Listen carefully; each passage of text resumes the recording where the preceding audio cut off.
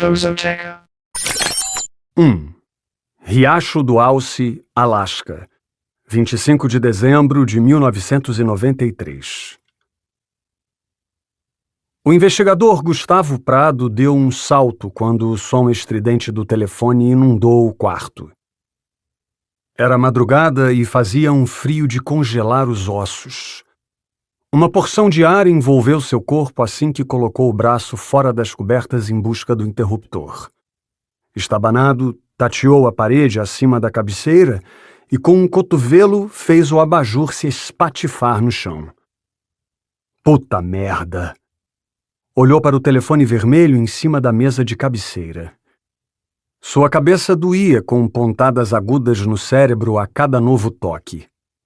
A visão estava turva, mas a claridade de cores vibrantes que entrava pela fresta do cortinado foi o suficiente para que tirasse o aparelho do gancho sem quebrar mais nada. Alô? Sua voz rouca carregava um timbre sonolento. Pelo amor de Deus, e eu ainda duvidei quando me disseram que você passaria a véspera de Natal nesse chiqueiro. Gustavo puxou o telefone para baixo das cobertas. Feliz Natal para você também. Feliz Natal, cacete! Retrucou Adam Phelps, o chefe de polícia local. Preciso de você urgente para resolver um problema que encontrei na autoestrada. Autoestrada? Puta merda, Adam. Já deu uma olhada lá fora? Deve ter meio metro de neve no asfalto. Cobriu a cabeça com a coberta. Podia me poupar dessa. É Natal. É Natal! É Natal! Repetiu Adam. Foda-se o Natal! Acha que fiquei contente quando me ligaram? E quando perdi meia hora de sono só procurando o número dessa bosta de motel? Tá bom, sossega. Qual o problema? Adam bufou alto. A central recebeu uma chamada anônima denunciando um atropelamento no Bosque de Pinheiros. Parece que o desgraçado do Carlo Cabarca estava dirigindo bêbado de novo e não conseguiu desviar. Gustavo enfureceu-se inconformado. Deve ter sido um cervo. Não importa, continuou Adam. Vai dar uma olhada. Sem poder recusar, Gustavo afundou a cabeça no travesseiro. Quer saber de uma coisa? Perguntou depois de um instante. O quê? Você é um grande filho da puta. Obrigado! Adam gargalhou. Feliz Natal! Gustavo jogou as cobertas para o lado e levantou. Seus pelos ouriçaram quando colocou os pés no assoalho e rumou até o banheiro. A calefação do quarto tinha pifado. Acionou 2 vezes o interruptor para que a luz iluminasse a pia e o vaso. Olhou-se no espelho trincado e, pela 3ª vez na semana, concluiu que estava na profissão errada. Fazia 9 anos que chegava a essa mesma conclusão, desde que decidira se tornar investigador. Vestiu-se depressa e ficou um instante fitando o reflexo de um homem de 40 anos, olhos fundos e barba mal feita. Havia marcas escuras embaixo dos olhos, um inchaço típico de pessoas que dormem pouco. Um novo homem. Era isso que dizia toda vez que a água gelada da torneira tocava seu rosto de manhã. Um novo homem com o mesmo velho reflexo. Deu 2 tapas no rosto e mais 2 em cada braço para o sangue circular melhor. Depois ergueu os braços num rápido alongamento e penteou o cabelo escuro com os dedos. Voltou ao quarto, pegou o coldre e o revólver na poltrona e vestiu o casaco de couro. Vai sair? Indagou a mulher que estava na cama. Tenho que resolver um problema. Agora? Parece que o velho Cabarca atropelou alguém. Gustavo caminhou em direção à porta. Preciso ir. A gente se vê na semana que vem? Ainda não sei. Ele girou a maçaneta. O Adam me convidou para pescar no estreito. Talvez eu vá com ele. Mentiu. Tá legal. A mulher se virou e abraçou o travesseiro. A porta soltou um rangido quando Gustavo saiu. Ao colocar o rosto para fora, imaginou que congelaria num instante e que no dia seguinte o proprietário encontraria um boneco enfeitando o corredor. Esfregou as mãos, ergueu a lapela e desceu a escada escorregadia até o estacionamento quase vazio. Era 25 de dezembro. A maioria dos infiéis da cidade festejava o Natal com a família.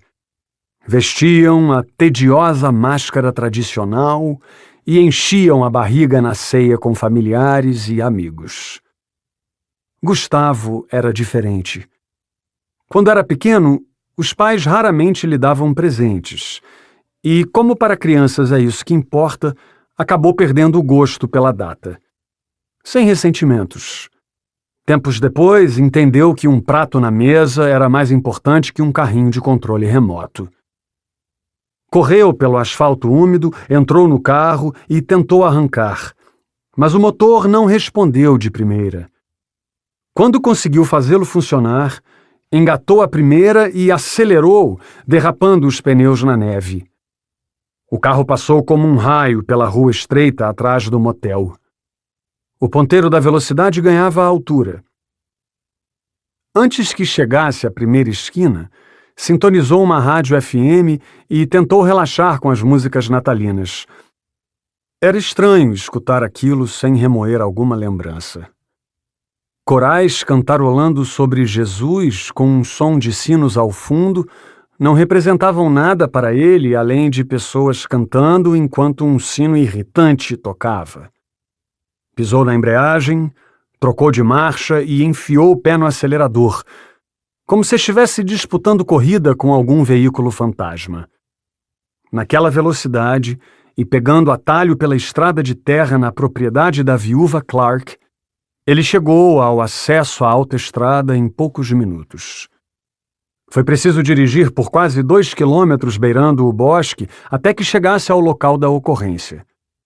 50 metros à frente, num ponto que os faróis não clareavam com perfeição, ele avistou a caminhonete do velho Cabarca estacionada fora da estrada, no gramado.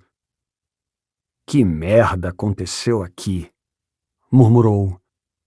Parou o carro e vestiu uma touca de lã. Havia marcas de freio de aproximadamente 20 metros no asfalto, demonstrando que o velho tinha tentado evitar o impacto. Sem dar maior importância àquilo, Gustavo seguiu em frente. Encontrou o Carlo Cabarca desacordado e fedendo a vodka, com uma garrafa vazia caída perto do pedal de freio. O rosto dele estava corado e as bochechas vermelhas. Tentou acordá-lo, mas não conseguiu. Como tinha alguns minutos antes que as viaturas chegassem, pegou a lanterna de bolso e começou a vasculhar a área.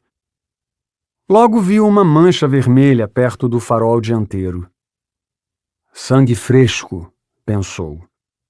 Desviou o feixe de luz para a estrada em busca de mais marcas, mas tudo o que via era a fina camada de neve que cobria o asfalto.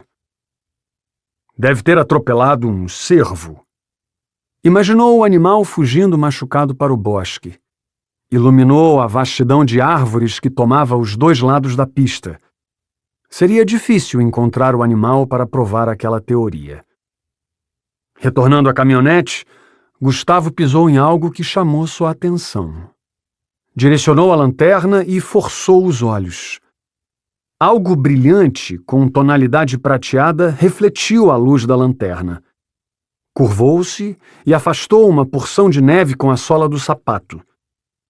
Era um relógio quebrado, preso no pulso pálido e ensanguentado de uma pessoa que jazia embaixo da caminhonete. Ajoelhou-se no gramado e viu o corpo nu de uma mulher. Havia marcas arroxeadas no pescoço e os seios estavam à mostra. Um deles dilacerado. A cabeça permanecia oculta atrás da roda.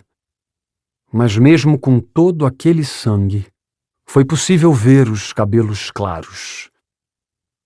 Puta merda! Avaliou o que havia restado de pele entre os talhos fundos dos braços. Ao esticar os joelhos para levantar, avistou ao longe as luzes de uma viatura se aproximando. Lançou um olhar inquieto para o velho cabarca desacordado no banco do motorista, com os olhos fechados, os cílios cheios de pequenos grãos de cera, a boca parcialmente aberta, como num gesto teatral, e o rosto que ganhara um bronzeado extra desde a última vez que o vira, 3 dias antes. A viatura estacionou no outro lado da estrada e um policial branquelo saiu dela. No banco do carona havia outro policial, de pele escura. Assim que o primeiro se aproximou, Gustavo percebeu que a manga da sua farda estava manchada de café. O melhor acompanhante numa madrugada de Natal, murmurou Gustavo, apontando para a mancha. O policial enrugou a testa sem entender. Café. Gustavo detestava explicar. Sua manga está suja de café. O policial ergueu a sobrancelha, surpreso, e começou a esfregar a manga. Seu parceiro não vem? Emendou Gustavo. Não. Está se queixando de dor de cabeça. Foi quase uma resposta ensaiada. Ele tem enxaqueca. Essa porcaria está cada vez mais comum nos dias de hoje. Parece praga. Espero que eu não seja o próximo. Gustavo mirou o contorno do homem através do vidro fumê. Dor de cabeça era algo que ele passou a conhecer bem nos últimos meses. Aquelas pontadas agudas no cérebro, seguidas de dores que embaralhavam os olhos. Não desejava aquilo para ninguém. Tenho analgésicos no porta-luvas. Não precisa não, chefe. Ele já tomou. Gustavo abriu um sorriso e sentiu um cheiro adocicado quando o policial passou na sua frente. Incapaz de recordar a última vez que tinha comprado um frasco de perfume e sem entender o motivo de alguém se perfumar para trabalhar de madrugada, logo concluiu que o branquelo devia ser alguém de classe. Talvez um filhote de classe média enviado a Riacho do Alce para compensar a falta de efetivo no Natal. Fez-se silêncio. Então, quer dizer que o cabarca passou dos limites desta vez, comentou o policial logo que viu o corpo embaixo da caminhonete. É o que parece, concordou Gustavo. Alguma explicação para a mulher sozinha na estrada? Estamos no Alasca. Coisas estranhas acontecem aqui. Mesmo para uma mente astuta, era difícil imaginar a cena que precedeu o atropelamento. Uma mulher nua, caminhando sozinha no bosque, numa noite tão fria que até os ursos estavam intocados. E interrogou o velhote? Tentei, mas acho que ele apagou, respondeu Gustavo. Tem 1 litro de vodka no lado do carona. Uma rajada de vento levantou cristais de neve. Vodka é bem melhor que café, disse o policial depois de varrer com os olhos o interior da caminhonete. Acha mesmo que ele está dormindo? A voz dele soou mais séria. Ele parece tão... bronzeado? Não sei. Não parece normal. Gustavo avançou um passo, mas sua atenção logo foi atraída para o braço esmagado embaixo dos pneus. Tiras de carne escuras sobrepunham-se ao osso quebrado, ambos quase congelados. Pensou em ajoelhar e analisar o relógio. Queria saber se ainda estava funcionando ou descobrir a hora em que os ponteiros tinham parado. Mas que porcaria é essa? Indagou o policial de repente, enquanto averiguava o estado do motorista. A exclamação repentina fez Gustavo esticar o pescoço para tentar ver o que era. O policial puxava algo enfiado dentro da boca do velho. O que é isso? Gustavo apontou a lanterna. Capim? Não, chefe. O branquelo colocou o objeto na palma da mão. É palha seca, entrelaçada no formato de um homem. Ele engoliu em seco e ficou pálido. Um homem de palha. 2. O vento balançou a copa dos pinheiros, derrubando os flocos de neve presos nos galhos. O rangido assombrado dos caules se contorcendo ecoou na vastidão do bosque, chamando a atenção de Gustavo, que escondeu as mãos no bolso do casaco enquanto esperava a chegada de reforço. O frio era tão intenso que podia apostar que a temperatura havia caído mais de 5 graus desde que saíra do motel 40 minutos antes. Ergueu os olhos por baixo da aba da touca de lã e os fixou no policial branquelo, a única alma viva ali por perto. Outra rajada de vento passou assobiando, essa mais severa do que a anterior, fazendo os dedos dos seus pés enrijecerem. Uma sensação nada agradável, mas estranhamente familiar. Era impossível não se lembrar da história dos dedos congelados que seu pai contava, depois de supostamente ter lutado na Segunda Guerra. A Guerra do Inverno, que terminou em 1940, foi a época em que mais dedos foram amputados em toda a história. Depois de detalhar os fatos, Miguel, seu pai, mostrava o pé esquerdo com 2 dedos faltando. Não por causa do frio. Gustavo descobriria depois que o Brasil tinha enviado soldados à Europa apenas em 1944, mas de um descuido com o motor do barco em que trabalhava. 15 minutos passaram sem que as luzes azuis e vermelhas de mais viaturas fossem avistadas. Com paciência esgotando, Gustavo torceu o pescoço e olhou para o velho Cabarca, morto, com a boca semi-aberta depois de tirarem dela o pequeno homem de palha. Intrigado, cerrou o punho e socou o capô da caminhonete. O homenzinho de palha escorregou pela fina camada de gelo até cair no chão. O pessoal disse quanto ia demorar? Indagou Gustavo. O policial branquelo balançou a cabeça. É Natal, chefe, disse, baforando fumaça de cigarro entre as árvores. Estamos com um pouco efetivo. Devem estar tentando contato com Anchorage. Sabe como é? Anchorage das luzes e flores. Tinha sido ali que Gustavo passou boa parte da infância, depois que sua família chegou do Brasil, ajudando no manejo do guincho do barco caranguejeiro em que seu pai trabalhava. Era um serviço árduo e pouco rentável, mas por alguma razão, a vida no mar era melhor do que a que tinham na América do Sul. A família Prado havia entrado ilegalmente no país no início de 1961, agarrada ao sonho americano e à promessa de emprego do amigo de um amigo que conhecia o proprietário de um barco caranguejeiro. Entraram por El Paso em setembro e chegaram ao Alasca em outubro, no início da temporada de caranguejos reais.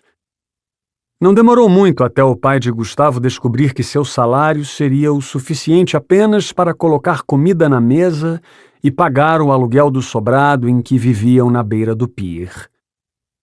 Tempos complicados aqueles, mas Gustavo jamais esqueceria as pescarias no Golfo e os acampamentos na ilha Calguin. O uivo de um lobo ecoou de algum lugar do bosque não muito distante. Gustavo olhou mais uma vez para a Cabarca, imóvel dentro da caminhonete amarela. Passou suavemente o dedo indicador sobre a testa artificialmente bronzeada do finado, fazendo a pele enrugada esbranquiçar. Foi como se tivesse tirado um pedaço da fachada que escondia a verdadeira caricatura de Carlo Cabarca. Analisou o pó amarronzado que ficou na ponta do dedo. Parecia maquiagem. Deu a volta na caminhonete e abriu a porta do carona, debruçando-se no banco em busca de evidências. Primeiro abriu o porta-luvas, mas não achou nada além de uma revista Penthouse com as folhas grudadas. Atrás do banco com o estofado rasgado, encontrou um rifle de caça, algo comum para quem vivia na floresta. Conferiu então os vestígios de um líquido incolor no tapete de borracha antes de concluir que era gelo derretido. O litro de vodka no tapete do motorista, próximo ao pedal do freio, não faria a investigação avançar. O velho Cabarca era um famoso beberrão solitário. Estranho seria não encontrar bebida por perto. Respirou fundo, deixando o cheiro de vodka penetrar seus pulmões, quando sentiu uma pontada atrás da cabeça. A maldita dor estava de volta, a mesma que o perseguia sem trégua nos últimos meses. Apontou a lanterna para a viatura no outro lado da estrada, vislumbrando o contorno do policial com enxaqueca sentado dentro dela. "Encontrou alguma coisa, chefe?" O branquelo se aproximou com o cigarro pendurado no canto da boca. O cheiro de alcatrão, misturado ao aroma doce de perfume, era nauseante. "Pode chegar um pouco para lá?" O pedido de Gustavo soou como uma ordem. "Esse cheiro está me matando." O policial abriu os braços num gesto de desarme. "O senhor é quem manda." Gustavo balançou a cabeça, observando-o se abaixar para recolher o homenzinho de palha e recolocá-lo sobre o capô. Com fisionomia tranquila, o policial o encarou por um instante e voltou ao bosque. Sentindo outra pontada, Gustavo saiu em busca de analgésicos. Enfiou 2 comprimidos na boca e engoliu, sentindo a dor diminuir. Encolheu-se no casaco para continuar esperando. Não demorou muito para que ouvissem uma sirene depois da curva. Logo, os faróis brilharam por entre as árvores e surgiu um veículo derrapando os pneus traseiros no asfalto. Estacionando atrás da caminhonete, 2 policiais saíram da viatura. O que vinha na frente, tão bem agasalhado que mal conseguia mover os braços, olhou com curiosidade para a viatura parada no outro lado. "Desculpe a demora. Estávamos em outro chamado", disse ele, estendendo a mão em cumprimento. O policial que vinha atrás fez o mesmo. "Pediu reforço de Palmer?" O policial não tirava os olhos da primeira viatura. "O negócio foi tão grave assim?" Gustavo levantou a sobrancelha. "Vocês é que são a porcaria do reforço." O policial torceu o nariz. "Somos a única viatura em serviço hoje", esclareceu ele.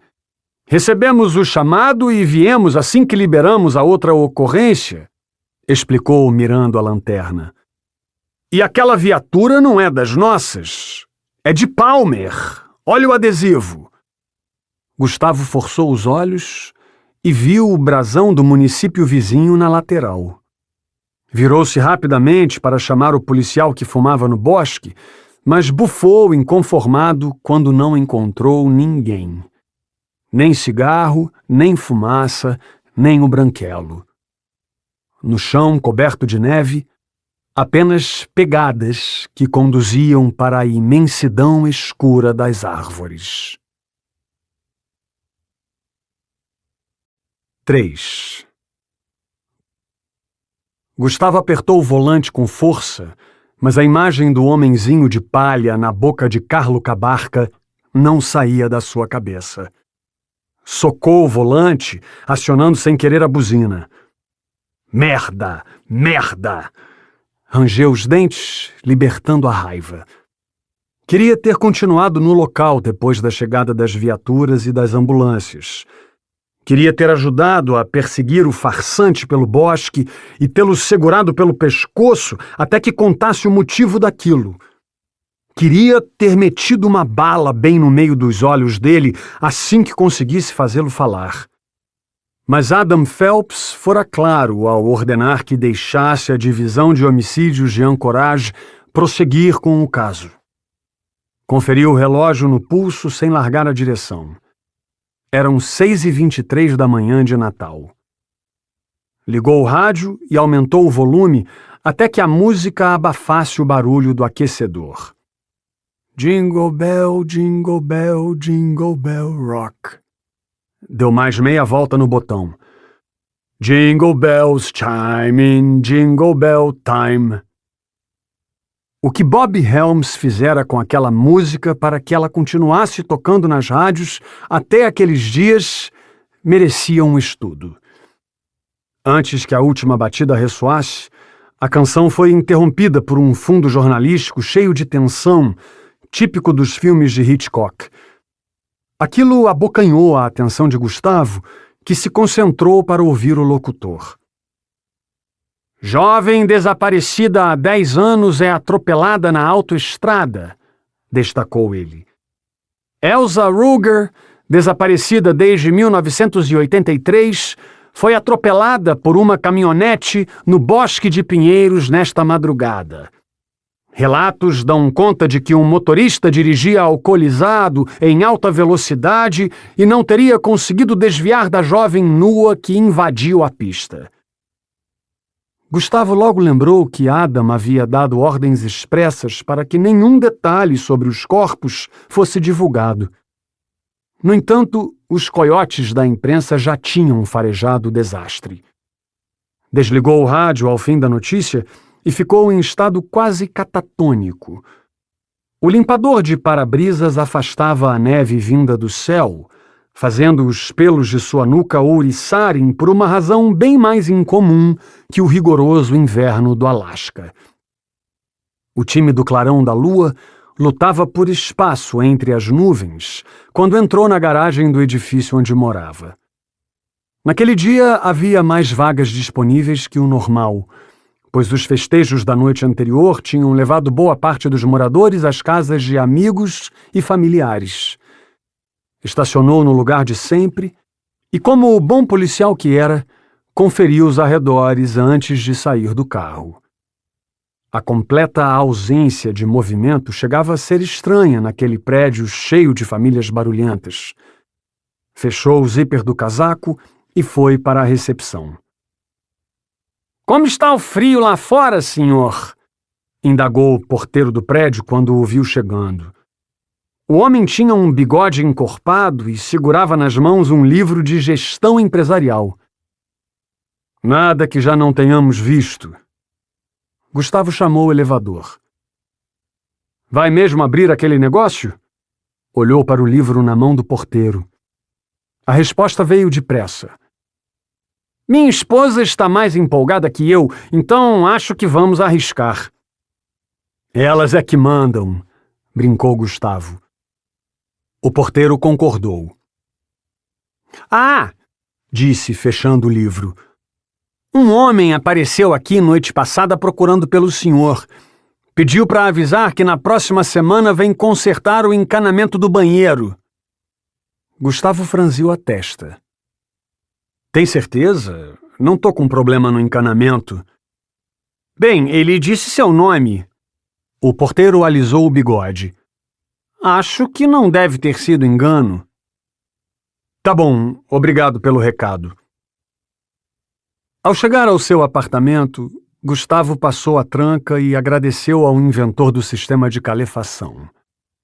O mercúrio do termômetro pendurado na parede marcava incríveis 16 graus Celsius, bem mais agradáveis que os menos 11 graus Celsius do lado de fora. Tirou a touca, pendurou o casaco e foi até a geladeira para pegar a garrafa de água tônica. Encheu um copo, acrescentou uma fatia de limão e deixou-se cair na confortável poltrona que comprara no mês anterior. Poucas coisas na vida eram pré-determinadas, mas aquela poltrona ergonômica, essa foi a palavra mágica que o vendedor usou.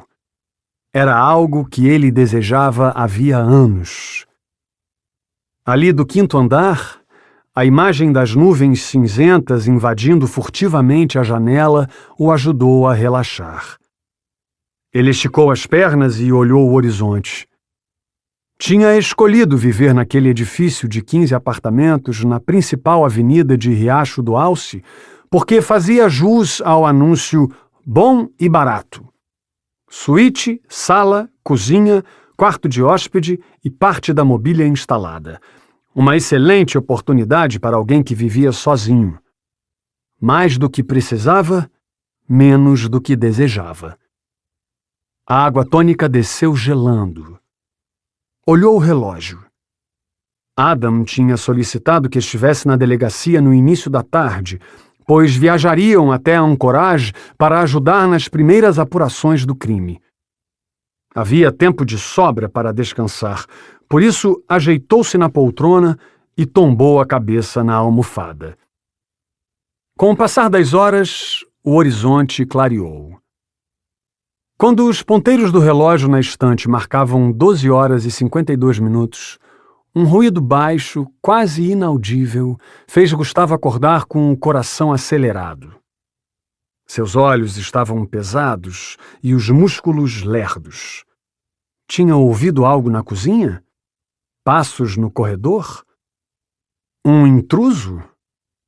Olhou para a arma no coldre pendurado junto do casaco, longe demais para que a alcançasse depressa. Outro ruído, como se alguém tentasse caminhar silenciosamente pelos cômodos. Engoliu em seco e esfregou o rosto, com a vaga impressão de ter visto uma mão na cortina da janela. Uma descarga de adrenalina invadiu seu corpo quando o contorno de uma mulher com cabelos escuros ficou evidente. Ela usava um vestido azul que mal cobria as costas marcadas. Claire, chamou ele. A mulher se virou com um sorriso radiante. Naquele instante, o apartamento lhe pareceu mais lindo do que nunca. As paredes brancas brilhavam com a luz do sol. O lábio inferior de Gustavo tremeu com a chance de poder conversar com ela outra vez. Não desista de mim. A voz dela sobressaía do ronco da geladeira num estranho efeito de irrealidade. Não desista! Seu rosto assumiu uma agonizante expressão de terror. Continue, implorou Gustavo. Ao sentir outra presença na sala, seus músculos paralisaram. As paredes ficaram escuras, como se uma entidade tivesse roubado a vida daquele lugar. Um gemido escapou da garganta seca de Gustavo. Era a mão. A mão que pousou sobre a cortina, fazendo desaparecer a beleza e o brilho das paredes. A mão que devolveu o marasmo ao apartamento acinzentado. A repugnante mão de palha com dedos alongados que engoliu a figura de Claire antes que Gustavo pudesse agir. Ele a tinha perdido. De novo. Acordou agitado, com a testa suada. A claridade afugentou os horrores imaginários. Afundou o rosto nas mãos e chorou, deixando as lágrimas escorrerem pelo rosto antes de secá-las com a manga da camisa. Claire. Levantou e caminhou pelos cômodos. Quando voltou à sala, parou em frente ao aparador e olhou para os porta-retratos. O sorriso de Claire Rivera, fantasiada de Bloody Mary, cintilava na foto em preto e branco tirada numa festa de Halloween em outubro de 1984. Queria voltar no tempo para mudar o que tinha acontecido. As lágrimas voltaram. Sentindo um angustiante aperto no peito, pegou o coldre e vestiu o casaco. Enquanto esperava o elevador chegar, descobriu algo que odiava mais do que o Natal: estar sozinho. O telhado da sede da polícia de Riacho do Alce estava branco e o gramado do terreno que a cercava estava murcho e coberto de neve. Gustavo estacionou na esquina e atravessou a faixa de asfalto até a entrada enfeitada com luzes e bolinhas coloridas. Cumprimentou o azarado policial cujo plantão tinha caído justo no feriado e foi para a sala do chefe. Fez um som estranho com a boca quando chegou à porta, que ganhara um detalhe especial na semana anterior. Uma plaquinha prateada com a identificação Adam Phelps, chefe de polícia. Entrou sem bater. Adam estava sentado estudando um amontoado de papéis espalhados na mesa, ao lado do computador que quase nunca usava. Por baixo dos óculos, seus olhos iam de um lado a outro analisando as letras gastas. Pilhas de livros havia muito esquecidas e fotos de família estavam na estante atrás da cadeira. Adam tinha 64 anos e gostava de ler, mas ultimamente preferia pescar e beber conhaque. Gustavo se escorou na mesa. Quando vai dar ouvidos à sua mulher e cair fora deste lugar? Fiquei sabendo que ela vai dar uma festa quando me aposentar, respondeu Adam. Mas faltam alguns meses para a papelada sair. Vai para a Flórida? Jacksonville, meu amigo. Vou virar caçador de crocodilos. Vai virar comida de crocodilo. Os dois riram. Esse é o arquivo da garota? Gustavo olhou para os papéis. Adam fez que sim. 10 anos. Tirou os óculos. Elsa Ruger ficou desaparecida por 10 anos. Dá para acreditar? A vida é uma merda. Lembro que ela tinha 19 quando desapareceu. Fui um dos responsáveis pelas buscas. Adam olhou para o lustre no teto. A cidade inteira parou. Policiais, bombeiros com helicópteros e mais de 100 de voluntários reviraram aquele bosque mais de 10 vezes. E não encontramos nada. Pegadas, roupas, marcas, nada. Fez-se um momento de silêncio.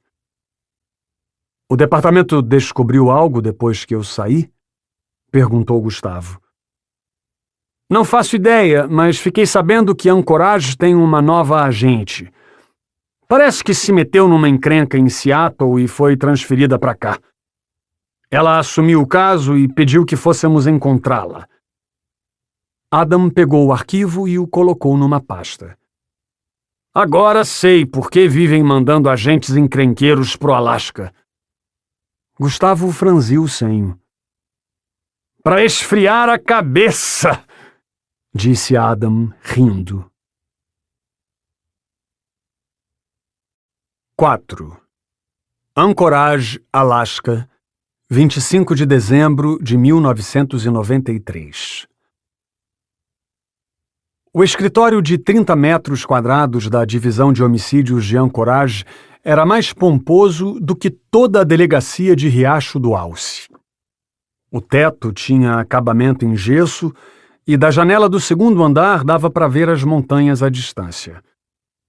Sentado num sofá de 2 lugares, próximo a uma mesa de madeira de lei com 2 estranhos ao seu lado, Gustavo observava pela divisória de vidro Adam conversar com uma mulher de maçãs do rosto acentuadas, lábios finos e sobrancelhas negras delineadas acima de olhos grandes. Ela vestia um terninho social esverdeado e apontava para direções aleatórias, como se estivesse dando instruções. Ao fim da conversa, ela entrou na sala com o nariz empinado, cumprimentou os presentes e se sentou. Era do tipo que não precisava fazer esforço para ser atraente, embora o terninho não a ajudasse. Creio que ainda não fomos apresentados. Ela ergueu as sobrancelhas quase imperceptivelmente. Meu nome é Allegra Green e estarei no comando do caso Elsa Ruger, disse e colocou o arquivo sobre a mesa. Deixe-me apresentar sua nova equipe. Minha nova equipe? Interrompeu Gustavo. O Sr. Phelps não informou que você vai trabalhar conosco nos próximos dias? Retrucou Allegra. Gustavo soltou um suspiro e procurou em vão Adam no corredor. Abriu os braços e fez sinal para que ela prosseguisse. Adoro surpresas, disse ele. Allegra esboçou um sorriso sem graça e voltou a falar. Esses são os agentes Lakota Lee e Lena Turner, disse ela, apontando para as duas pessoas ao lado de Gustavo. Gustavo olhou para o homem de nome estranho. Meu bisavô era Sioux. Sem dúvida, aquele homem de fronte larga e olhos puxados estava acostumado a ter que explicar sua origem. Lakota Lee havia entrado na corporação depois do treinamento na Academia de Polícia de Dakota do Sul. Fora designado para a região mais fria do país por indicação do pai, um fuzileiro naval aposentado. Lena Turner era a mais jovem da sala. Tinha um semblante quase adolescente. Gustavo calculou que ela não devia ter mais de 25 anos. Tinha cabelos claros e rosto rosado. Nascera no Alasca e era descendente de uma família com longo histórico de honrarias militares. Isso explicava a presença de alguém com tão pouca idade na corporação.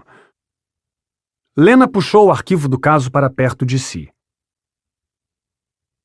Aqui diz que você foi o primeiro a chegar ao local do crime? Procede? Gustavo fez que sim. E quando chegou, Carlo Cabarca já estava morto? Isso é um interrogatório? Gustavo devolveu a pergunta. Está parecendo um? Lena olhou para a Allegra. Fez-se silêncio. Acho que estava morto, sim. Mas quando cheguei, pensei que estivesse desacordado. Dei uma vasculhada na área e foi aí que encontrei a garota embaixo da caminhonete. Estava nua, ensanguentada e havia cortes nos braços, como deve constar no relatório. Lena correu os olhos pelo papel. E o policial que chegou depois? Allegra esticou o pescoço para ler o registro. Seu rosto expressava determinação. Até onde eu sei, a delegacia foi alertada do acidente por uma chamada anônima.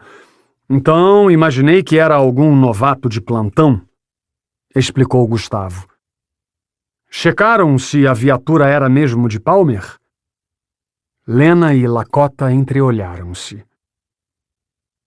Na noite do crime, a central recebeu uma ligação de Palmer informando que uma viatura não tinha retornado da ronda vespertina e que 2 policiais estavam desaparecidos, contou Lakota. Então o desgraçado é policial? Não. O olhar de Allegra ficou carregado de tensão. Ela soltou uma exclamação abafada. Encontramos o corpo de um dos policiais desaparecidos no porta-malas da viatura e o outro estava morto no banco do carona. Interrompeu Gustavo, lembrando-se do policial com enxaqueca. Ele rangeu os dentes. Tinha sido feito de palhaço, igual idoso na mão de estelionatário. Então, podemos concluir que esse policial é o assassino. Não há como afirmar, mas é provável. Allegra caminhou em direção à porta. O desenhista já está aqui. Você precisa ajudá-lo com um retrato falado. Gustavo dobrou o torso e viu um homem de bigode entrando na sala com uma bolsa de couro a tiracolo. O desenhista sentou à ponta da mesa, acomodou seu chapéu de feltro na cadeira e tirou os instrumentos de trabalho da bolsa. Podemos começar? Perguntou ele, dispensando as cordialidades e indo direto ao ponto. Tinha a voz rouca de fumante e bafo de fumaça. Ficaram meia hora rabiscando o rosto do suposto assassino. Aumentaram o nariz, preencheram os lábios e até deixaram a órbita dos olhos mais funda. No fim, embora o desenho não estivesse totalmente fiel ao modelo, Gustavo concluiu que era o suficiente para que qualquer cidadão reconhecesse o suspeito. Quero que a central imprima centenas de cópias. ordenou Alegra assim que recebeu o material. Envie para Palmer, Riacho do Alce e todas as cidades num raio de 100 quilômetros. Não se esqueça da imprensa. Entregou o retrato falado nas mãos de Lakota.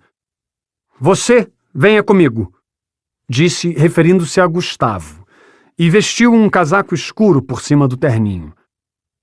Vamos dar um pulo no necrotério e falar com o legista. Gustavo demorou a levantar do sofá. Ele abaixou a cabeça e massageou as têmporas, lembrando os corredores apertados do necrotério, onde anos antes tinha feito a mais longa caminhada da sua vida. Não desista de mim. Claire. Sempre Claire. 5. A fachada de vidro do Hospital Regional do Alasca ergueu-se diante de Gustavo. As nuvens baixas pareciam roçar o telhado quando Alegra virou o volante para entrar no estacionamento. Faltavam 20 minutos para as 4 da tarde e a claridade do sol começava a dar lugar ao crepúsculo que precedia o anoitecer. O termômetro no painel da viatura marcava menos 4 graus Celsius, 3 a menos do que a última vez que olhara. Eu estava certa quando imaginei que nunca mais teria problemas de trânsito se me mudasse para cá, murmurou Alegra, observando o estacionamento repleto de vagas vazias. Você se mudou para um lugar com 18 horas de escuridão por dia e está preocupada com o trânsito? Gustavo a olhou de canto. Não tenho problemas com o escuro. Sei, disse ele. Melhor não se acostumar. Anchorage costuma ficar bem agitada às vezes. Tanto quanto Seattle? Acho que se Anchorage fosse um baile de formatura, Seattle seria Woodstock. Interessante, Gustavo assentiu. Mas eu entenderia melhor se me contasse como deixou Woodstock e veio parar no baileco de formatura. Alegra hesitou por um momento. Longa história. Fiz coisas que não deveria ter feito. Aí te colocaram de castigo? Alegra pareceu não entender. Castigo, repetiu Gustavo. Dizem que o Alasca é o canto do castigo para policiais do Sul. Uma espécie de reabilitação. E a reabilitação funciona? Acho que não. Estacionaram na primeira vaga e entraram no hospital. Um homem velho, com um aspecto de soldado, cruzou a recepção carregando um suporte de soro que gotejava um líquido incolor direto no catéter ligado na sua veia. Ele interrompeu o passo e se apoiou na parede para observar os 2 investigadores. Boa tarde, cumprimentou Alegra. O velho fechou o rosto e não respondeu. Não esquenta, murmurou Gustavo. Doentes são estranhos. Você é especialista em humor de doentes?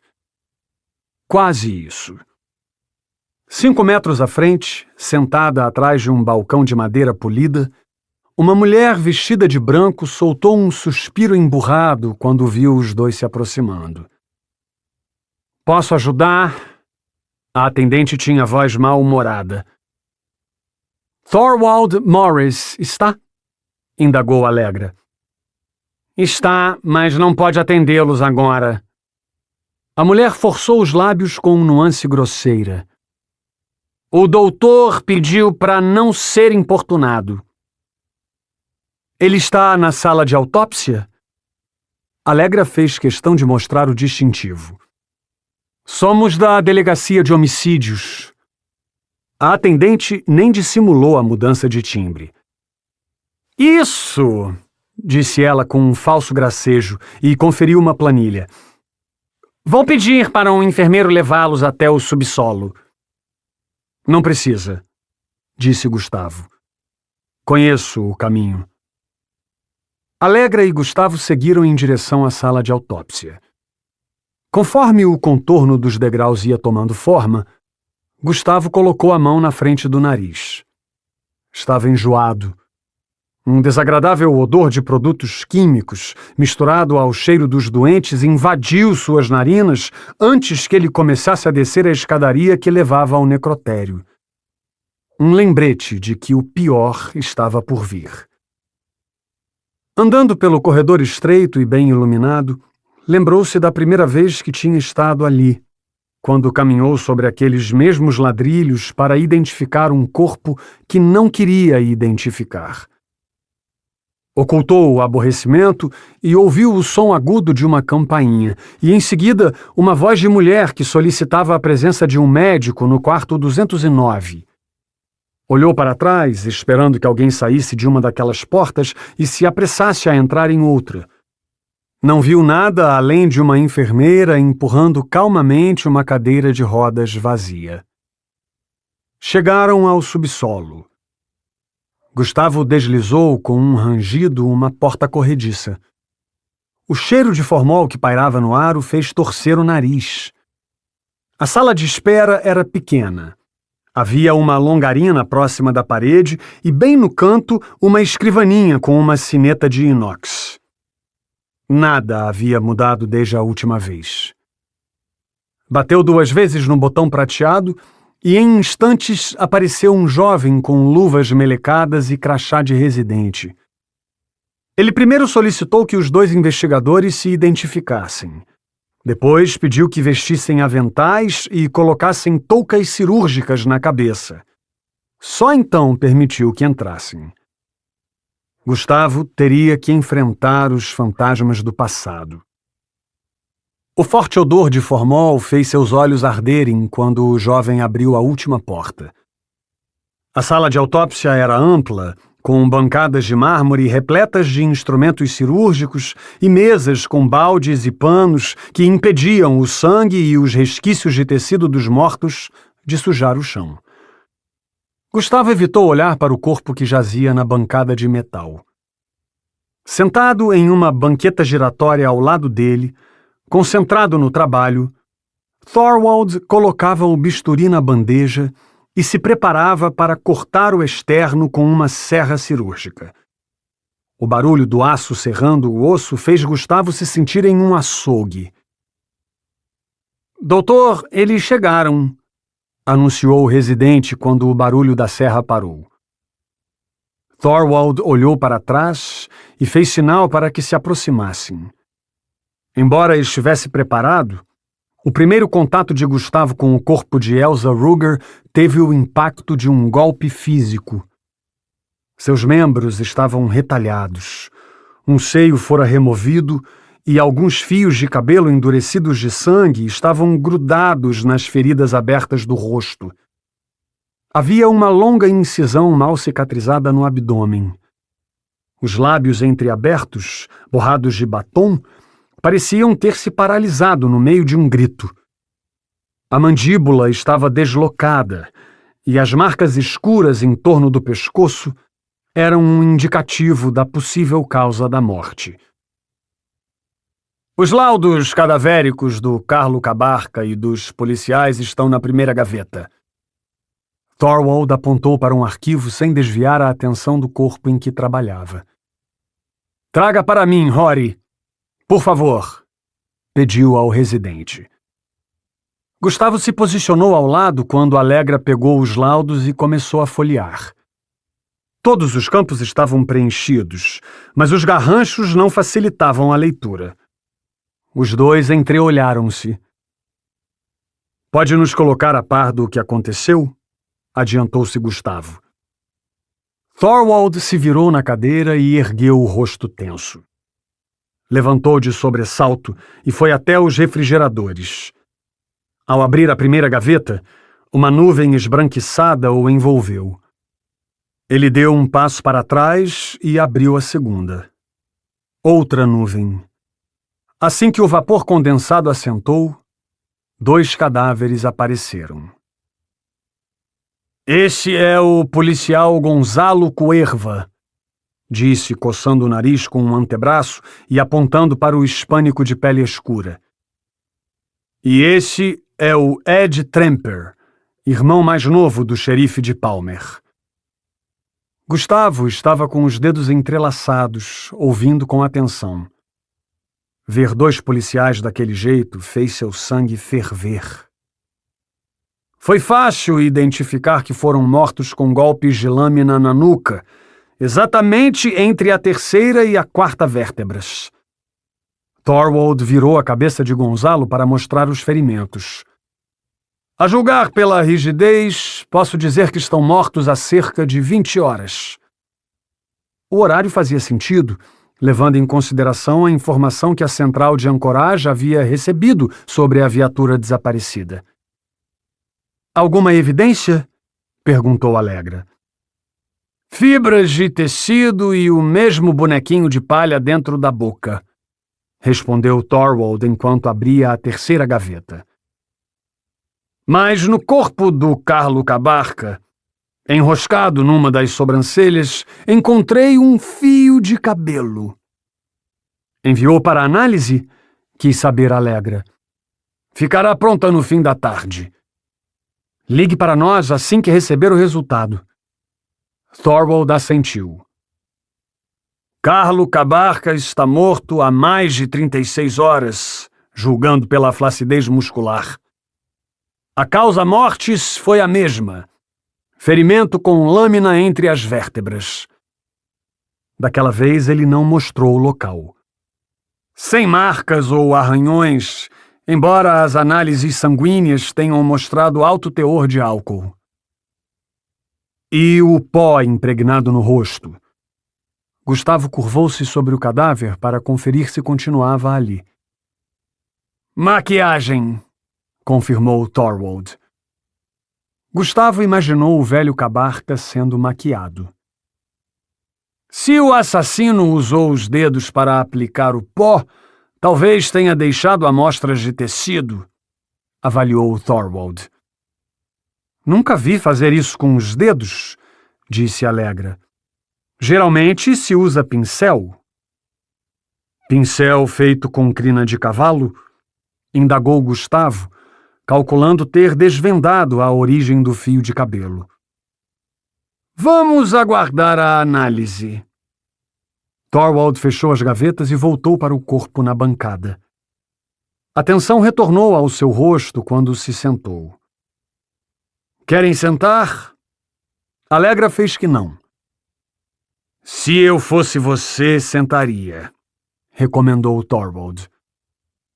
Comecei a analisar o corpo de Elsa Ruger há pouco mais de 1 hora, e posso adiantar que nunca vi nada tão macabro em toda a minha carreira. Virou-se na banqueta para mexer no cadáver. Vocês sabem algo de anatomia? O básico.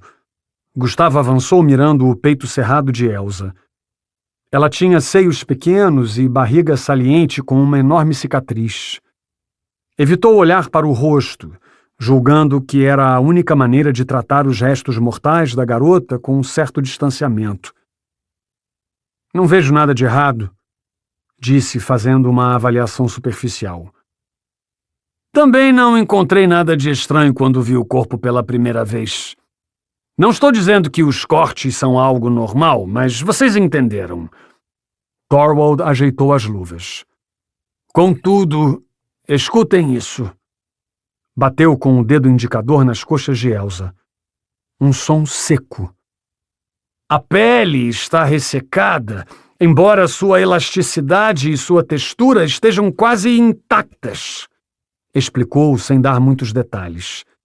E isso não é tudo. Alegra e Gustavo se empertigaram. Acredito que já tenham percebido o corte transversal no abdômen. Thorwald mostrou a incisão mal feita. Posso estar me precipitando, mas é bem provável que Elsa tenha passado por uma cesárea antes da morte. Reparem como a barriga está levemente inchada, típico de mulheres que pariram há pouco tempo. Grávida? Pensou Gustavo, inclinando-se para olhar a barriga dela. Não era algo que saltasse aos olhos. Está dizendo que ela teve uma criança recentemente?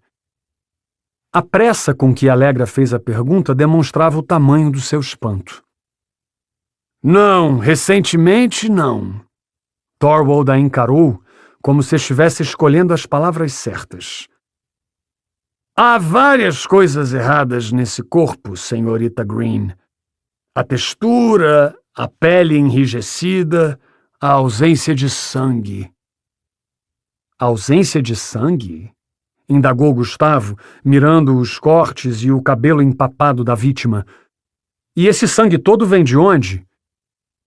De um cervo. Toda essa sujeira é sangue de cervo, disse Thorwald. O fato é que Elsa Ruger está morta há anos, mas seu corpo foi mantido extremamente bem preservado. Taxidermia, mumificação. Já ouvi muitos nomes para esse tipo de coisa. Pegou uma pinça e retirou a parte serrilhada do peito de Elsa, permitindo que Allegra e Gustavo vissem o interior da caixa torácica.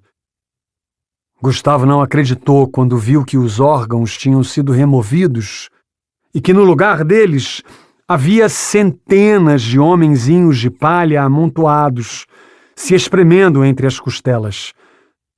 Repelindo o pensamento de quanto a jovem devia ter sofrido nas mãos do seu carrasco, ele se virou quando instrumentos cirúrgicos tilintaram numa bandeja. Era Rory despejando-os na pia de esterilização. Não bastasse o assombro de Gustavo, Thorwald ainda pegou o bisturi e abriu o corte da cesárea. Descobri isso mais cedo enquanto fazia a análise de estupro, mas decidi esperar as autoridades antes de remover. Thorwald enfiou a mão na incisão e retirou outro boneco. Do tamanho de uma criança recém-nascida, ele tinha olhos de vidro, dentes de animal e corpo de palha. 6. Pela janela, vejo 2 lobos avançando montanha acima, seguindo o rastro de um alce que terá o corpo devorado por uma matilha faminta ainda esta noite. Curvo o corpo e me aproximo da vidraça para enxergar a presa, mas vejo apenas o movimento dos predadores perto das árvores. Admiro o método que empregam na caça. Abro a janela e respiro fundo, enchendo os pulmões com um aroma que a natureza exala ao pronunciar uma morte. Fecho os olhos e me concentro.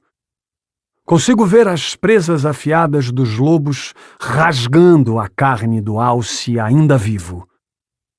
Se o abate ocorrer nas redondezas, conseguirei ouvir os movimentos de desespero do pobre animal. Talhos serão abertos no seu pescoço e na sua barriga. É assim que as feras agem. E então, seus órgãos encontrarão a neve branca, manchando-a de vermelho enquanto a matilha sacia sua fome como um banquete miraculoso. Um êxtase selvagem toma conta do meu corpo, mas é hora de acabar com a diversão. Fecho a janela. Está escuro. Segundo os ponteiros do relógio de parede antigo, são 23 horas e 58 minutos. Em 2 minutos, 12 badaladas vão ecoar pela cabana, indicando que o Natal acabou. Não consigo dormir. Deitei no sofá meia hora atrás, mas a minha Elsa não me deixa pregar os olhos. Foi por causa dela que passei o dia com o rádio ligado, esperando novas informações sobre o atropelamento. Matei aquela menina 10 anos atrás. O locutor, aquele cara fanho, filho da puta, deve ter enlouquecido. Faltam 2 minutos para que o dia termine e a emissora saia do ar, o que está elevando minha angústia. Se o locutor não abrir a boca logo, estará me condenando a uma noite em claro. A voz irritante de Billy Joel termina a última música do dia e o fundo musical de encerramento começa a tocar. Billy Joel com Uptown Girl, senhoras e senhores. O locutor ergue o volume da música de fundo. É Natal. Falta 1 minuto para meia-noite e ele ainda consegue manter um tom de voz animado. É um herói. É com essa canção que encerramos o programa Noite de Sucessos de hoje. Lembre que no próximo sábado, às 10 da noite, temos um encontro marcado para mais uma noite de sucessos na minha, na sua, na nossa Riacho FM. E ergue a música de fundo outra vez. O som da guitarra elétrica mantém o mesmo volume por quase meio minuto. Sei que hoje é um dia triste para a nossa cidade, mas antes de encerrarmos, precisamos trazer as últimas notícias sobre os crimes cometidos na autoestrada durante a madrugada. Para isso, chamo o jornalista Samuel Crowley. Um leve estalido ecoa quando outro microfone é aberto. Boa noite, Sam! Eu me aproximo do rádio e aumento o volume. O relógio de parede começa a badalar o novo dia. Boa noite, Mateu! Segundo dados de uma fonte, nossa equipe de reportagem descobriu que o relatório da necrópsia das vítimas acabou de ser entregue aos agentes responsáveis pelo caso. O investigador local Gustavo Prado e Allegra Green, perita em homicídios de Anchorage. Informações extraoficiais dão conta de que a polícia encontrou pequenos bonecos de palha dentro da boca de Gonzalo Cuerva, Ed Tremper e Carlo Cabarca. Também nos foi revelado que a jovem atropelada é mesmo Elsa Ruger e que seu corpo foi submetido a um método de preservação que o manteve intacto desde que ela desapareceu em 1983. Meu sangue ferve. O apresentador volta a falar. Macabro! Um crime sem precedentes, não é verdade, Sam? Lembro que estava cursando o último ano do colegial com a Elsa quando ela desapareceu. Parece que foi ontem que a cidade inteira parou para procurá-la. Fico arrepiado toda vez que ouço o nome dela, Mateu, prossegue o jornalista. Em contato com a polícia, o senhor Adam Phelps informou que as investigações estão no começo e que, por enquanto, não há motivo para alarde. De qualquer forma, as autoridades pedem que os moradores tenham cuidado extra nos próximos dias. O fundo musical sobe outra vez. É melhor prevenir mesmo. Agradeço sua participação, Sam. Mais informações sobre esses que estão sendo chamados de crimes do Homem de Palha amanhã, a partir das 6. Eu sou Mateu Sanders e este foi o programa Noite de Sucessos. Até a próxima! O chiado depois do anúncio demonstra que a emissora está oficialmente fora do ar. Os crimes do Homem de Palha? Homem de Palha? Tenho vontade de trucidar alguém, mas bebo um copo de vodka para manter a calma. Elsa Ruger pertence a mim, não ao assassino do Zodíaco, não a Jack o Estripador, nem ao Homem de Palha. A mim. Bebo outro copo e sinto o coração palpitar. A vodka desce queimando. Visto um casaco de pele e busco o rifle na sala. Pego o rumo do riacho. Ilumino o caminho com uma lamparina a óleo que ganhei do meu falecido pai. Não vejo os lobos nem o alce, mas consigo sentir o cheiro do banquete.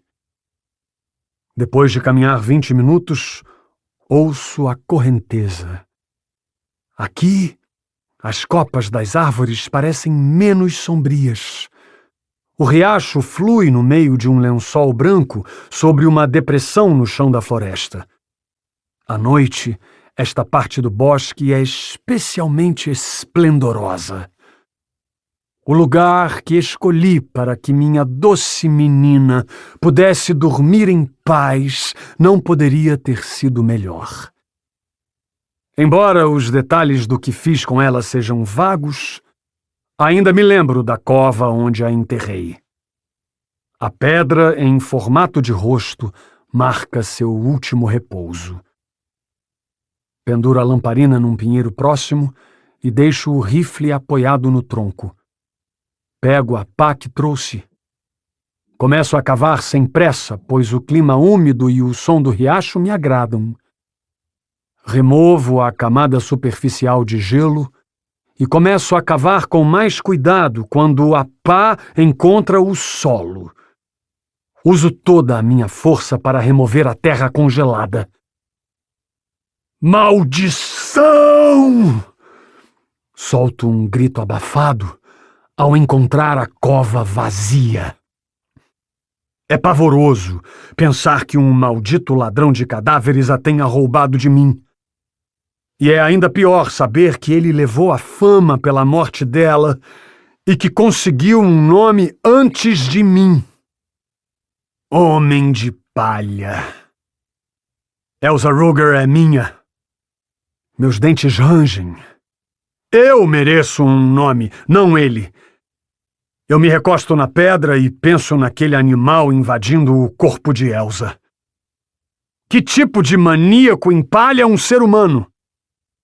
Os lobos uivam na montanha. Hoje é dia 26 de dezembro de 1993.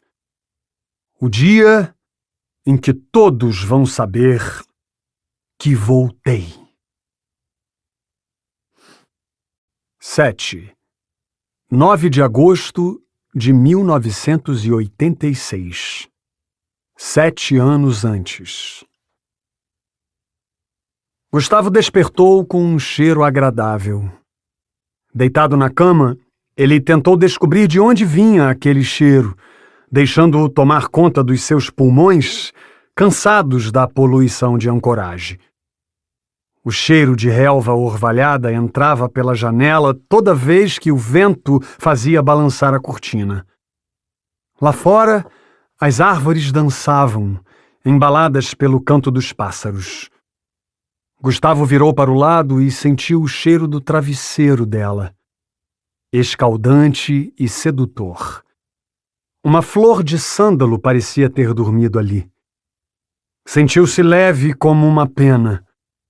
Tão leve que sentiu medo de que o vento pudesse soprá-lo pela janela.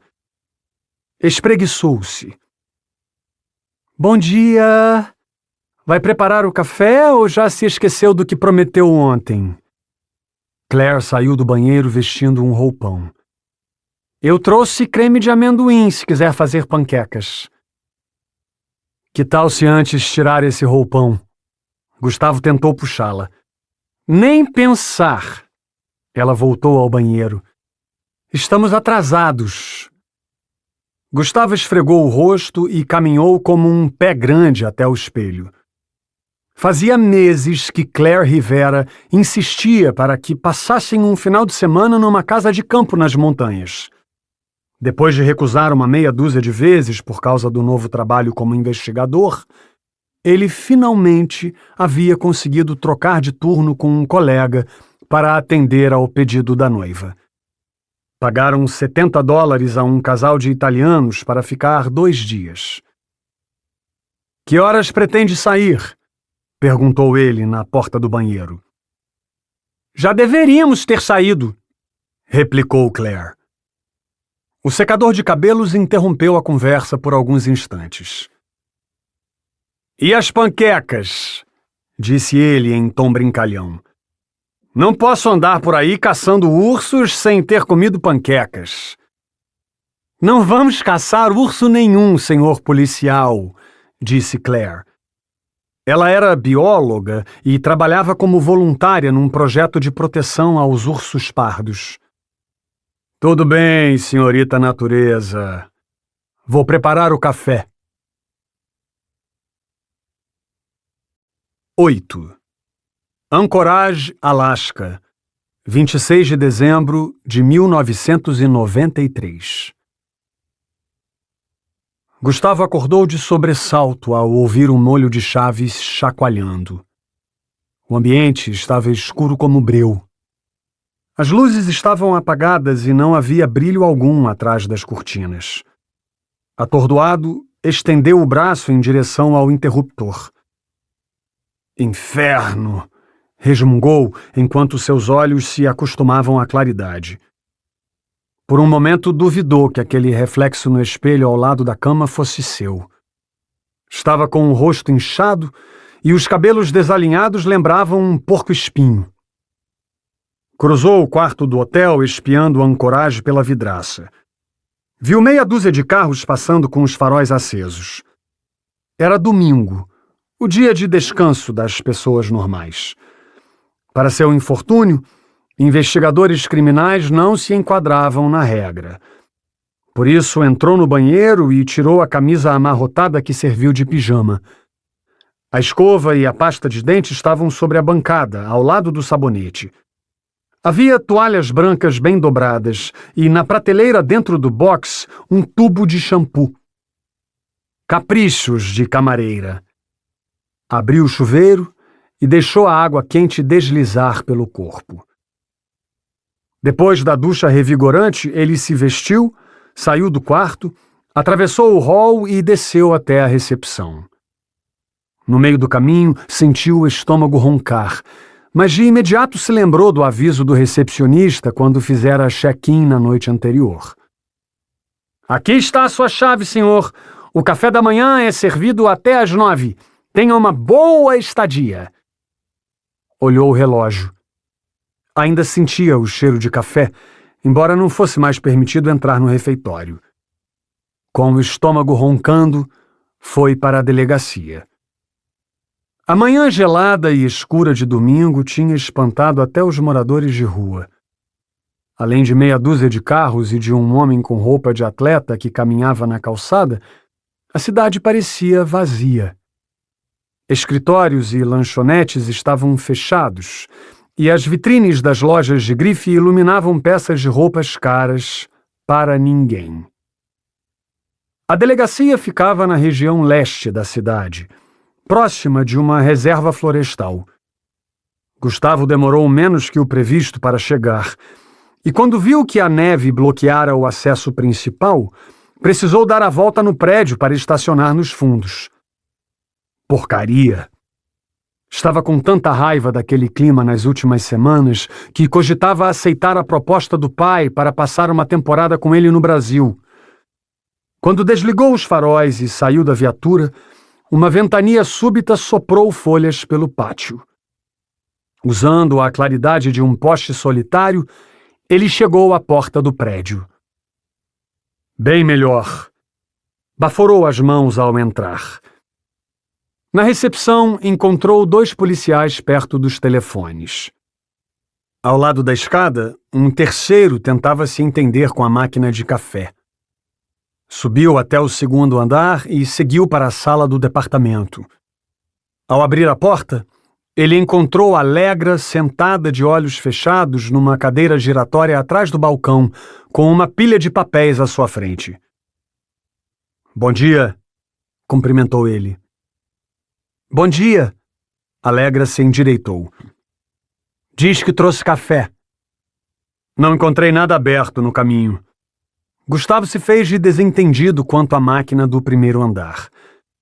Ele não deixou de reparar que Alegra vestia o mesmo terninho esverdeado. Passou a noite aqui? Alegra franziu a testa. Fui para casa depois de te deixar no hotel, mas a imagem daquele boneco enfiado na barriga da garota não me deixou dormir, disse. Havia manchas escuras embaixo dos olhos castanhos dela.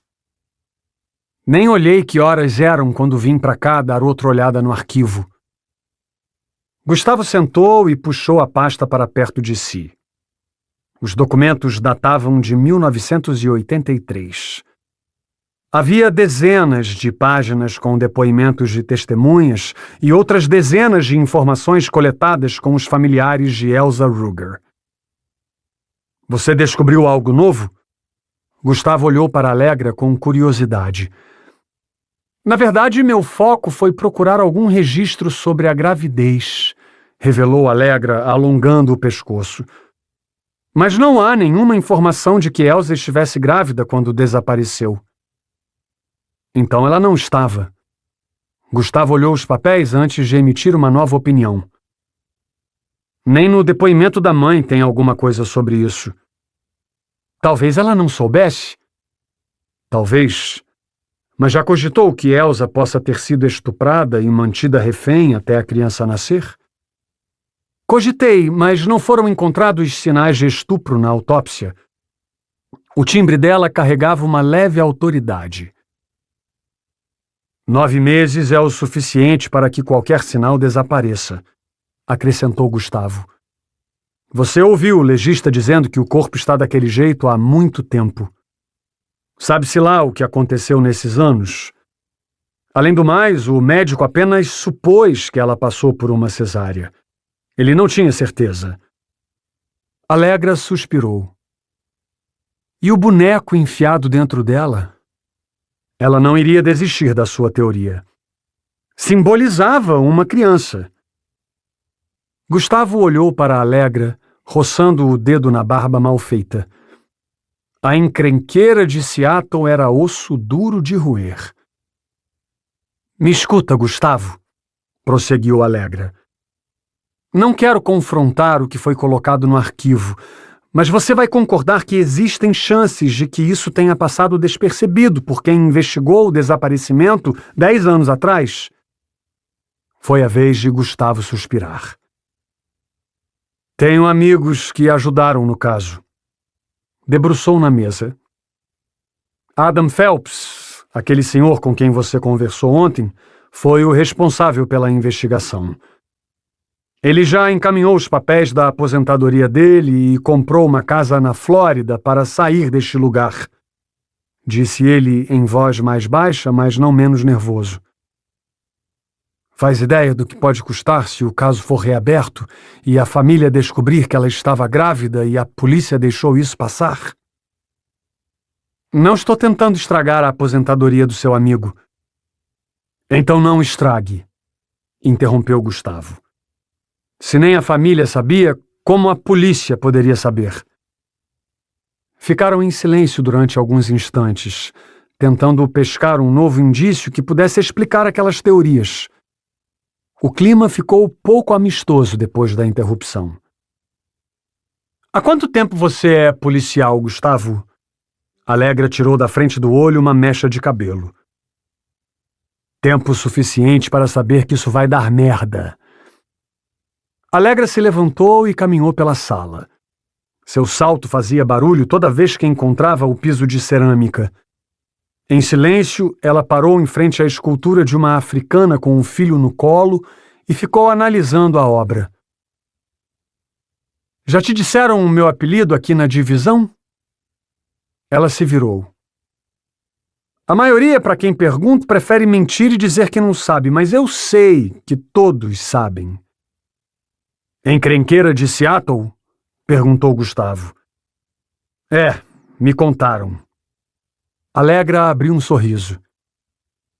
Quer saber por que fui transferida para cá? Gustavo deu de ombros, mas queria saber. Me recusei a testemunhar contra um parceiro que foi acusado de matar um pedófilo, revelou ela. Estávamos atrás do desgraçado havia algum tempo. Aí recebemos denúncia de que ele estava rondando uma escola com uma máquina fotográfica. Resumindo, meu parceiro e eu o abordamos, mas ele tentou fugir e acabou baleado. 4 tiros. Então essa é sua história. Gustavo tamborilou na mesa. Transferida porque o parceiro matou a porcaria de um pedófilo. Quem disse que ele matou? indagou ela com um olhar matreiro. Você? Não. Eu disse que ele foi acusado. Gustavo franziu o senho. Eu que matei o cara, Gustavo. 4 tiros. Descontrole total. Só não atirei mais porque a arma travou, confessou Alegra. Mas você é policial há tempo suficiente para saber que parceiros se ajudam, não é? Meu parceiro não testemunhou contra mim e eu não testemunhei contra ele. Como mais ninguém viu a cena, o caso foi arquivado. Fomos transferidos de Seattle por segurança e o mundo continuou girando com um pedaço de merda a menos nas ruas. Ela voltou a se sentar. Gustavo cruzou os braços.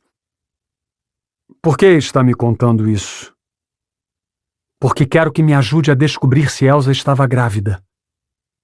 Gustavo concluiu que a nova parceira não iria sossegar. Ela faria a pesquisa sozinha. Era melhor que Gustavo estivesse por perto. Tá bom, concordou ele. Vou falar com algumas pessoas, fazer ligações e ver se descubro algo que possa ter passado batido. Assim está bom para você? Ela parecia satisfeita. Parceiros se ajudam, disse. Falando em parceiro, cadê os outros 2? Lena e Lakota? Pedi que fossem até Palmer conversar com os familiares dos policiais mortos. Depois vão interrogar o filho do Carlo Cabarca, respondeu ela, colocando a mão nos olhos. Meu Deus, minha cabeça está explodindo. Anotou um número de telefone num pedaço de papel e caminhou em direção à porta. Ligue se descobrir algo. Assim que ouviu Alegra descendo as escadas, Gustavo trocou de cadeira e olhou o relógio antes de tirar o telefone do gancho. Apesar de ser domingo e de o sol ter acabado de nascer, imaginou que aquela não seria uma hora ruim para fazer uma ligação. Sabia que Adam tinha o costume de assistir a um programa de pesca que começava mais cedo. O telefone da casa de Adam tocou 5 vezes antes que alguém atendesse. Alô? Disse Adam. Adam, é o Gustavo. Escute, ontem no necrotério nós encontramos algo estranho no corpo da Elsa Ruger e tenho certeza de que você pode ajudar. O amigo não gostava de enrolação. Adam pigarreou. Desembucha! Adam ouviu em silêncio e não interrompeu quando Gustavo falou sobre o boneco e a gravidez. Talvez eu possa ajudar, disse Adam em voz baixa, como se não quisesse que alguém o ouvisse. Mas não por telefone. Ok. Gustavo não estranhou o pedido. Volto hoje à tarde para Riacho do Alce. Me encontre no Chacal Vermelho às 4. Estarei lá. 9. Riacho do Alce, Alasca. 26 de dezembro de 1993. Gustavo sentou-se à mesa do Chacal Vermelho, na beira do pier em Riacho do Alce, observando pela janela as ondas mansas do Golfo invadirem a areia e levarem para alto mar os flocos de gelo acumulados ali.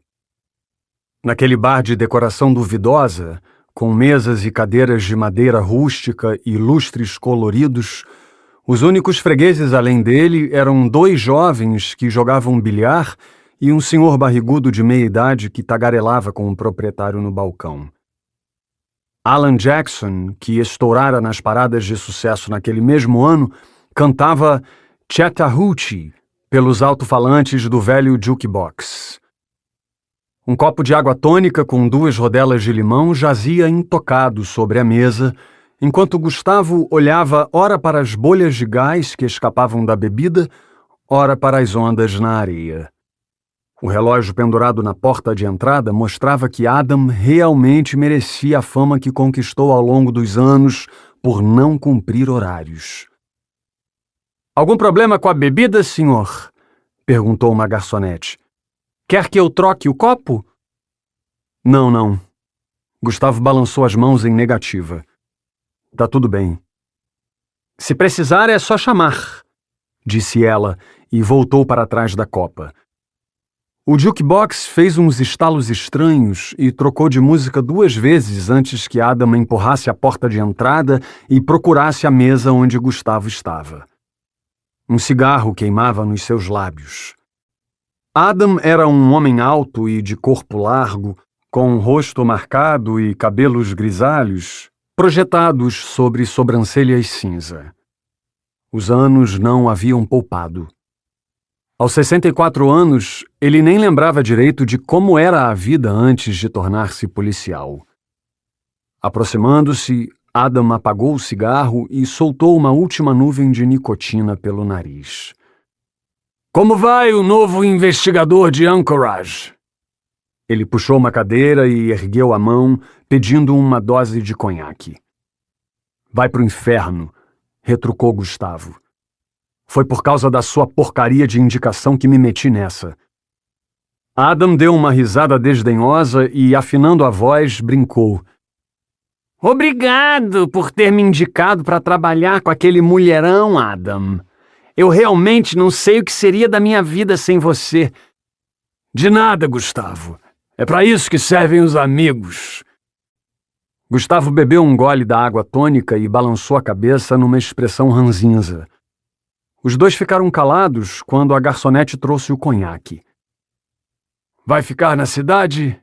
Indagou Adam enquanto acompanhava com os olhos as coxas da garçonete se afastando.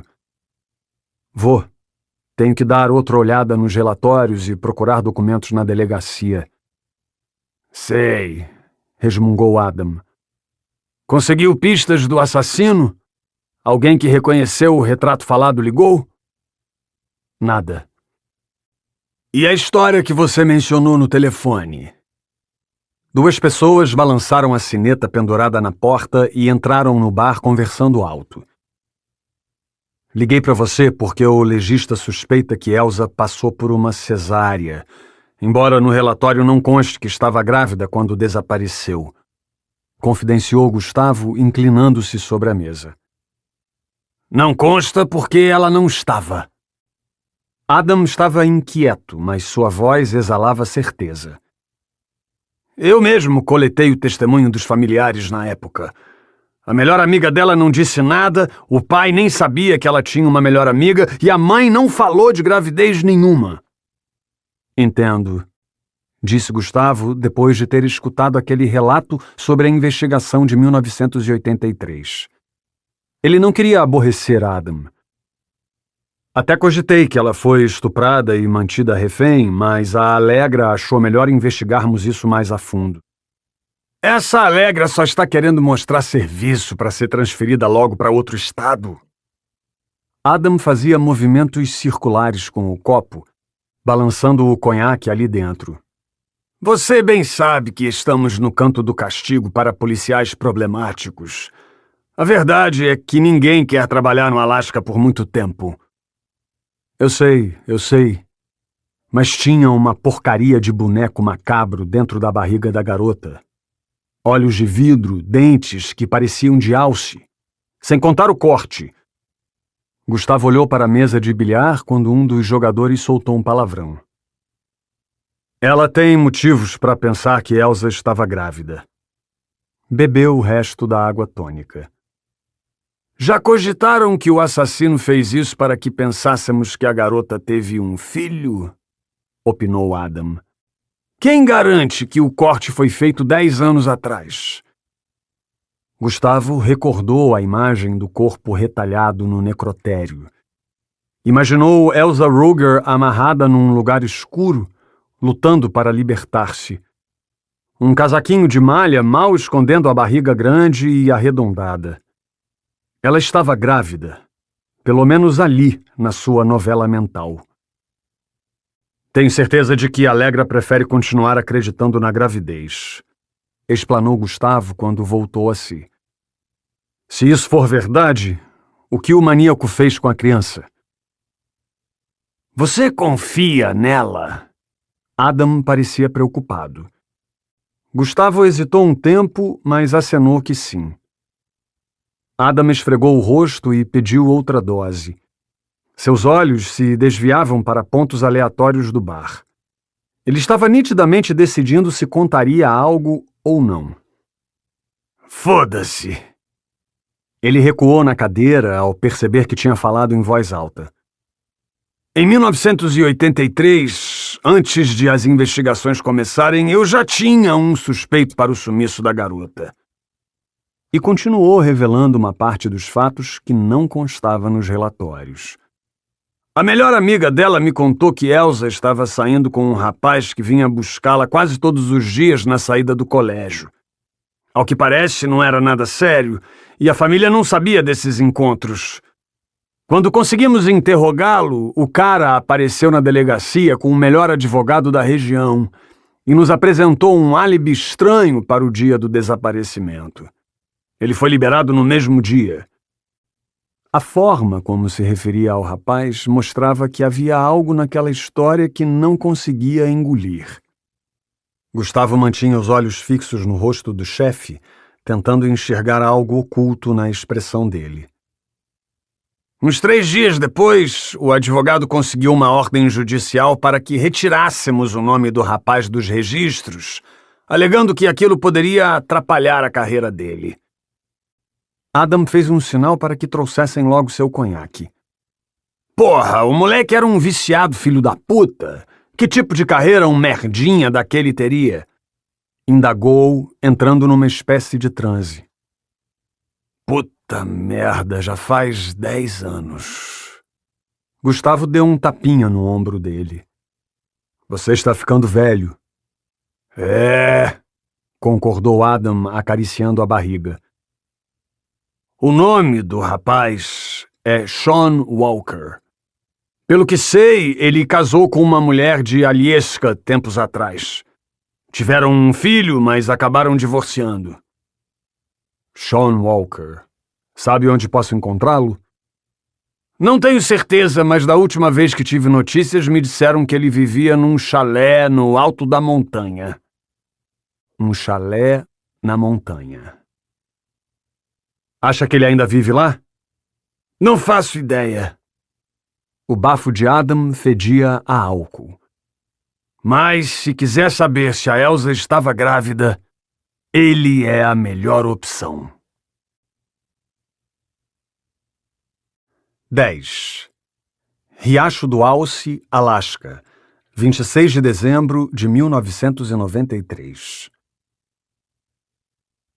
O céu estava escuro quando Cheryl Hart entrou no curral com um fardo de feno para os cavalos.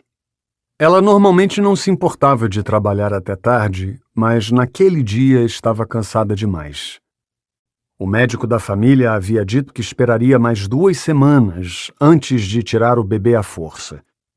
Só mais alguns dias. Respirou fundo, espantando o cansaço. Enrolada em diversas camadas de roupa e coberta com um poncho cujas rendas arrastavam no chão, começou a distribuir porções de feno entre as baias. Os cavalos resfolegavam e quebravam os ramos com os dentes, fazendo ecoar no curral o único barulho que se ouvia na fazenda. Depois de servir o último coxo e acariciar a égua malhada que ganhara no início do ano, Cheryl pegou a tina e encaminhou-se ao poço da propriedade. Estava escuro, mas a lâmpada do curral iluminava o caminho. Ela esfregou o nariz rosado, prendeu a tina na corda e a atirou no poço. Logo em seguida, a ouviu batendo no gelo ali embaixo. Droga! Recolheu a corda para uma nova tentativa.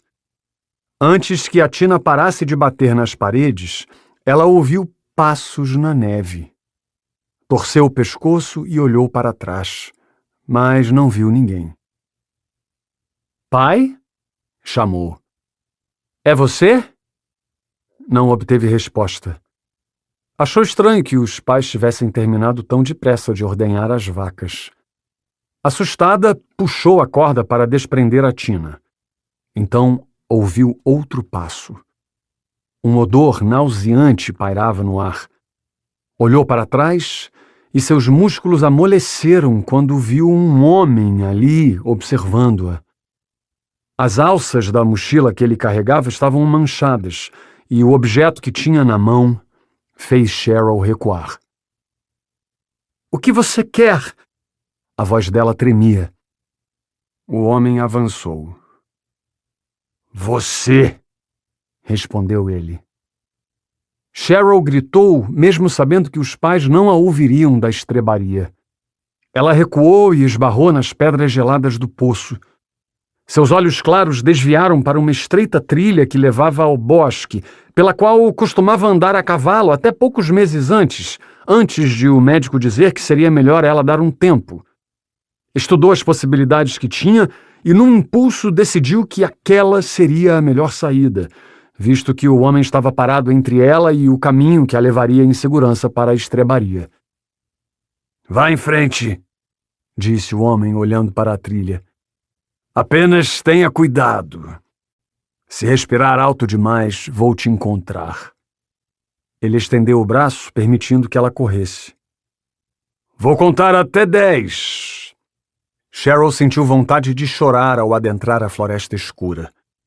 Sabia que não conseguiria correr rápido o suficiente carregando um barrigão de 8 meses. Odiava a escuridão, embora naquela ocasião ela pudesse ajudá-la a esconder-se entre as árvores. 1, 2, 3... O homem fazia uma longa pausa entre os números, como se brincasse de esconde-esconde. Procurando a porção mais densa da mata, Cheryl torceu para que a ausência de luz ocultasse suas pegadas.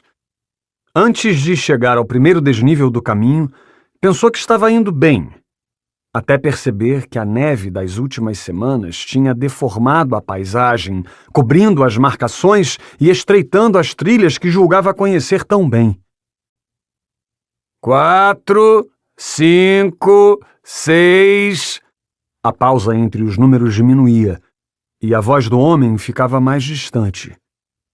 Quando localizou um pinheiro de tronco largo, parou para recuperar o fôlego. Costumava jogar voleibol na escola, mas depois que descobriu a gravidez, afastou-se da quadra e acabou engordando alguns quilos. Apoiou a mão no joelho e apurou o ouvido. Não ouvia mais a contagem, nem galhos quebrados e passos na neve. Apenas o gorgolejo do riacho e sua própria respiração ofegante. Olhou para a barriga e sentiu medo, mas começou a correr de novo. Sabia que encontraria refúgio na fazenda dos Johnson se conseguisse seguir o riacho até o fim. Chegaria gritando, bateria na porta e encontraria o Sr. Johnson, que imediatamente pegaria um rifle e acabaria com o martírio dela. Ela só precisava fazer sua parte e correr. Cheryl entrou no riacho e a água lhe cobriu até a altura dos joelhos. Fazia tanto frio que ela não demorou a ter cãibras. Seguiu em frente, respingando água para os lados toda vez que dava um passo. Ao chegar ao lajeado, afastou um galho seco do caminho e ouviu o homem gritar. "Muito barulho, menina! Muito barulho!" Não havia jeito de fazer silêncio andando na água. Pensou em seguir pela beirada, mas o problema seriam as pegadas. Àquela altura, suas roupas já estavam encharcadas. "Vou morrer", pensou, mas seguiu em frente. Só assim chegaria aos Johnson. A laje de pedras ficou para trás. A água batia na sua cintura. Aguentou correr naquele ritmo lento por mais 3 minutos antes de enroscar-se numa raiz e tombar para frente, engolindo água com gosto de terra. Tossiu, tapando o nariz e forçando a mão contra a boca para que não fizesse tanto barulho. Passado o pânico inicial, olhou para os lados e viu que o homem não estava por perto. Queria continuar, mas seus músculos não obedeciam aos impulsos que o cérebro enviava. Arrastou-se até a margem. Estava exausta. Deitada, com a barriga no chão, Ela pensou na fazenda dos Johnson, que sempre pareceu tão perto e naquele momento estava a uma distância inalcançável. Respirou fundo e ficou em silêncio. Quando ouviu passos na neve, arrastou-se até um tronco para se esconder. Sentou-se, tentando expulsar a sensação ruim que se apoderava dela. Está escuro demais, ele não vai me ver. Pegou uma pedra ao perceber que os passos se aproximavam. Ficou imóvel. Os batimentos cardíacos forçavam os tímpanos. Vou morrer! Em poucos segundos os passos se afastaram, fazendo-a imaginar que tinha conseguido. Tentou arrastar-se para trás de outra árvore pela grossa camada de neve, mas seus dedos começaram a arroxear. Quis ficar em pé, mas as pernas encharcadas tremiam como bambus em vendaval. Apoiou os cotovelos no chão e ergueu a cabeça para olhar ao redor. Sentiu uma dor aguda e, em seguida, um líquido quente escorrendo entre as pernas. Pensou na possibilidade de ter urinado, mas a forte contração que veio logo depois a fez entender que o médico da família havia errado o cálculo.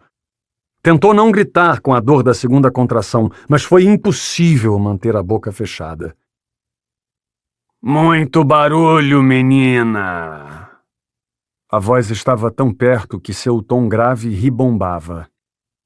Olhou ao redor e viu o homem chegando ao seu lado. Soltou um gemido e se contorceu.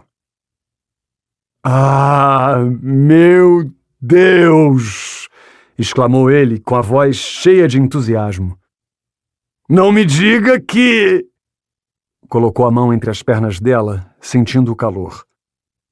Cheryl explodiu em lágrimas.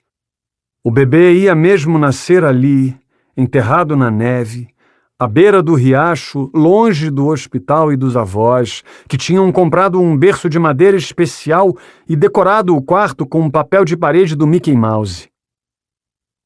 Por favor, me ajude, gemeu ela. Tenha calma. O homem tirou a mochila das costas. Tenho tudo de que precisamos aqui. Me leve para casa, por favor. Cheryl deitou de lado e fez força para fechar as pernas. Eu disse para ficar calma. O homem estava nervoso. Já falei que vamos fazer aqui. Pegou uma lâmina da mochila. Por favor, não! Cheryl começou a gritar, como se soubesse que aquela seria sua última chance. Socorro! Socorro! O homem não se importou com os gritos, tampouco com a tentativa frustrada de fuga que Cheryl empreendeu quando se arrastou com dificuldade para perto do riacho.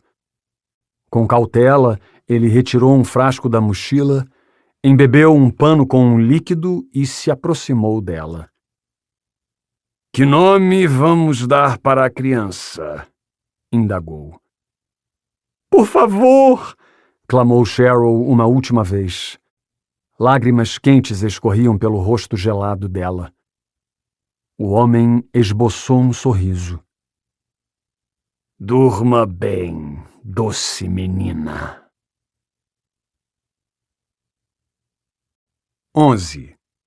Riacho do Alce, Alasca, 27 de dezembro de 1993. Faltavam 15 minutos para as 4 da manhã quando Gustavo desistiu de dormir e foi para a cozinha. Abriu a torneira e encheu um copo até a água transbordar. Devagar, ele atravessou o corredor e deixou-se cair na poltrona da sala. Mirando o horizonte ali da janela do 5º andar, pegou o controle remoto e ligou a televisão. O brilho da tela o obrigou a cerrar os olhos. Pensou quando fora a última vez que havia assistido ao seu canal favorito, mas só conseguia se lembrar do noticiário, que ficava ligado durante todo o expediente na delegacia. Recostou-se na poltrona e apertou os números que levavam ao fantástico mundo do Discovery Channel.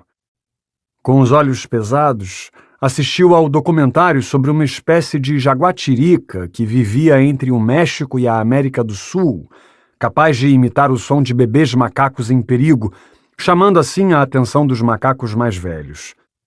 Depois de causar um alvoroço no grupo, a predadora ficava à espreita, aguardando pacientemente o momento em que os adultos descessem das árvores. Mais esperta que muitos humanos, disse Gustavo, bebendo um gole de água. Enquanto a televisão mostrava imagens da jaguatirica se deliciando com as vísceras da sua presa, Gustavo matutava sobre o método que o assassino empregara para atacar Elsa Ruger, Carlo Cabarca e os policiais. Bebeu mais um gole de água, umedecendo a garganta seca. Logo concluiu que Elsa era o filhote de macaco, facilmente iludido. Carlo, o macaco velho, e os policiais de Palmer, os macacos adultos emboscados, sem chance de revide. Quando acordou a segunda vez, a cidade zunia com motores, máquinas pesadas trabalhando e o burburinho dos funcionários nas lojas da avenida principal. Era segunda-feira. Gustavo saltou da poltrona e foi direto ao banheiro.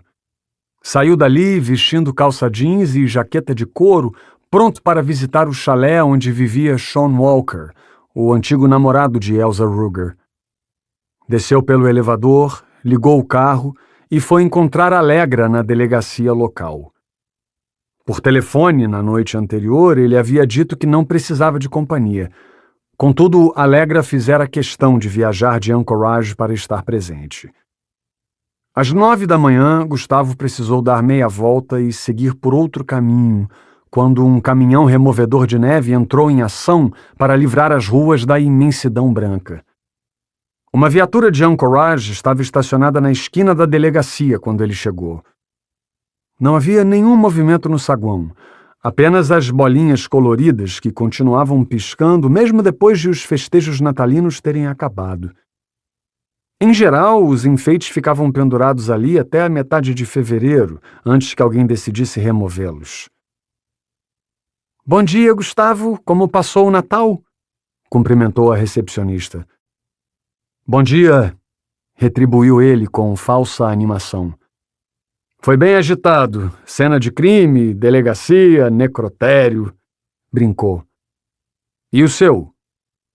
"Nada de empolgante", respondeu ela. O toque do telefone interrompeu a conversa.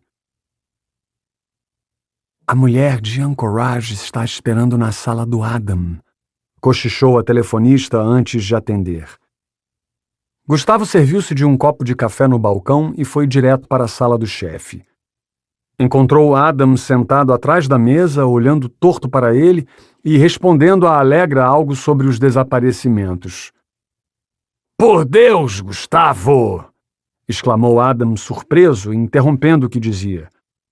"Plena segunda-feira e você parecendo um trapo!" Gustavo abriu o zíper do casaco. Fazia calor na sala. "Não consegui dormir bem", disse, cumprimentando Alegra, acenando a cabeça. "Pelo menos aprendi sobre felinos sul-americanos." "Discovery Channel?" perguntou ela, rindo. "Educativo ao extremo." Gustavo pegou uma cadeira e sentou. Fez-se um breve silêncio. "Antes de você chegar, nós falávamos de uma garota que desapareceu na noite passada", revelou Alegra. "Ficou sabendo de algo? Os pais disseram que ela sumiu enquanto tratava os animais." Gustavo bebeu o resto do café e ficou brincando com o copo. "Cheryl Hart?" perguntou. Adam se antecipou e confirmou com a cabeça. "Não é a primeira vez que ela foge de casa", disse Gustavo. "Não acho que seja caso de polícia." "Eu já disse que ela vai aparecer", acrescentou Adam. "Aquela garota sempre foi um problema para os Hart. 2 anos atrás decidiu que odiava a família e não queria mais viver no campo. Ficou 3 dias desaparecida até voltar para casa arrependida." Alegra encarou Adam. Então vocês a conhecem? Conheço toda a família, senhorita Green. Mas já faz quase 1 ano que não os vejo. Adam largou os papéis que estava segurando sobre a mesa. Eles não saem muito, são reservados, só vêm para a cidade quando precisam comprar algo, contou. De qualquer forma, mandei um policial falar com os pais. Pode me manter informada? Adam abriu um sorriso. Sei que em Seattle vocês ainda têm pesadelos com o merda do Ted Bundy, mas não está achando que temos um matador de mulheres solto por aqui, está? A fisionomia séria de Allegra não mudou. Sabia que uma das vítimas do Bundy era de Anchorage? Emendou Adam, mas aquele papo não agradou. Ele estufou o peito. Tudo bem, então. Vou pedir para te manterem informada. Obrigada. Allegra recolheu os papéis da mesa. Pronto para visitar o Sean Walker?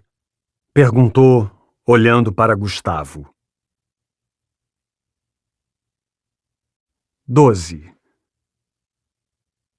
Gustavo se acomodou no assento do motorista, deu partida na viatura e acelerou. Dobrou à direita na terceira esquina e ligou a seta para ultrapassar um veículo lento na faixa de mão dupla. Os resquícios de neve que não foram removidos dificultavam a direção. O carro chegou a derrapar algumas vezes. A cidade de Riacho do Alce ficou para trás quando ele e Allegra cruzaram o portal de concreto com a escultura de um alce gigante. Ao lado do animal, uma bandeira do Alasca, com as 8 estrelas amarelas sobre o fundo azul, tremulava com a brisa. Conhece Sean Walker? Perguntou Allegra. Nunca tinha ouvido falar. Gustavo olhou para ela, tirando os olhos da estrada. Pensei que aqui todo mundo se conhecesse. A maioria, mas tem alguns que preferem viver isolados nas montanhas. E nos últimos tempos há vários rostos novos escapando da vida agitada e mudando para cá. Seu olhar tinha um toque de ironia. Allegra sorriu. Você também não é daqui, é? Ele fez que não. Brasil, respondeu. Meus pais vieram para cá quando eu tinha 5 anos. Fez uma pausa. O sonho americano e toda aquela baboseira de que qualquer um pode se dar bem desde que trabalhe bastante. Você já deve ter ouvido falar. Ela assentiu. Conseguiram entrar legalmente? Conseguimos. Depois de 3 dias andando pelo deserto, brincou Gustavo. Espero que não me julgue por estar roubando o emprego de vocês. Allegra riu.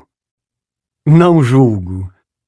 Certa vez, não lembro onde, li algo mais ou menos assim. Ela ficou em silêncio durante alguns instantes. Se você é contra a chegada de imigrantes ao país, porque acha que essas pessoas desamparadas e sem domínio do idioma vão tomar seu emprego, então você é um bosta. Gustavo também riu. Acho que vamos nos dar bem, disse. Mas, para ter certeza, preciso saber o que está achando do Alasca. Não é tão ruim como dizem. Allegra deu de ombros. Seria melhor se o sol aparecesse mais, mas fazer o quê? Você vai se acostumar. Se ficar bastante tempo aqui, vai poder contar aos seus netos que aprendeu a viver como um vampiro. Não gosto muito de sangue. Então está no emprego errado. Não diga. A paisagem passava pelos vidros como um borrão enquanto eles subiam a montanha. Quando atravessaram uma ponte de madeira e pegaram um acesso secundário, cercado de mata em ambos os lados, puderam sentir o aroma que emanava dos gigantes pinheiros. Ali embaixo, entre os montes, um lago congelado refletia os primeiros raios de sol. Continuaram andando por mais alguns minutos até avistarem a primeira cabana na mata. Tinha janelas escuras e parecia abandonada, embora um homem velho, de barba e cabelos longos, estivesse caminhando na frente dela com um machado no ombro. Cabanas velhas são a única coisa que vai ver por aqui, disse Gustavo ao perceber o olhar curioso de Alegra. Na montanha, ninguém se importa se você está vivo ou morto, se é rico ou pobre, ou se sua grama é mais verde que a do vizinho. Com isso, eu poderia me acostumar. Alegra acompanhou o velho com a cabeça à medida que a viatura passava por ele. Quase no fim da estrada, onde ela terminava num imenso paredão de pedra, o contorno de um chalé marrom começou a ficar nítido. Gustavo reduziu a velocidade, vendo se era aquele o lugar. Estacionou no pátio, ao lado de um monte de troncos caídos que aguardavam virar lenha. Saíram da viatura e foram direto para a porta, molhando os sapatos nas poças de neve derretida. Alegra bateu, enquanto Gustavo esperava mais atrás, desabotoando o coldre e deixando o revólver pronto para qualquer necessidade. Ninguém veio atender. A julgar pelo silêncio, talvez não houvesse ninguém ali.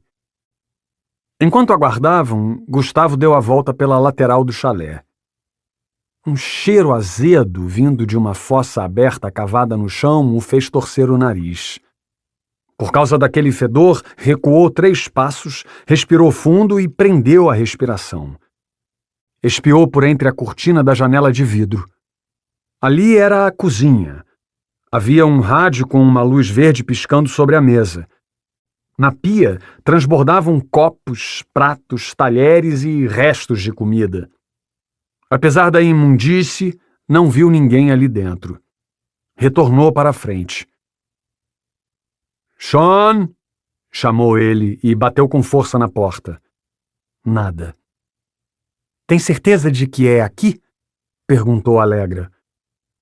A estrada termina em 30 metros e não vi outro chalé no caminho. Ele forçou o trinco. "Sean!" chamou de novo. Ouviu alguém se movendo atrás da porta e logo um molho de chaves. Um homem magro, feito palito, abriu uma fresta e os mirou com os olhos semicerrados. "Estão perdidos?" "Somos da polícia, senhor." Alegra mostrou o distintivo. "Estamos procurando Sean Walker." "Vieram ao lugar errado." O homem olhou para o chão, parecia tenso. "Não estou metido no esquema de distribuição do pó, sou apenas usuário." Mostrou os braços furados. Gustavo se apoiou no batente. "Você é Sean Walker?" indagou. Ele fez que sim. "Precisamos falar sobre seu relacionamento com Elsa Ruger." Fez-se silêncio. Depois de alguns segundos, as dobradiças rangeram e Sean permitiu que entrassem. Alegra fez uma expressão de desgosto assim que colocou os pés no chalé. A sala estava imunda.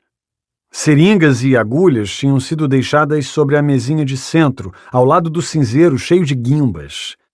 Havia um sanduíche mordido com o pão verde de mofo esquecido na estante perto da TV. O chão, liso de sujeira, não via um sabão havia meses. Antes de oferecer um lugar para Alegra e Gustavo se sentarem, Sean coçou a virilha e foi para a cozinha pegar 2 cadeiras estofadas que não estavam em melhor estado que o sofá manchado e todo rasgado. Eles se sentaram. "Por que querem falar sobre a Elsa?" indagou Sean com a voz trêmula. "Pensei que o caso estivesse encerrado." "Você não é desses que assistem ao jornal, é?" Gustavo olhou de soslaio para a televisão empoeirada. Fios de cabelo caíram sobre o rosto esquelético de Sean quando ele balançou a cabeça. Dava para ver que estava sob efeito de drogas. "Estamos aqui porque a polícia encontrou o corpo de Elsa algumas noites atrás", relatou Gustavo. "Vamos iniciar uma nova série de interrogatórios com conhecidos e familiares para garantir que nada tenha passado despercebido na investigação de 1983. Os músculos do rosto de Sean se contraíram. Pode nos contar como era seu relacionamento com ela? Perguntou Allegra com calma, para fazer o interrogado relaxar. Houve um momento de apreensão quando Sean enfiou a mão no canto do sofá e pegou um maço amassado de Marlboro. Colocou o cigarro no canto da boca e riscou um fósforo. A Elsa era legal, mas jovem demais. Ele olhava para lugar nenhum enquanto falava de modo arrastado.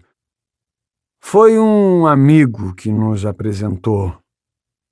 Ela era do tipo criançona e eu só queria curtir. Sean gesticulava com o cigarro na mão. Tomar cerveja no pier, fumar escondido, dar uma volta de carro pela cidade. Fazíamos coisas que jovens desocupados fazem, sabe como é? Ele vacilava a cada frase. Estão achando que eu a matei? Não estamos achando nada, senhor. Só queremos ouvir sua história. Gustavo permaneceu calado, deixando que o charme persuasivo de Allegra tirasse de Sean aquilo que eles estavam ali para descobrir. Na real, a Elsa era bem grudenta, disse e abriu um meio sorriso que fez seus dentes estragados aparecerem.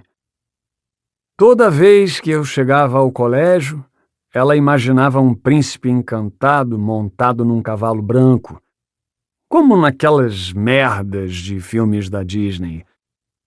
Eu gostava da gente junto e até tentei me esforçar, mas depois de um tempo percebi que não iria rolar. Continuou ele, sempre desviando o olhar. Caralho! Fez uma pausa dramática e pegou o cigarro entre os dedos.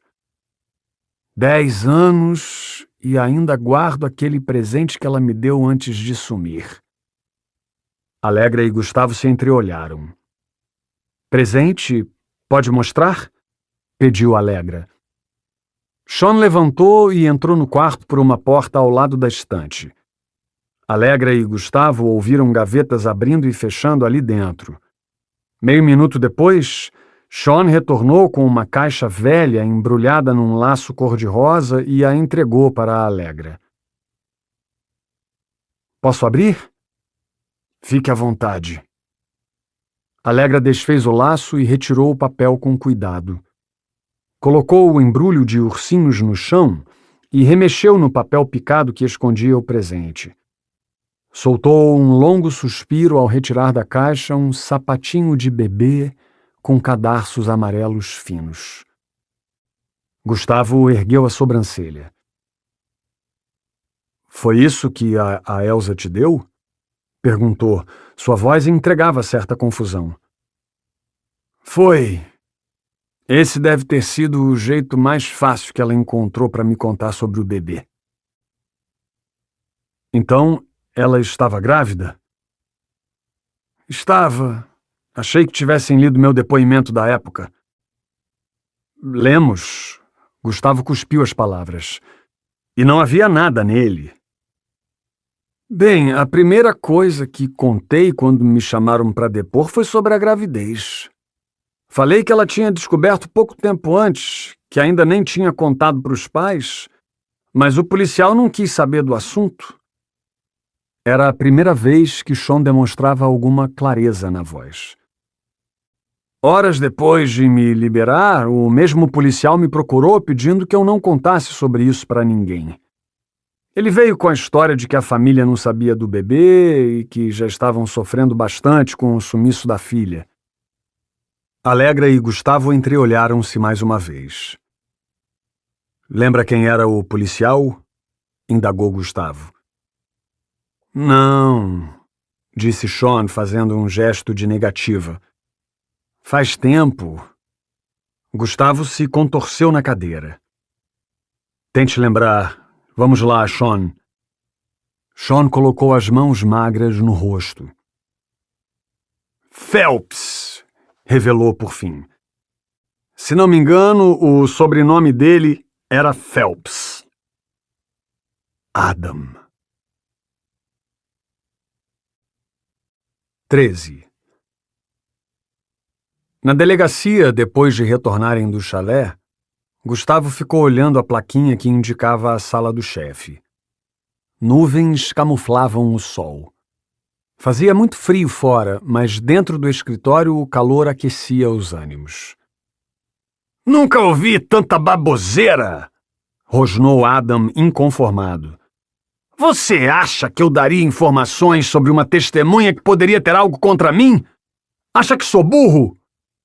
Alegra resmungou algo inaudível. "Me poupe do seu julgamento", continuou Adam.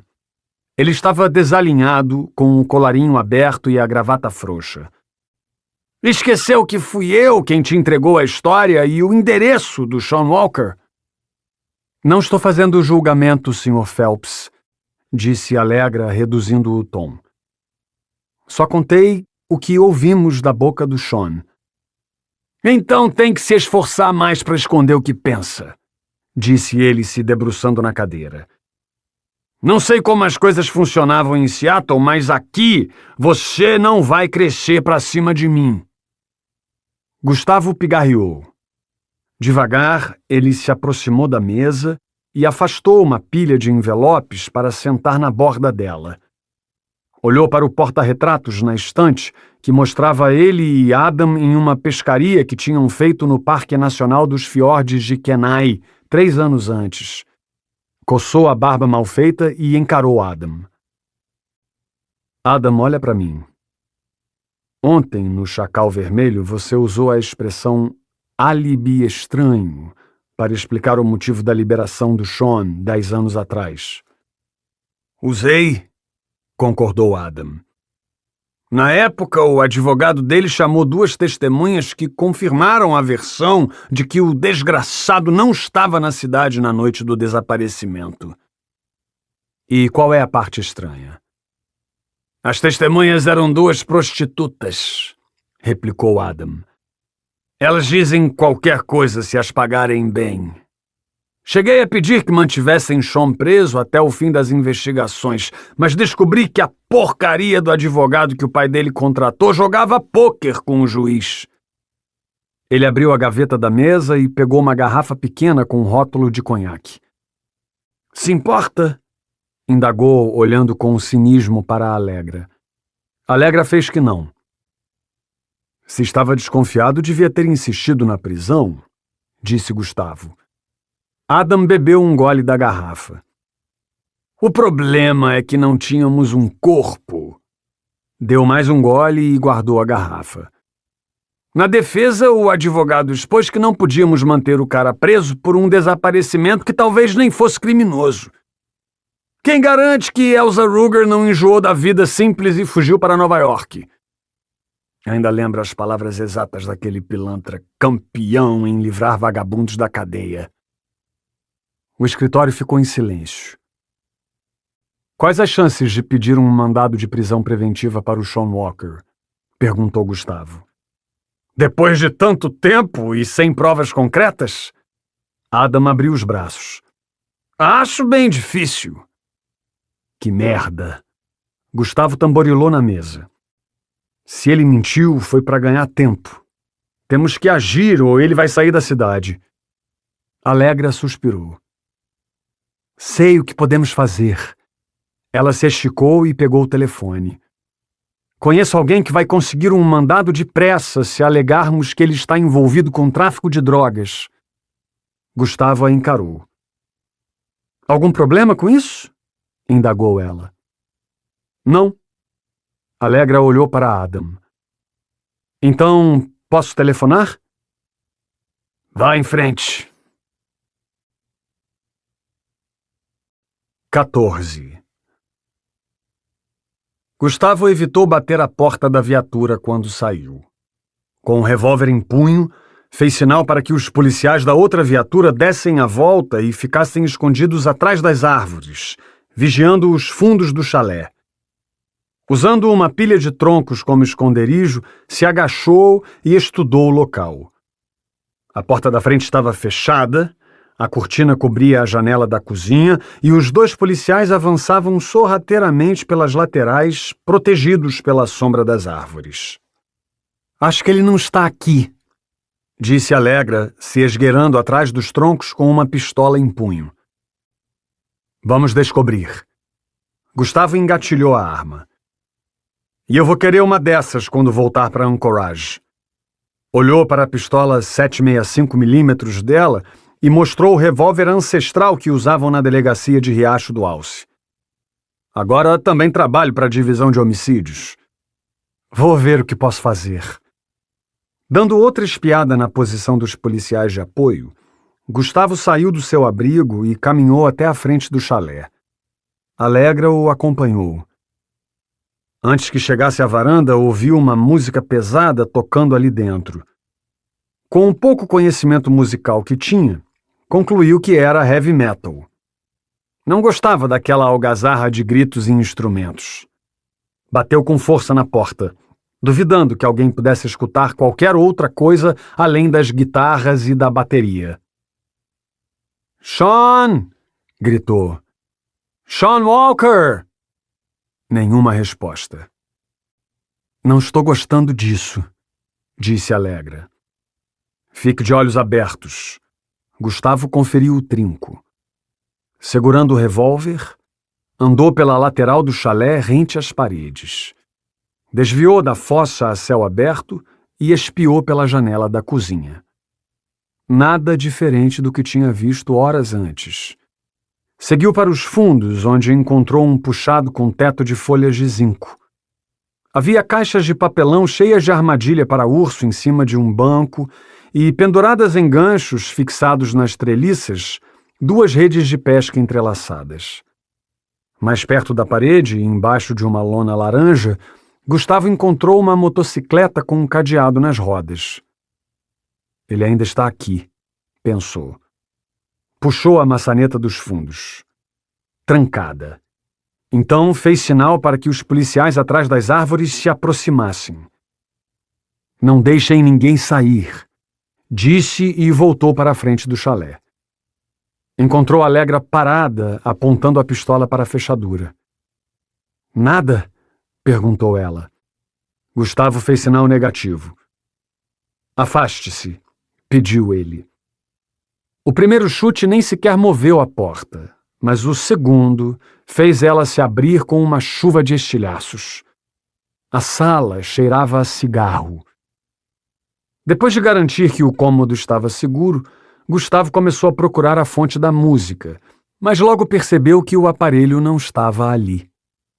Aquela barulheira vinha da porta semi-aberta ao lado da estante. "Ali", disse ele, apontando a porta para a Alegra.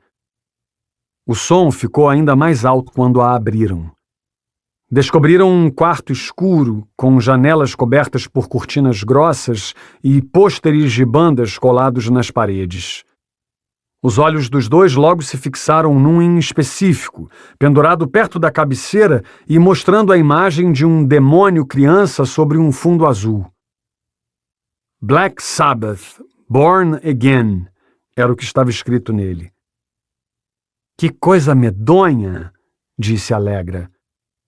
"O quarto ou esse troço na parede?"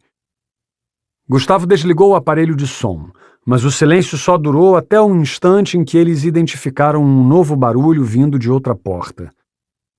Água corrente. Olhou de relance para a fresta inferior. Vapor saía dali. Fez sinal para a Alegra, pedindo silêncio.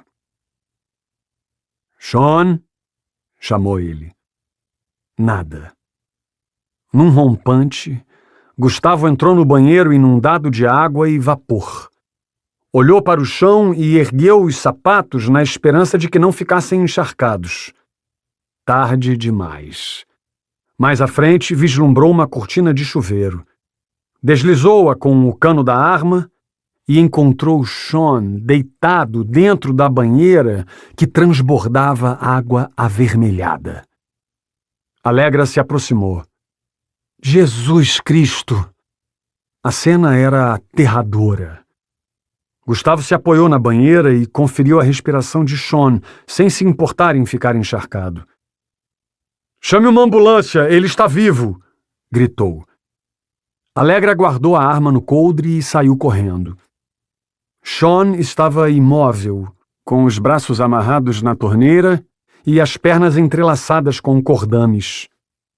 Apenas sua cabeça estava fora da água. Foi possível ver que havia um ferimento atrás da orelha, embora muito sangue saísse pela boca. Quando Gustavo o pegou pelos cabelos e puxou sua cabeça para trás, impedindo que se afogasse, Sean se debateu e abriu os olhos. Ele encarou Gustavo. Parecia um morto-vivo ensanguentado. Suas pupilas estavam dilatadas e de imediato começou a balbuciar algo. Era difícil entendê-lo. Está aqui. As palavras não eram totalmente inteligíveis. Ele está aqui. Cada vez que abria a boca, mais sangue escorria. Fique calmo, a ajuda está a caminho. Gustavo tentou acalmá-lo enquanto pegava o revólver e o mirava para fora através do vapor. Alegra! Chamou, temendo pela segurança dela. Ninguém respondeu.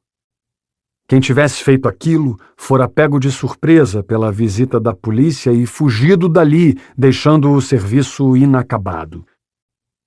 Ficou parado com um revólver em riste, como um caçador esperando o cervo que se aproxima. Mas o único cervo naquele chalé era ele.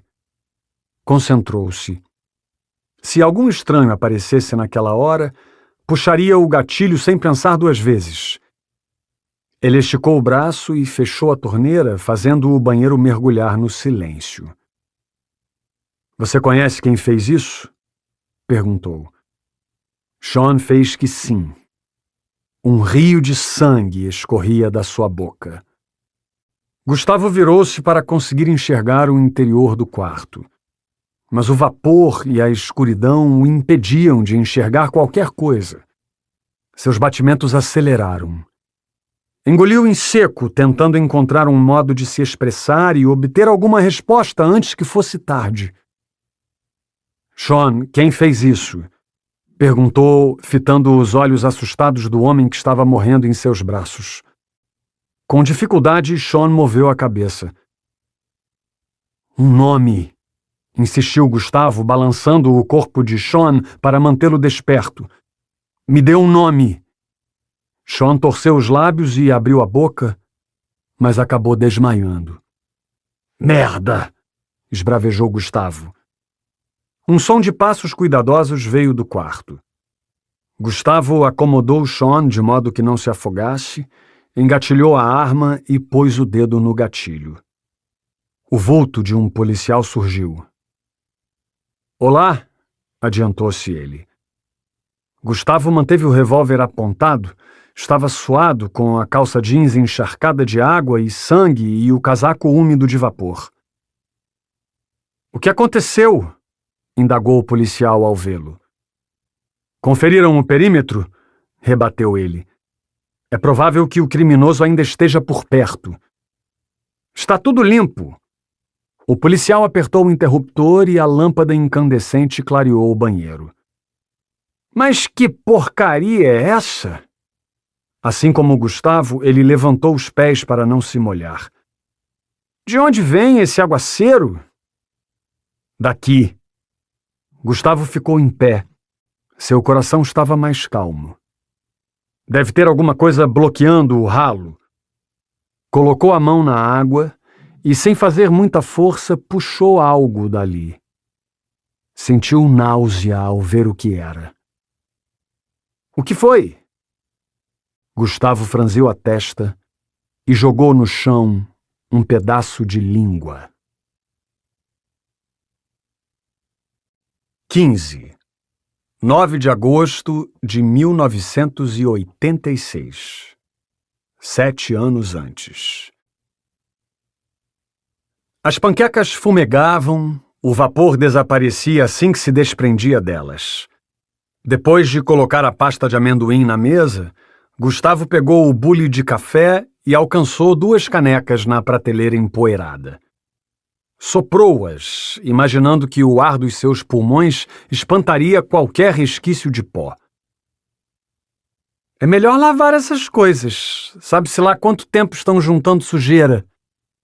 Claire apareceu no corredor vestindo roupas de caminhada. Coturnos, calça militar, jaqueta e boné. Gustavo fez uma careta e foi para a pia. O canto dos pássaros pousados nas árvores da mata quase abafava a música do radinho toca-fitas que levavam para todo lugar que iam.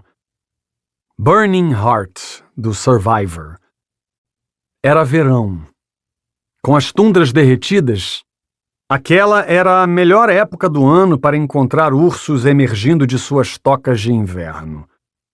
Embora as trilhas estivessem lamacentas, o que as deixava lisas e perigosas, se conseguissem subir o suficiente para avistar o horizonte, poderiam ver a migração dos caribus. Alguma chance de parar no lago e pescar um salmão para o jantar?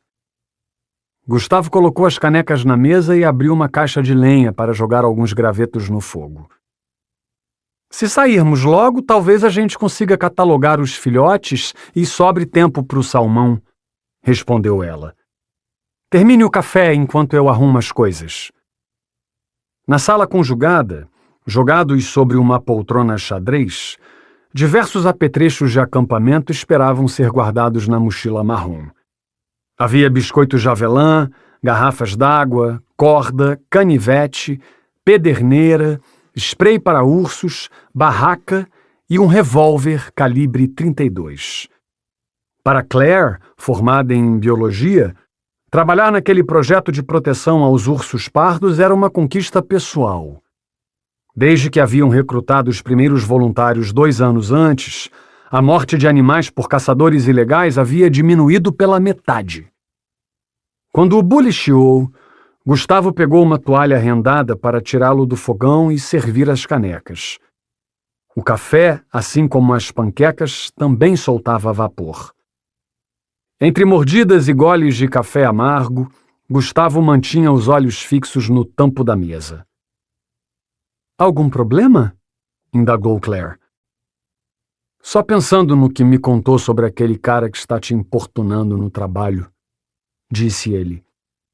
Claire sorriu. Na verdade, estou analisando os prós e os contras de te trocar por ele. Ele é estranho, mas fiquei sabendo que é rico, brincou ela. Relaxa, amor, eu te disse que já está tudo resolvido. Sei. Gustavo retribuiu o sorriso olhando para o pote de pasta de amendoim. Que nota você dá para as panquecas? 6, respondeu Claire. Gustavo apoiou o queixo nas mãos. Tá bom. Claire manteve o tom de brincadeira. Que tal 7? E ergueu a sobrancelha. 7 é bom. Terminaram de comer conversando sobre as notas que cada um tirava na época do colegial. Embora Claire tenha comprovado com números que era mais inteligente em quase todas as matérias, Gustavo ficou todo o tempo se gabando por ser o único aluno que nunca havia tirado nota baixa em educação física. Meus parabéns! Você é um atleta e tanto! Claire bateu palmas. Gostaria que fosse ágil assim quando o assunto é escolher o terno do casamento. Ela o fitou com um olhar matreiro. O quê? Perguntou ele, se fazendo de desentendido. O alfaiate me ligou na quinta dizendo que você não apareceu lá. Gustavo inventou uma desculpa esfarrapada. É que tive que atender um chamado na mesma hora. Prometo que faço isso na segunda. Se quiser ajuda, é só me dizer, ofereceu Claire. Pode deixar que eu me viro. E então, a luzinha vermelha do walkie-talkie que Adam havia dado a ele em caso de emergência acendeu.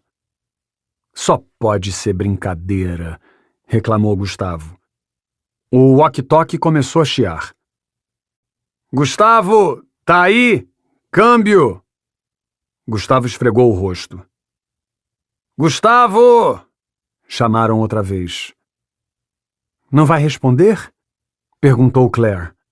Seu olhar denunciava certo desgosto, embora ela tenha tentado esconder. Gustavo caminhou até a sala e pegou o walkie-talkie de cima da lareira. Na escuta, câmbio, disse com voz de poucos amigos.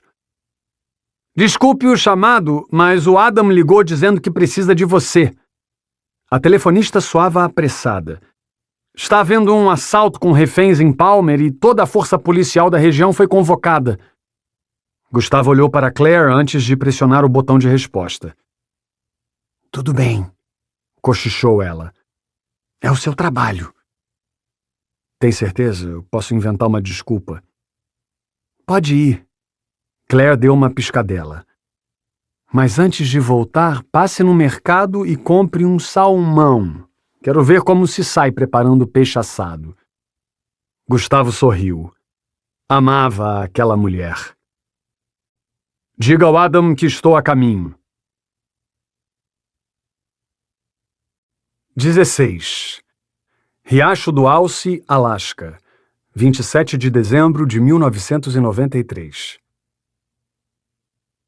Gustavo parou perto dos troncos na frente do chalé de Sean Walker.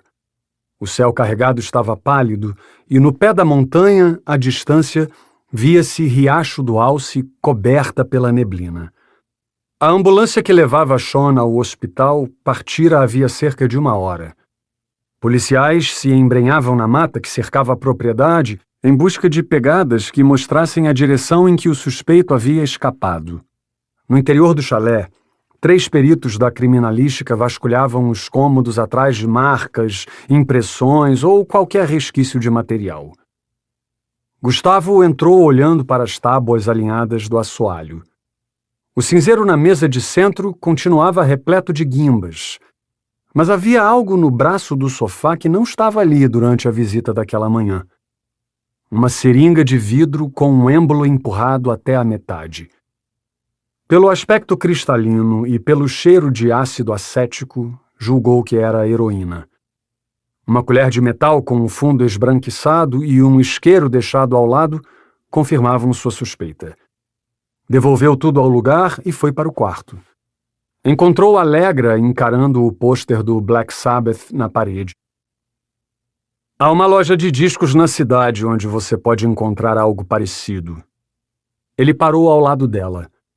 Não conheço seu gosto musical, mas acho que daria um bom quadro. Zombou. Não, obrigada, suspirou Allegra. Cansei de ouvir Black Sabbath quando dividia o alojamento da faculdade com minha irmã. Você tem irmã? E fez faculdade? Pois é.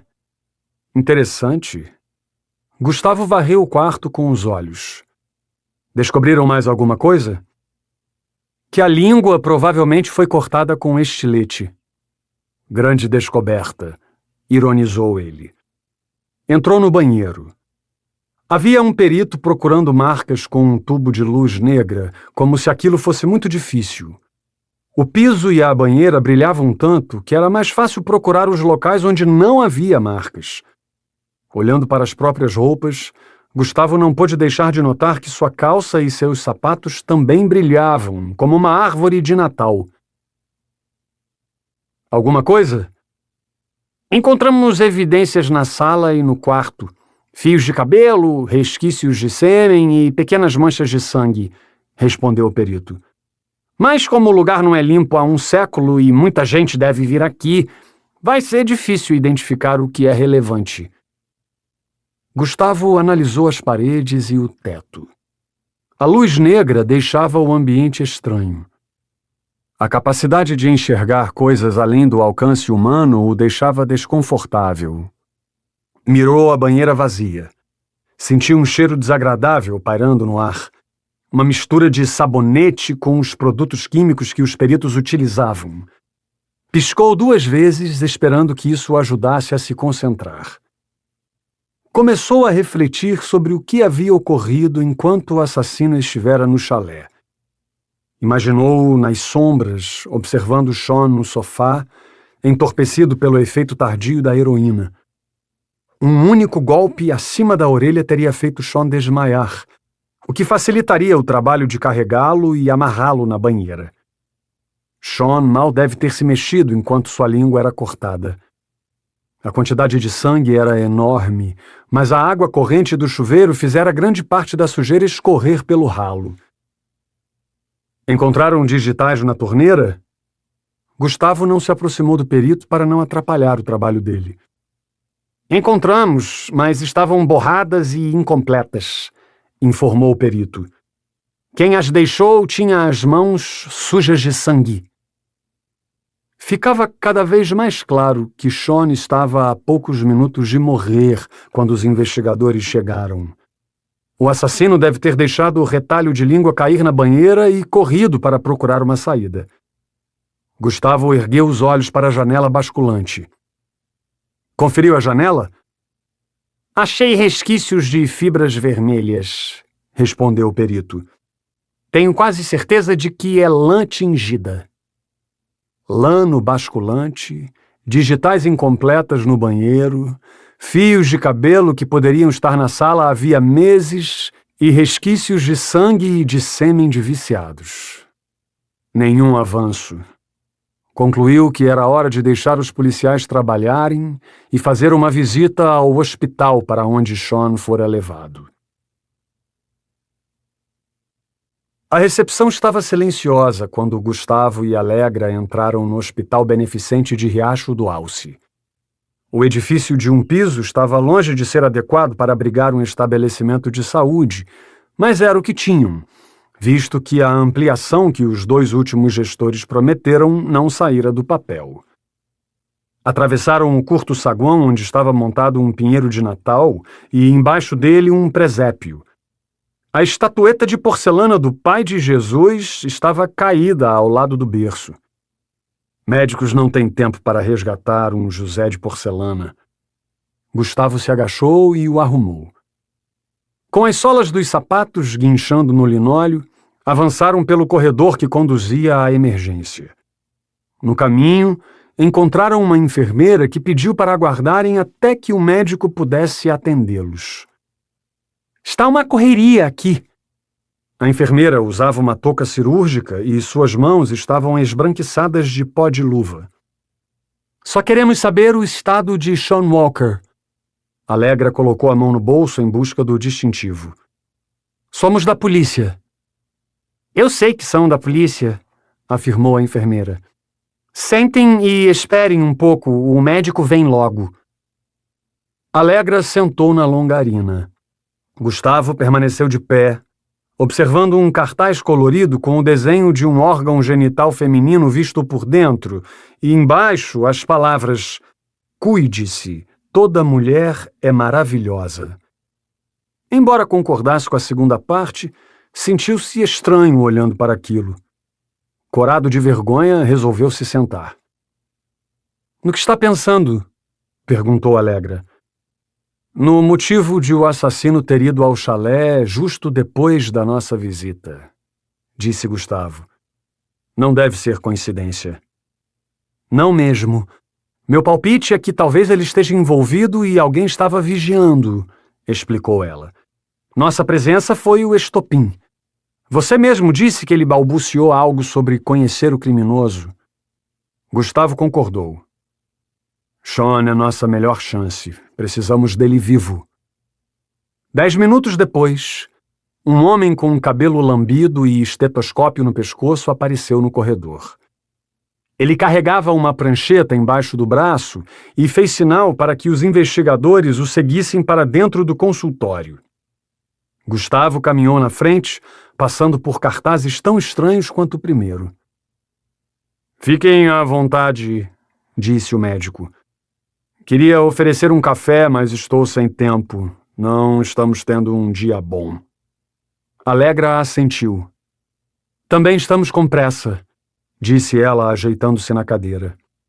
"Só viemos verificar o estado de Sean Walker." O médico olhou por cima dos óculos. "O quadro dele é estável." O prontuário estava aberto na mesa. "Ele chegou desacordado, com graves ferimentos na língua e na cabeça. Nós o sedamos, fizemos transfusão de sangue e realizamos o primeiro atendimento, mas vamos precisar transferi-lo para Anchorage. Ele necessita urgentemente de uma cirurgia de reconstrução de tecido, além de uma tomografia para avaliar a gravidade da lesão na cabeça", explicou. "Mas ele ficará bem?" perguntou Gustavo. O médico se reclinou na cadeira. Creio que sim, respondeu. A remoção da língua pode parecer grave, mas não é. O mais complicado é a pancada na cabeça. Mas se a tomografia não mostrar nada, poderão conversar com ele em 2 dias. Gustavo soltou um suspiro de alívio. Vão transferi-lo hoje? Vamos, disse o médico, fechando o prontuário. Uma ambulância já está sendo preparada. Gustavo olhou para fora. Não demoraria para o sol se esconder, deixando a escuridão reinar pelas 15 horas seguintes. Na parede do consultório, pendurado acima do aparador, um diploma universitário com moldura dourada refletia a luz da lâmpada. De certa forma, médicos e policiais levavam vidas parecidas. Mantinham-se firmes, mesmo depois de terem visto a humanidade sob os piores ângulos. Queremos que o senhor preencha os papéis autorizando a presença de um policial na ambulância durante o transporte, solicitou Gustavo. Temos motivos para acreditar que ele não estará seguro enquanto não pegarmos a pessoa que tentou matá-lo. Os olhos azuis do médico cresceram. Acham que ela pode voltar? Sempre existe a possibilidade. O médico se remexeu na cadeira. Os traços do seu rosto mudaram de médico centrado para espectador curioso. Quais as chances de que o ocorrido tenha a ver com o Homem de Palha? Indagou ele. Foi assim que o apresentador do jornal batizou o assassino da autoestrada. Gustavo e Alegra permaneceram em silêncio. Entendo. Não podem falar sobre o assunto. Vou preencher os papéis, disfarçou o médico, procurando uma caneta na gaveta. Sabia que fora inoportuno. Avise seu policial que a ambulância partirá em meia hora. O sol já tinha sumido quando as luzes da ambulância desapareceram rumo à Anchorage. A temperatura havia caído naquela última hora. O casaco de couro que Gustavo vestia já não era o suficiente para mantê-lo aquecido. Sentado no carona da viatura, ele olhava pela janela enquanto Alegra dirigia dentro dos limites de velocidade. Quer que eu te deixe em casa? Perguntou ela, freando. Me leve para a delegacia, preciso falar com o Adam sobre o chalé. Alegra ficou séria. Não posso deixar você fazer isso. Ela ligou a seta e entrou na avenida principal. Adam não terá mais acesso aos detalhes da investigação até descobrirmos quem está mentindo sobre o depoimento do Sean. Gustavo a encarou, mas não abriu a boca. 17. Anchorage, Alasca, 28 de dezembro de 1993. O trajeto de Riacho do Alce a Anchorage levou menos tempo naquela terça-feira gelada. Talvez porque era Gustavo quem dirigia, acima do limite de velocidade. Alegra mexia nos botões do rádio, mudando de estação toda vez que começava a tocar alguma música que não era do seu agrado. Lamento informar, mas nenhuma estação vai tocar Black Sabbath a esta hora da manhã, disse Gustavo, quando Alegra mudou de estação pela terceira vez em 10 minutos. Oh, girls just wanna have fun. A voz aguda de Cyndi Lauper ecoou dos alto-falantes assim que a antena captou outra sintonia.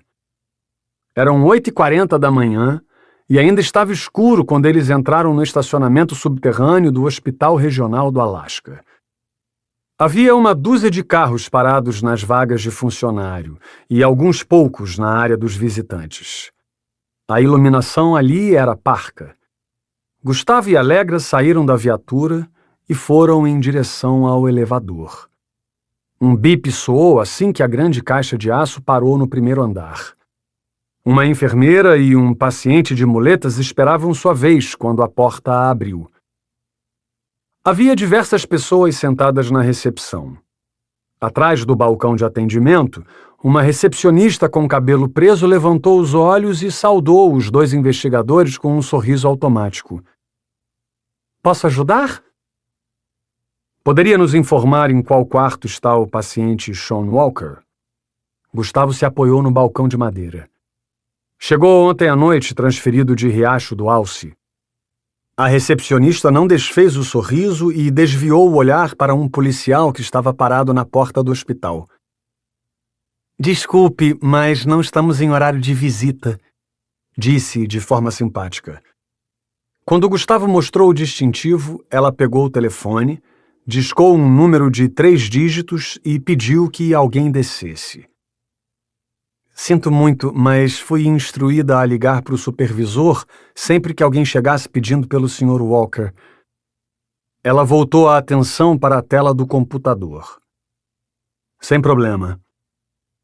Um número 4 vermelho brilhava no indicador eletrônico do elevador. Demorou alguns instantes para que o elevador chegasse ao térreo. Quando isso aconteceu, o agente Lakota Lee saiu dali acompanhado de um policial grandalhão. Chegaram na hora, disse Lakota. Sean acabou de ser levado para o quarto. A cirurgia acabou e tudo correu bem. Como ele está? Indagou Gustavo. Precisou de muito sangue e plasma, revelou Lakota. O médico disse que está estável, mas inconsciente. Vamos subir. Atravessaram o saguão e entraram no elevador. Disseram quando poderemos falar com ele? Nas últimas horas, aborreci todos do hospital pedindo relatórios do progresso dele. Lakota olhou para o chão. Tudo que sei é o que contei. Quando a porta se abriu no quarto andar, um policial barbado recuou um passo, permitindo que eles acessassem o corredor. Gustavo não deixou de perceber o aparato de segurança no local. Avançaram mais um pouco e pararam em frente a um quarto. Pela divisória de vidro, viram a cabeça enfaixada de Sean. Sua boca estava cheia de curativos com algodão. 3 linhas corriam no monitor cardíaco ao lado dele. Os sinais estão estáveis. Lakota se aproximou. Vou chamar o médico para que possam conversar. Gustavo olhou para o fim do corredor quando ouviu um barulho. Um bioquímico vinha carregando uma bandeja com tubos de ensaio e seringas, e uma enfermeira entrou apressada num cubículo em cuja plaquinha fixada na porta estava escrito Preparo. Pensou no número de pessoas que entravam e saíam dali todos os dias. Centenas. Mirou o policial perto do elevador e o guarda ao lado do quarto 401. O quarto em que Sean fora colocado era o primeiro do corredor, parcialmente isolado dos demais, de modo que o movimento de pessoas pudesse ser controlado. Por um instante duvidou de que aquele fosse um lugar seguro caso o assassino voltasse. Pela divisória, observou o peito de Sean subir e descer no ritmo da respiração. O que acha de colocar outro policial no corredor? Os olhos de Gustavo denunciavam tensão. Alegra olhou ao redor.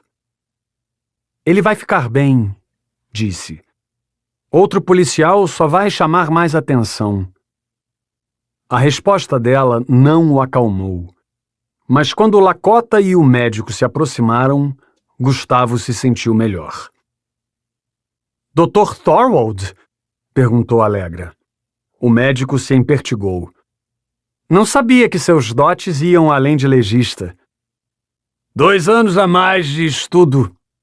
Traumatologia. Thorwald ensaiou um sorriso.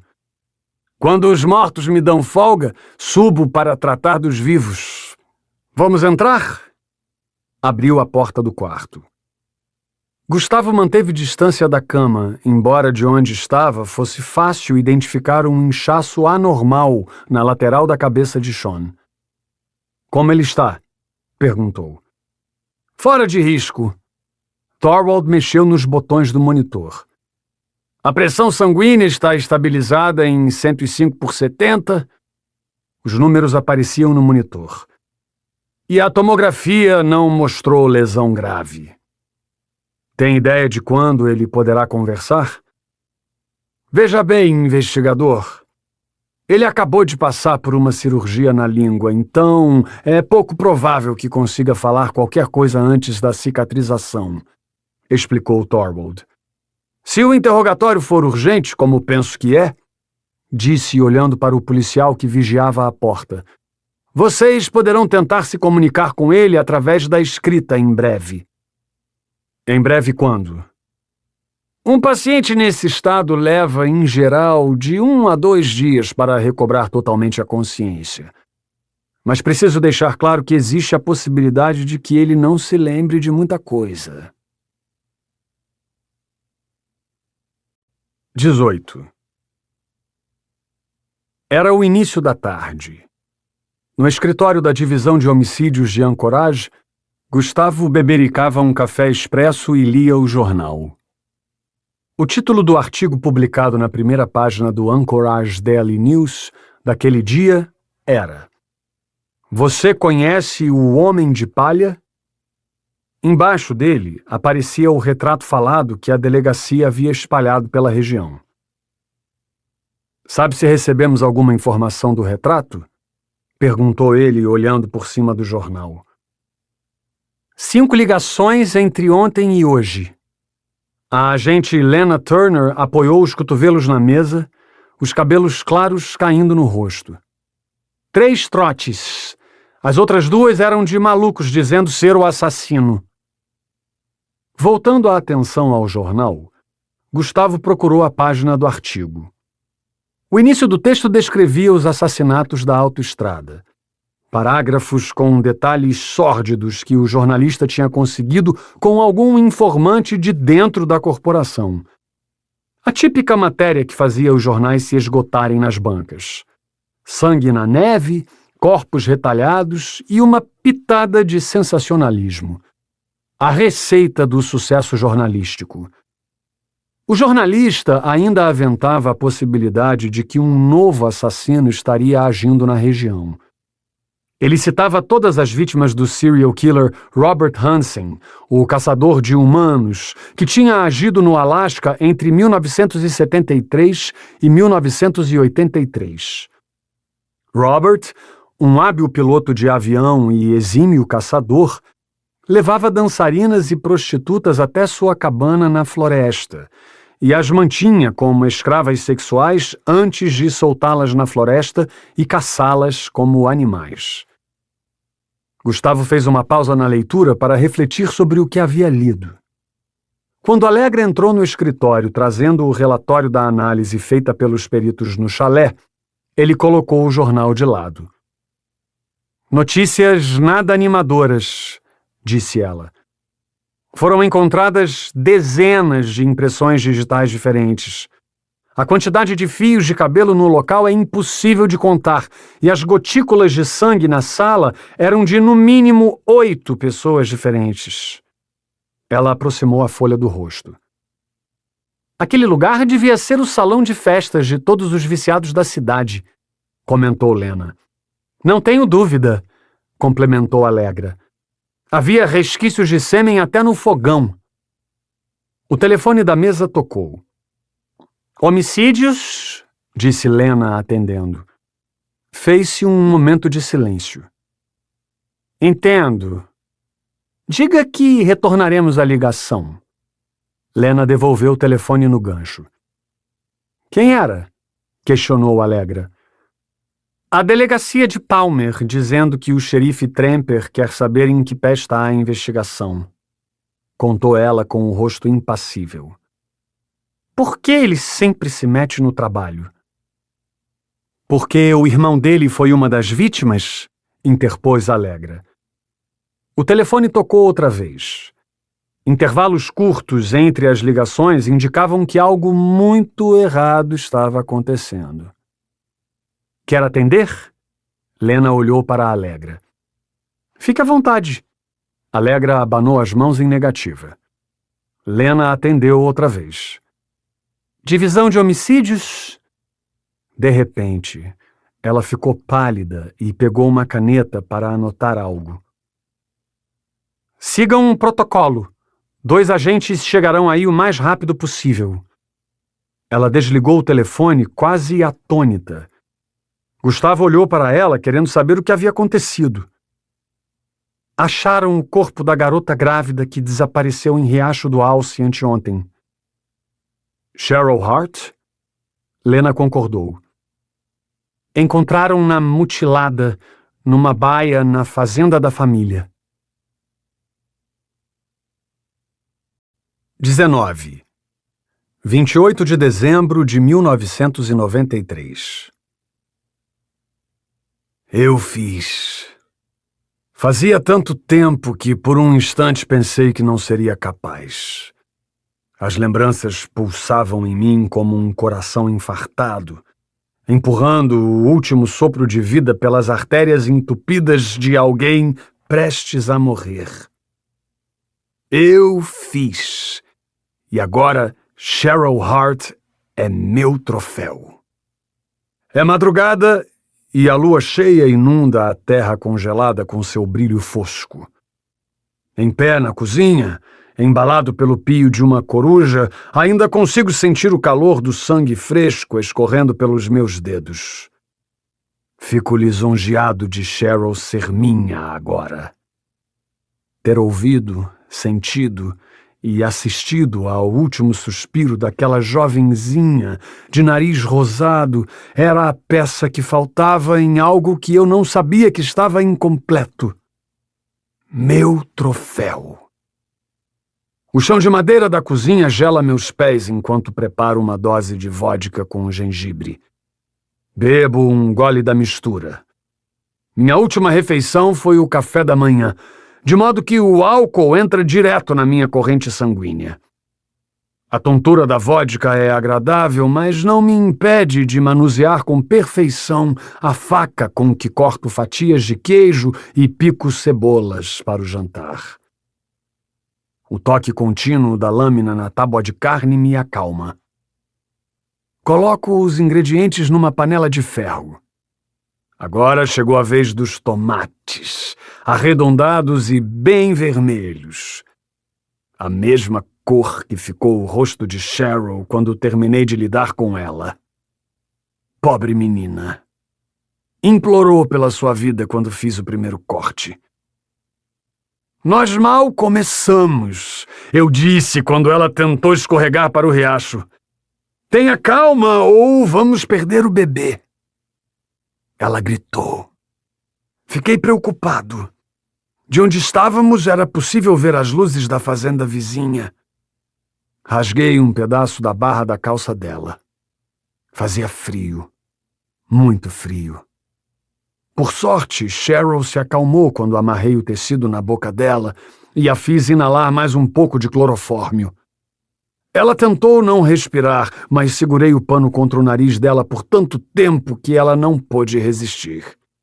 Ficou tonta, mas não adormeceu.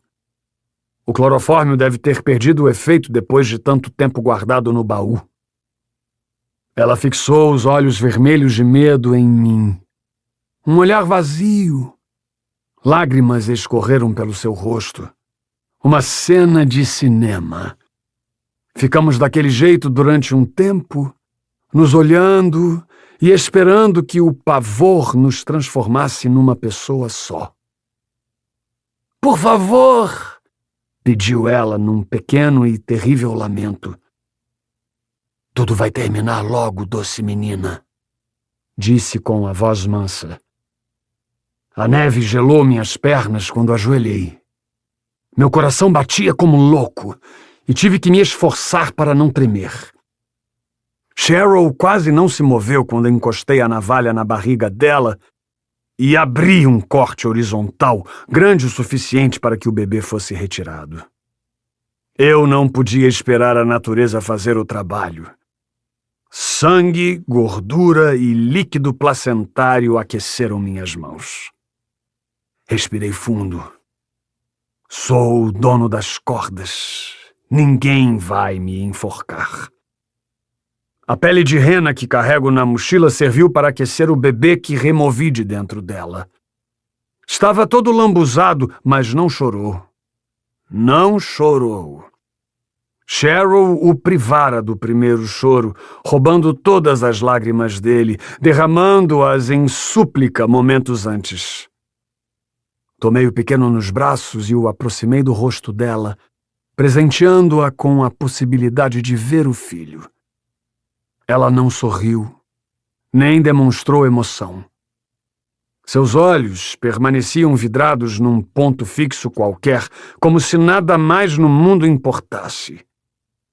Confesso que quase perdi a calma, mas é claro que eu não deixaria esse detalhe acabar com minha conquista. Coloquei o menino de lado, cortei o cordão umbilical e me concentrei. Deitei Cheryl de bruços e a agarrei pelos cabelos, erguendo sua cabeça e deixando seu pescoço vulnerável. Um segundo antes, senti o ar gelado no rosto, como um vento maligno assobiando na escuridão. Abri um talho de orelha a orelha, partindo a carótida e expondo a cartilagem. A neve salpicava-se de vermelho enquanto ela se debatia. Segurei-a com força, deixando o sangue escorrer e a vida esvair.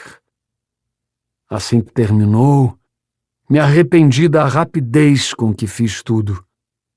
Deveria ter dado um pouco mais de esperança a ela. Quando me afastei para lavar a navalha no riacho, resolvi que deixaria o corpo dela ali, banhando-se na luz da lua, para que os lobos a comessem. Guardei meus brinquedos, peguei o bebê e caminhei entre as árvores com a alma saciada. Antes que a escuridão me engolisse, olhei para trás e me despedi do meu novo parque de diversões. Meu troféu. O cheiro do molho de tomate cozinhando com a cebola picada é quase tão atraente quanto o cheiro de Cheryl Hart. Retiro a tampa da panela e aspiro aquele aroma. Diminuo a chama do fogão enquanto pego uma rama de manjericão para dar o toque final ao jantar. Em breve, os holofotes estarão focados em um novo astro. 20. Riacho do Alce, Alasca, 28 de dezembro de 1993. Gustavo olhou para o alto, para o crepúsculo sobre a fazenda dos Hart. Inalou o aroma de pinheiro e de esterco de vaca e esquadrinhou os arredores. A casa bem cuidada, o celeiro pintado de vermelho e branco, a estrebaria com os animais aglomerados e o curral coberto e mal iluminado de onde vinham as vozes. As fitas de isolamento indicavam o local onde o corpo tinha sido encontrado. Para alcançar o curral, Gustavo e Alegra seguiram a trilha de pegadas indicada pelos peritos. Chegando ao galpão, iluminado por uma lâmpada amarrada na viga do teto, Gustavo olhou em volta. Baias para os animais, ferramentas dispostas na parede e um rolo de arame farpado no canto. Não viu nada de anormal, não fosse o corpo parcialmente escondido por uma tábua na última baia. Caminhou até ali, ainda analisando a cena do crime. O chão estava coberto de feno e não havia uma gota de sangue sequer, indícios de que a jovem fora morta em outro lugar. "Gustavo!" chamou alguém. Era Adam. "Adam, oi." Gustavo manteve o rosto fechado. Dentro da baia, Cheryl Hart estava nua e tinha um corte no pescoço que ia de uma orelha à outra. Cartilagem e retalhos de carne apareciam por baixo da pele, embora alguém tivesse tentado costurar rapidamente o ferimento com fio de pesca. Na barriga grande e inchada havia mais um talho, este feito com perfeição. Os seios estavam mutilados e o rosto tinha marcas escuras. Não bastasse a crueldade, Cheryl ainda estava pendurada nas vigas pelos pulsos. Embaixo do seu corpo, presa a uma barrigueira para que ficasse de pé, havia uma égua malhada morta, cuja cabeça estava cheia de marcas de pancada. Com a mão no rosto, Gustavo se lembrou do dia em que conheceu Cheryl. Ela ainda era uma criança com um coque no cabelo quando o parou no mercado central de Riacho do Alce, perguntando onde poderia conseguir uma arma igual a que ele carregava. Disse que também queria ser policial. Gustavo lembrou que abotoou o casaco para esconder o revólver. O Sr. Hart então se aproximou pedindo desculpas e puxando a menina pelo braço, falando para ela parar de importunar os outros. Nunca vi nada parecido. Adam pôs a mão no bolso e pescou um maço de cigarros. Gustavo ergueu uma das sobrancelhas e fez um demorado gesto afirmativo. Procurou a arma do crime, mas não viu nada. Chegou mais perto. De repente, sentiu um cheiro estranho, diferente de esterco. Algo químico. Aproximou-se mais. Não queria tocar no corpo, mas não pôde evitar. Tocou com a ponta do dedo indicador as coxas desnudas de Cheryl. Escutou o mesmo som seco que ouvira dias antes no corpo de Elsa Ruger. Mesmo método? Perguntou Allegra. Gustavo concordou. Ele se virou para o perito que estava com Adam e perguntou. O que temos até agora? Cheryl Hart, 17 anos, respondeu o perito. Desaparecida desde o dia 26, estava grávida de 37 semanas. Os familiares disseram que estavam no outro lado da propriedade quando ela sumiu. Ele correu o olho pelas anotações. Quem a encontrou foi a mãe, está em choque. Não conseguimos muita informação. Ela só disse que veio buscar feno e achou a filha desse jeito. Alguma análise preliminar? Terminaram de fotografar a cena há pouco, respondeu ele rapidamente. Ainda não fizemos nenhuma análise. Quero as fotos no escritório assim que forem reveladas. O perito assentiu. Gustavo estava intrigado. Fez um sinal para Allegra e apontou para a perfeita incisão na barriga de Cheryl. Tem luvas aí? Perguntou Gustavo ao perito, apontando para a maleta no chão.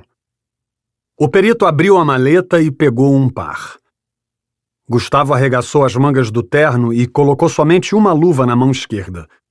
Com esforço, ficou na ponta dos pés para alcançar a boca de Cheryl.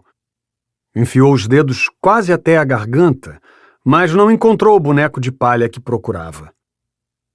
Temos que abrir o corte na barriga, disse. Não vou fazer isso aqui, disse o perito, arregalando os olhos. Gustavo respirou fundo. Então me dê o bisturi. Sua voz denunciava irritação. Tá ficando louco? O perito olhou para Adam e depois para Allegra, esperando que eles interviessem. O lugar de fazer isso é no necrotério, não num curral. Gustavo encarou Allegra e foi incisivo. Você sabe o que significa se tiver uma porcaria de boneco dentro dela, não sabe? Assassinatos em série, Allegra. Então diga logo para esse cara parar de enrolar e me dar o bisturi. O perito recuou. Dê o bisturi para ele, ordenou Allegra. Gustavo agradeceu com a cabeça. Ele pegou o bisturi e, com cuidado, enfiou-o no corte, seguindo a linha da incisão. Os fios usados na sutura romperam com facilidade. Ele virou o rosto, evitando olhar para o ferimento, e enfiou a mão até a altura do punho. Encontrou apenas uma cavidade oca. Embora não fosse especialista em anatomia, sabia o suficiente para concluir que os órgãos tinham sido removidos. Fez força para alcançar a parte superior. Seu antebraço estava enfiado até a metade quando sentiu uma textura diferente. Puxou um objeto dali de dentro, que bateu nas coxas de Cheryl antes de cair no chão. Olhos de vidro e dentes de animal saltavam do rosto de um boneco de palha. Meu Deus! Sussurrou o perito. Gustavo fechou os olhos. Não queria nem imaginar o que tinha acontecido com o bebê. Para cobrir uma área maior em menos tempo, os policiais e investigadores dividiram-se em 4 grupos e embrenharam-se na mata em busca do local onde a jovem tinha sido morta. Poe, um pastor holandês batizado em homenagem ao escritor Edgar Allan Poe, tinha sido trazido pela patrulha canina para auxiliar na busca. Gustavo segurava Poe pela guia e seguia a direção para que o focinho dele apontava. Allegra os acompanhava com a arma em punho, pisando nos mesmos pontos para não afundar na neve fofa. Gustavo ouvia apenas o som dos seus passos e o fungar de Poe. Mesmo com a ajuda da lanterna, não enxergou nenhuma marca ou detalhe que chamasse a atenção. Pensou no nome que o âncora do telejornal havia dado ao assassino. Homem de Palha. Os pelos do seu braço arrepiaram. Ele se esforçou para acreditar que o que sentia era apenas frio. Andaram 10 minutos até descobrirem uma trilha estreita obstruída por folhagens. Não precisar desenterrar o pé da neve a cada novo passo era reconfortante, mas aquela sensação de alívio durou apenas até Poe farejar algo novo. Sombras corriam entre as árvores na escuridão toda vez que Gustavo direcionava a lanterna para frente. Uma raposa ou o pio de uma coruja eram o bastante para assustá-los. Uma sensação desconfortável de que alguém os observava o assolou. Apressaram o passo quando Poe mudou de direção. Allegra quebrou o silêncio. Há quanto tempo conhece a família da garota? Desde sempre. Gustavo olhou para trás. Cidade pequena. Fez-se um instante de silêncio. Gustavo mudou de assunto. Lakota disse algo novo sobre o estado de saúde do Sean? Só o que já sabemos, disse Allegra. Em breve vamos saber o que aconteceu no chalé.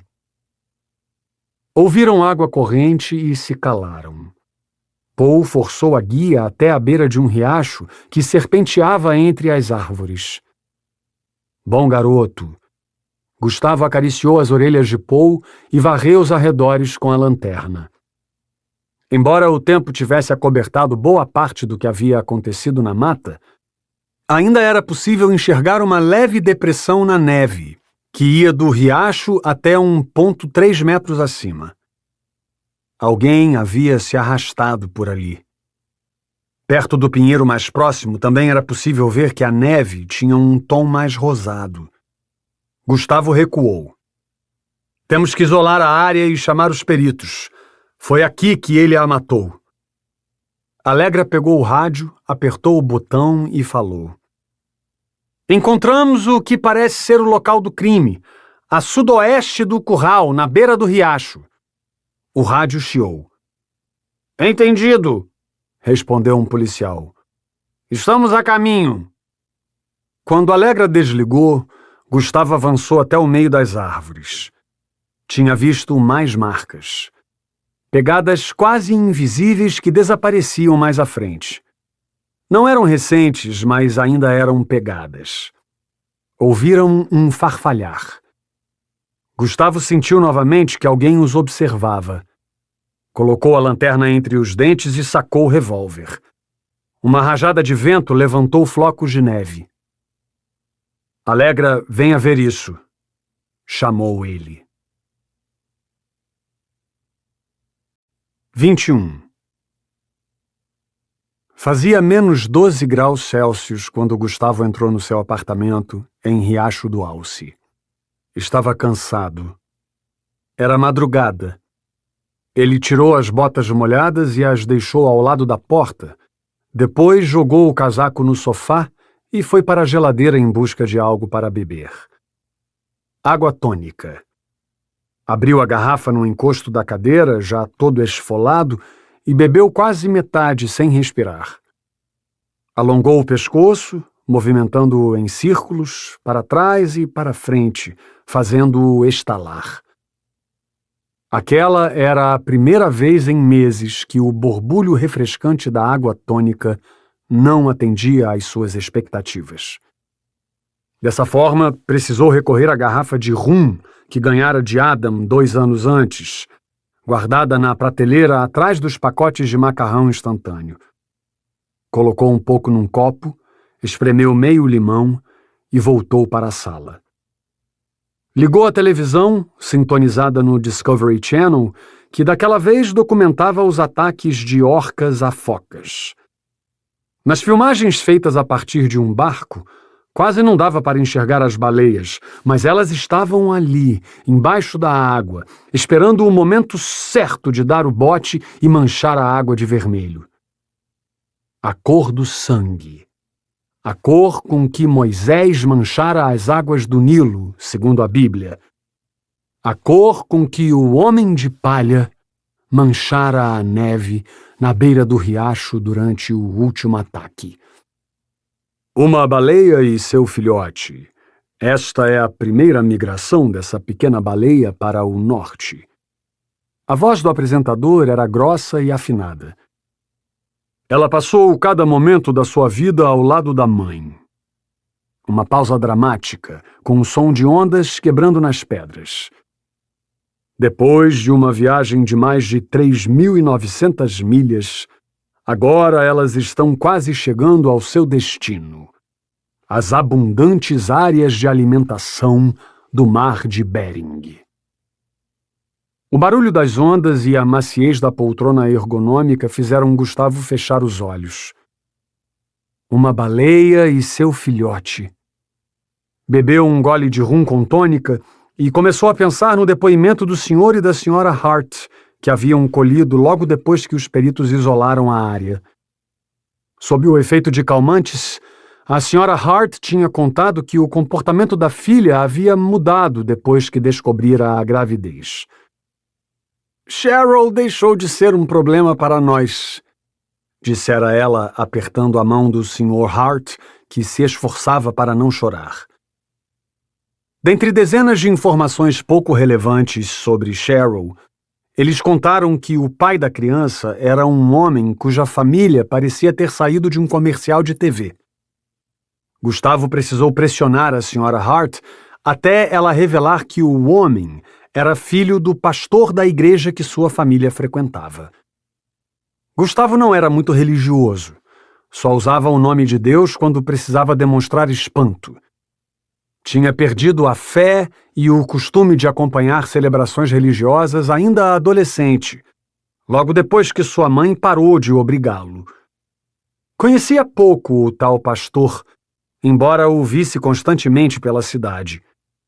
Sabia que ele e a família eram reservados e que fora transferido para o Alasca havia pouco mais de um ano, por ordem da congregação, que costumava fazer um rodízio entre os pastores do país. Forçou a memória para tentar lembrar o nome dele, mas desistiu. Procurou no bolso o bilhete onde tinha feito anotações. Pastor Edmund Jr. Leu e guardou o papel.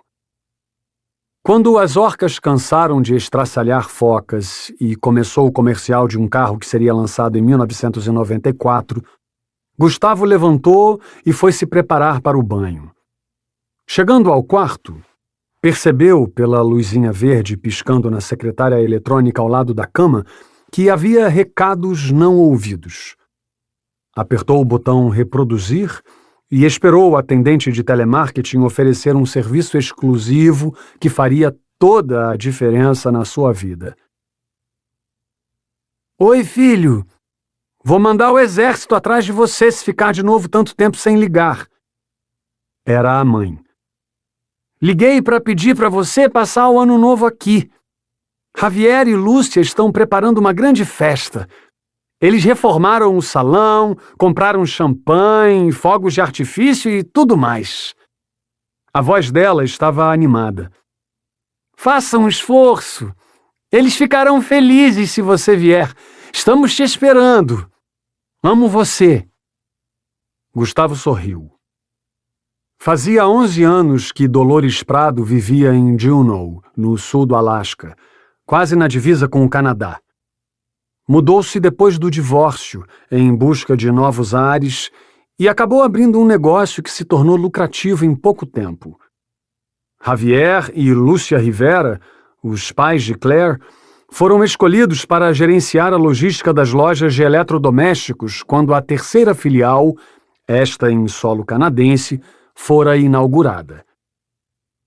Gustavo chegou a tirar o fone do gancho para retornar, mas lembrou que já era madrugada. Assassinatos em série. Daquela vez, pelo menos, teria uma boa desculpa para não viajar. Continuou até o banheiro e tomou um banho demorado, daqueles que fazem a pele enrugar. Depois, vestiu uma calça de moletom e foi para a cama. Queria passar um tempo pensando em Claire antes de dormir. 22. Anchorage, Alasca, 29 de dezembro de 1993. A telefonista ofereceu café a Gustavo quando ele chegou à delegacia. "Estou tão mal assim?" ele indagou. "Nem tanto", respondeu ela. "Só acho que cairia bem para alguém que vestiu o casaco de trás para frente." Gustavo olhou para baixo e, vendo que realmente estava ao contrário, colocou o casaco do lado certo. "Vou dispensar o café, mas obrigado pelo alerta", disse. "Se isso se repetir, não deixe de me avisar." Abriu um sorriso. A telefonista concordou com a cabeça. Gustavo subiu até a divisão de homicídios. No segundo lance de escadas, cruzou com um homem de cabeça grande e fedendo a alcatrão. O cheiro azedo de cigarro o acompanhou pelo resto do caminho até o escritório. "Hoje o dia começou bem", reclamou ao entrar. "Não me diga que aquele cara estava fumando aqui." Alegra, sentada atrás da mesa, ergueu os olhos e fez que sim com a cabeça. "É o inspetor", revelou ela, pegando um envelope pardo da gaveta. "Veio trazer as fotos da fazenda." Gustavo pegou o envelope e o abriu. "Lena também perdeu a hora?" perguntou. "Ela está visitando delegacias na região. Pedi que nos conseguisse uma lista de desaparecimentos e assassinatos não solucionados desde 1980. Alegra sentou no canto da mesa. "E mais cedo o Lakota me ligou dizendo que os médicos vão liberar o Sean para interrogatório amanhã. Faremos as perguntas e ele escreverá as respostas." "Ótimo", respondeu Gustavo. "Falando nisso, quando vamos interrogar o filho do pastor?" "Seu amigo Adam conseguiu uma ordem e chamou o rapaz para dar depoimento. Parece que ele é amigo da família, então o encarregaram disso. Os trâmites mudam quando o interrogado é filho de um pregador." "Tudo bem para você, o Adam, interrogá-lo?" "Ainda não sei." Alegra apontou o envelope. "Mas estamos com tanta coisa para fazer que nem reclamei." Gustavo estudou as fotografias do crime. A primeira imagem mostrava o exterior do curral, isolado com fitas amarelas. A qualidade da foto não era das melhores. O curral, a cabeça toda machucada da égua, os seios mutilados de Cheryl, o corte no pescoço e no abdômen dela. Num segundo envelope estavam as fotos da floresta. A neve rosada, as pegadas que não levavam a lugar nenhum e a cena completa, onde apareciam policiais e peritos trabalhando. Pegou uma das fotografias e foi para perto da janela, onde a claridade era mais intensa. Aproximou-a dos olhos. Não pode ser. Seu cérebro podia estar lhe pregando alguma peça. Queria estar enganado. Você viu essas fotos? Perguntou arreliado. Alegra fez que não. Olha esse homem de boné e óculos de grau com os policiais. Gustavo a olhou com preocupação. O que tem ele? Alegra não estava entendendo.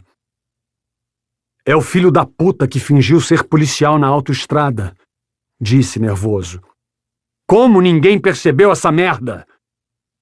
Um silêncio incômodo se instalou. Alegra voltou para a mesa e discou um número no telefone. Diga pro Norman vir aqui agora. Em menos de 1 minuto, o perito que tinha se recusado a abrir o corte na barriga de Cheryl na noite anterior entrou pela porta. Norman cumprimentou Gustavo com um aceno meio encabulado e perguntou: Algum problema? Alegra colocou a fotografia sobre a mesa. Esse homem de boné escuro, quem é? Norman precisou de 1 segundo para processar a imagem. É o motorista do carro que levou o corpo da garota ao necrotério. Esfregando a testa, Alegra resmungou algo inaudível. Sabe a hora que essa foto foi tirada? Indagou Gustavo. Norman apertou os lábios.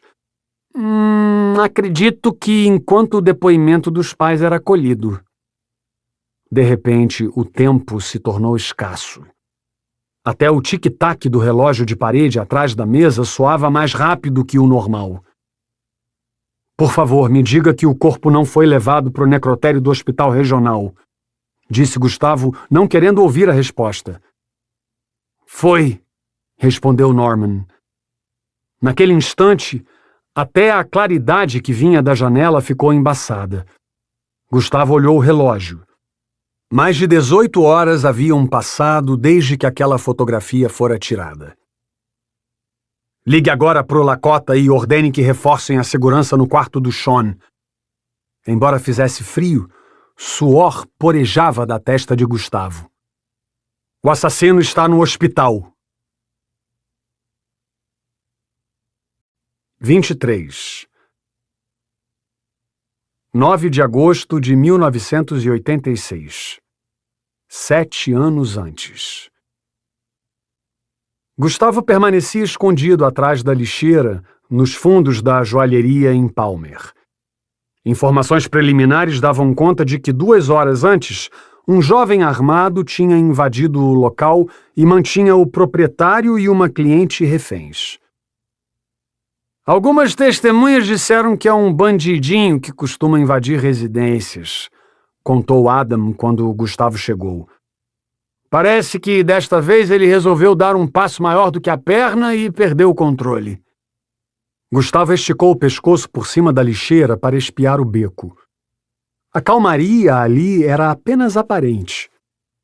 Enquanto policiais especializados esgotavam as possibilidades de negociação, ele relaxou os ombros e examinou o revólver. Abriu o tambor e o completou com as 2 balas que faltavam, fechando-o em seguida com um movimento da mão. Ouviram um disparo dentro da joalheria. Gustavo se preparou. Os curiosos que assistiam ao desfecho atrás do cordão de isolamento gritavam. Espiou novamente. Uma mulher empurrou a porta de trás e cambaleou antes de cair. Ela ainda tentou se arrastar, mas não conseguiu continuar. Um filete de sangue começou a escorrer pelo asfalto. Tinha sido baleada. Outro disparo. Vidros estilhaçando, mais gritaria. Gustavo engatilhou o revólver quando o bandido saiu usando o proprietário como escudo. Estava a aproximadamente 5 metros de distância deles e pôde ver o medo nos olhos do joalheiro, que implorava para que não fosse morto enquanto o bandido o arrastava em direção ao beco. Colocou o dedo no gatilho e apontou a arma, mantendo a mira firme enquanto eles se aproximavam da lixeira. Prendeu a respiração. Um jato de sangue espirrou no muro de tijolos quando ele atirou, acertando o bandido na têmpora direita. Enquanto ele espasmava, mais morto do que vivo, o joalheiro se desvencilhou e correu em direção aos policiais que saíam da loja. Gustavo passou o restante daquela manhã e toda a tarde respondendo perguntas, esperando autoridades e assinando papéis na delegacia de Palmer. Toda vez que levava as mãos para perto do rosto, podia sentir o cheiro de pólvora nos dedos. Depois de ser liberado pelo xerife, ele ainda precisou ficar mais 1 hora conversando com um psicólogo antes de receber a arma e o distintivo de volta e poder voltar ao trabalho. No seu lugar, eu teria feito o mesmo, disse Adam assim que saíram da delegacia. Aquele merdinha ia acabar matando mais gente se conseguisse se livrar. Gustavo entrou no carro. Eram 19h08 quando retornou para Riacho do Alce. 15 minutos depois, estava saindo da feira de peixes com os temperos e o salmão fresco que prepararia no jantar com Claire. Passava um pouco das 8 da manhã quando estacionou o carro na frente da casa de campo alugada. Os dias eram mais longos no verão do hemisfério norte. Passou pela sala e não viu a mochila de caminhada. Olhou o relógio, calculando ter cerca de meia hora para começar os preparos se quisesse o salmão no forno quando Claire chegasse. Apressado, ele colocou as compras na estante e começou a preparar o molho de manteiga com limão. Às 20h26, colocou o salmão para assar. Enquanto ele assava, espalhando um agradável aroma de ervas e manteiga, Gustavo não parava de olhar pela janela. Os minutos passavam. Ia da cozinha para a sala, da sala para a cozinha. Em certo momento, enxergou nas árvores o borrão de um urso pardo com seus filhotes. Claire não tinha costume de caminhar até tarde e, embora o sol ainda estivesse no céu, logo escureceria. Às 21h06, quando o forno emitiu um sinal sonoro e desligou sozinho, Gustavo estava calçando um coturno de couro para procurar Claire. Claire! Chamava a cada 30 metros. Apenas o vento e os pássaros respondiam. Foi assolado por uma onda de preocupação. Ele caminhou por quase 2 horas, procurando nas trilhas principais e se enfiando nas pouco utilizadas. Havia pegadas que levavam a todas as direções, e como aquela era uma área de caminhada grande, seria impossível saber qual delas pertencia a Claire. Todo o horizonte, para onde quer que olhasse, era cortado por elevações e árvores com musgo. A noite chegava depressa. Sentindo a preocupação se transformar em desespero, pegou um caminho alternativo que descia em direção ao lago. Quando os últimos raios de sol se foram, encontrou um grupo de adolescentes montando acampamento no descampado perto da água. Quando chegou perto deles com a lanterna, 2 jovens de cabelo loiro recuaram e se postaram atrás dos garotos. Boa noite, disse a eles, apoiando-se nos joelhos para tomar fôlego. O que quer aqui, cara? Indagou um garoto de fala arrastada, largando os canos da barraca que tentava montar. Estou procurando minha esposa. Gustavo afastou os braços, mostrando que não estava armado. Talvez vocês tenham cruzado com ela. Tem cabelo comprido e escuro, vestia calça militar, jaqueta e boné. Os adolescentes se entreolharam. Não a vimos, respondeu o outro. Não andamos pelas trilhas hoje. Ficamos o dia todo na beira do lago. Tudo bem. Gustavo tentou não perder o controle. Eu vou voltar. Talvez ela tenha retornado. Esforçava-se para acreditar. Voltou para o alto da montanha até que a claridade da fogueira no acampamento sumisse. Começou a correr para chegar mais depressa. Abriu a porta da casa com violência. Vazia. Até o cheiro dos temperos do salmão tinha sumido. Pegou o rádio da estante e sintonizou o canal da emergência. Adam, você está aí? Esperou alguns segundos. Adam! Na escuta! Respondeu Adam. Não me diga que precisa de ajuda para preparar o peixe! Brincou.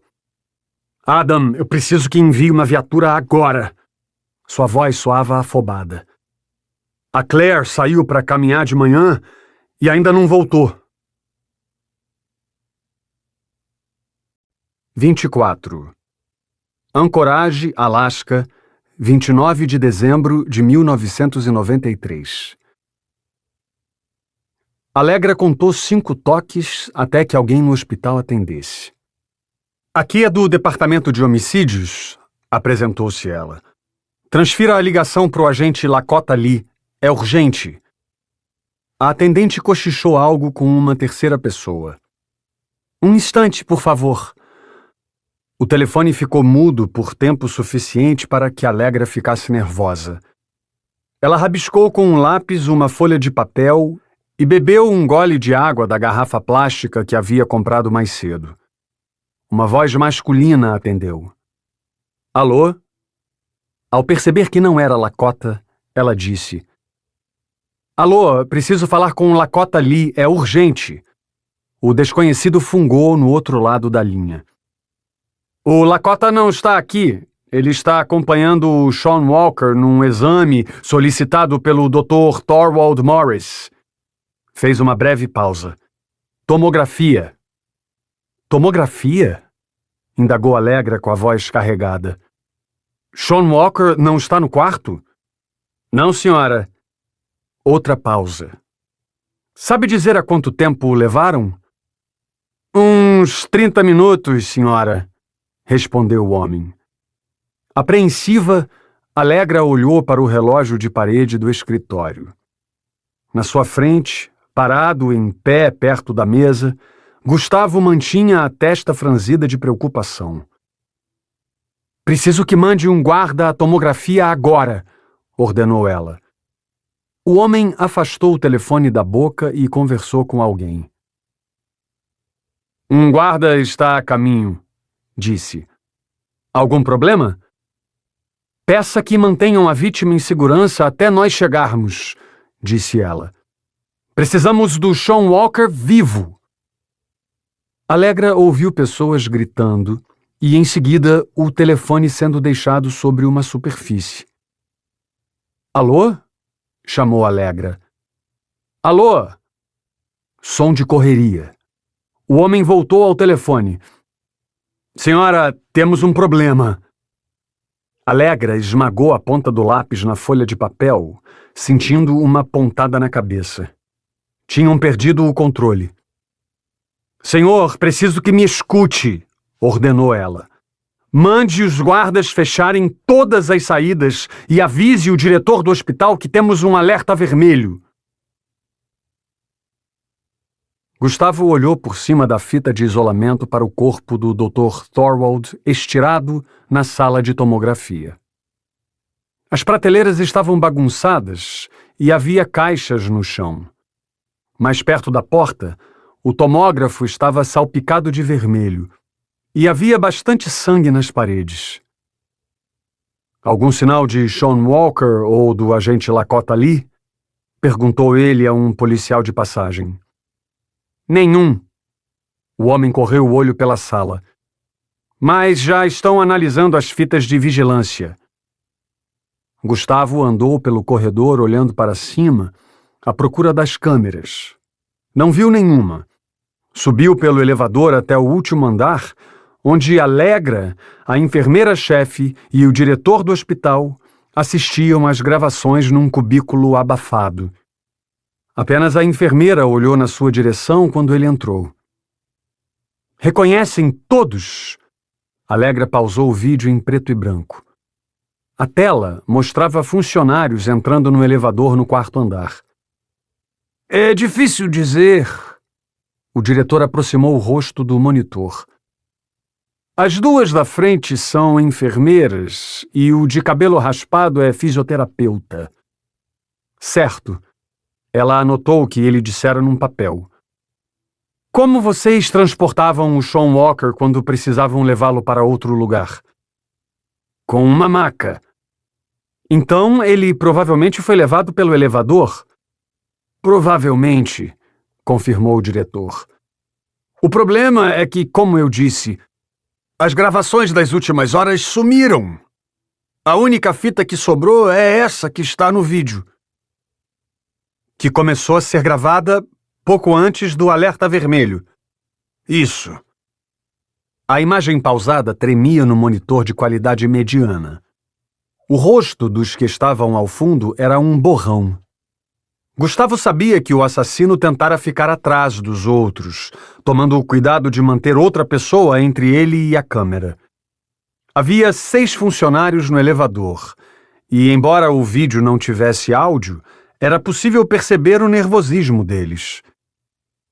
De quanto em quanto tempo essas fitas são substituídas? Allegra queria descobrir o máximo de informações. Isso é responsabilidade da empresa de segurança, disse o diretor. Sei que as gravações são feitas em qualidade média, o que significa cerca de 6 horas de filmagens. Allegra anotou tudo. Sem dúvida, foi o mesmo filho da puta que sumiu com as fitas.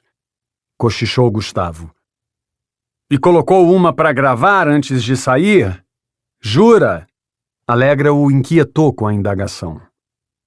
Gustavo pôs as mãos no queixo. Allegra apertou o play, e a imagem do interior do elevador voltou a rodar.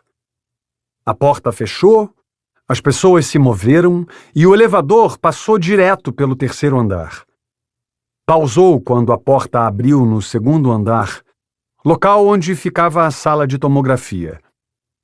Uma pessoa entrou. Quem é esse rapaz?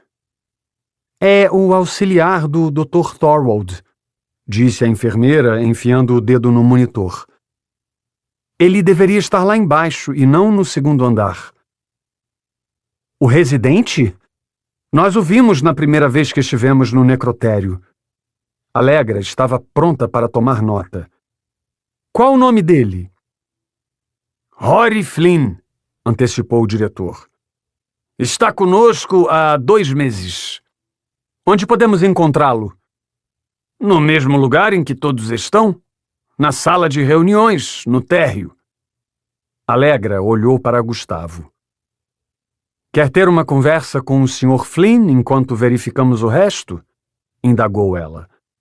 Gustavo deu uns tapinhas na coxa e levantou. Vamos ver o que ele tem a dizer. Saiu da sala de vídeo e caminhou pelo corredor vazio do último andar. No trajeto, viu apenas uma mulher de jaleco branco saindo do setor de quimioterapia com uma bandeja cheia de bolsas de soro. Entrou no elevador e apertou o 0. O movimento de policiais no térreo do hospital era grande. Havia 2 brutamontes com colete da Polícia Estadual impedindo qualquer um de entrar e sair do acesso principal. Através da porta de vidro, Gustavo viu a confusão de repórteres com seus microfones e câmeras.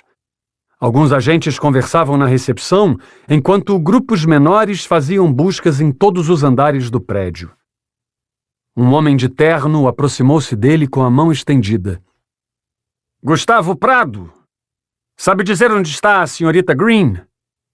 Com o diretor, analisando as imagens das câmeras. Por quê? Meus homens encontraram o furgão que foi buscar o corpo de Cheryl Hart na fazenda. Ele tinha mau hálito. Descobriram quem era o motorista? Não. Gustavo franziu a testa. 2 crianças encontraram um corpo boiando a 500 metros do pier agora há pouco, disse o agente. Foi degolado e atirado ao mar, mas as características físicas não batem com o cara do retrato falado. Excelente. Mais corpos. Gustavo olhou para os repórteres espremidos ali fora. É tudo de que as emissoras precisam.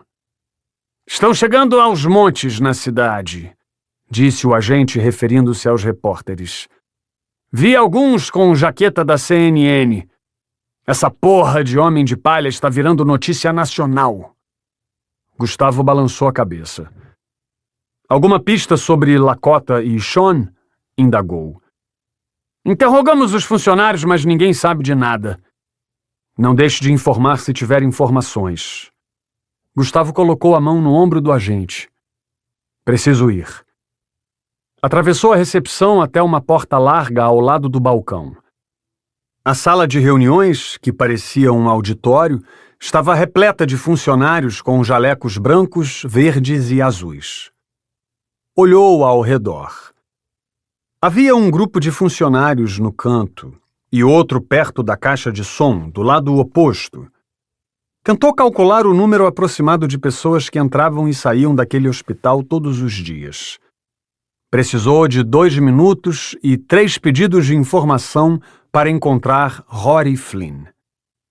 O rapaz de óculos e cabelo escovado estava sentado sozinho numa cadeira na última fileira, lendo um livro. Sr. Flynn? Gustavo ficou em pé ao lado dele. Rory ergueu a cabeça e arregalou os olhos quando viu o distintivo. Eu mesmo, confirmou ele. Precisa de algo? Gustavo sentou na cadeira ao lado e iniciou a conversa com uma pergunta qualquer. Então é aqui que vocês se reúnem quando algum problema acontece? Estou aqui há pouco tempo. Rory dobrou a página do livro e o guardou na maleta. Na verdade, esta é a primeira vez que vejo um alerta vermelho. A gente ouve falar disso na faculdade, mas nunca espera presenciar um. Bem-vindo ao mundo real. Gustavo mantinha o rosto sério. Acho que é a mesma coisa quando um policial precisa puxar o gatilho, prosseguiu Rory.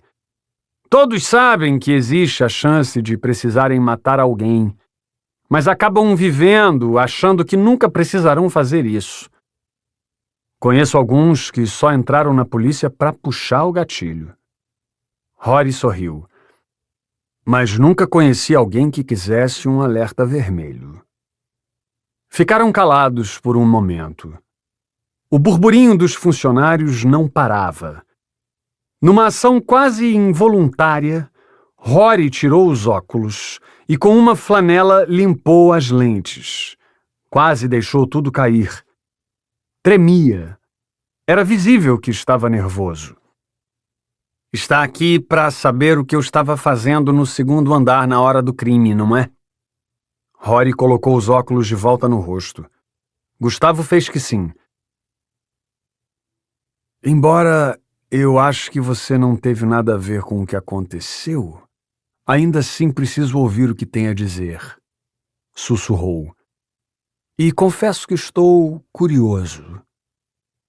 Rory apontou para um grupo de enfermeiras com o queixo e meneou a cabeça, como se hesitasse em dizer alguma coisa. O nome dela é Lillian. Ela é farmacêutica, confidenciou. Às vezes vou até a farmácia no 2º andar para encontrá-la. Hoje, quando cheguei lá, me disseram que ela estava de folga. Então voltei ao necrotério para que não percebessem minha ausência. Gustavo se inclinou. Se eu conversar com a Lillian, ela vai confirmar? Vai. Mas me ajudaria se você não contasse isso para ninguém, pediu Rory. Mandariam a gente embora se descobrissem. Vou ver o que posso fazer. Gustavo ficou de pé e andou pela fileira de cadeiras vazias. No percurso de volta à sala de vídeo, pela fresta das portas abertas dos quartos, teve um vislumbre do mundo dos doentes, presos em seus casulos, impedidos de sair até que se livrassem da doença. Lembrou que 15 anos antes também tinha passado uma temporada num daqueles quartos. Fratura de braço. Naquela ocasião, o tempo voara com os gibis de Jonah Rex. Logo que Gustavo entrou na sala, Allegra pausou o vídeo e os 3 o encararam. Gustavo sentou-se novamente na cadeira. Parece que Rory tem uma queda pela farmacêutica Lillian. Diz que às vezes visita a farmácia e conversa com ela, por isso estava no 2º andar. O diretor e a enfermeira trocaram olhares. Bem, disse o diretor, torcendo o nariz. O problema é que nenhuma farmacêutica Lillian trabalha aqui. E a farmácia não fica no 2º andar, disse a enfermeira. 25. Gustavo cerrou o punho. O grupo de policiais designado para procurar Rory Flynn tinha acabado de informar que não o encontraram na sala de reuniões. Uma das funcionárias chegou a dizer que o viu caminhando em direção ao elevador logo depois de conversar com Gustavo, mas os guardas que vigiavam a recepção alegaram que ninguém havia passado por eles. Às 11h36 da manhã, mais 2 viaturas estaduais chegaram. Com o auxílio de agentes especializados, novas buscas foram feitas no necrotério, nas garagens e nos ambulatórios, sem que encontrassem qualquer sinal de Rory. Quando começaram a procurar nos quartos, o diretor do hospital quase teve um surto, dizendo que aquilo não era profissional e feria a privacidade dos pacientes. Um dos estaduais engravatados pegou do bolso um telefone via satélite e, em pouco mais de 20 minutos, alguém apareceu com um mandado assinado pelo juiz do condado. Por um momento, Gustavo quis colocar para fora o que estava pensando, mas desistiu. Ele é que tinha causado toda aquela desordem ao não perceber o blefe de Rory. O nome dela é Lillian, Rory havia dito. Às vezes vou até a farmácia no 2º andar para encontrá-la. Algo naquela história o inquietava. Respirou fundo e silenciou a voz da mente. Tudo o que queria era resolver aquilo depressa. Voltou à sala de reuniões e sentou na cadeira em que Rory estivera sentado. Ficou imóvel por um tempo, pensando. Sentiu que o tempo havia parado.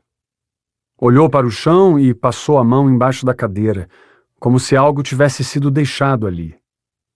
Levantou-se. Na recepção, agentes zanzavam em pares, deixando marcas no linóleo. Do lado de fora, repórteres não paravam de chegar. Eles espremiam-se atrás da fita de isolamento em busca de imagens, entrevistando pessoas aleatórias que mal sabiam o que se passava dentro do hospital. Tudo pela audiência e pela exclusividade, a regra de ouro das emissoras. O movimento perto da porta de vidro era tamanho que Gustavo nem conseguia enxergar a rua atrás das câmeras e dos microfones.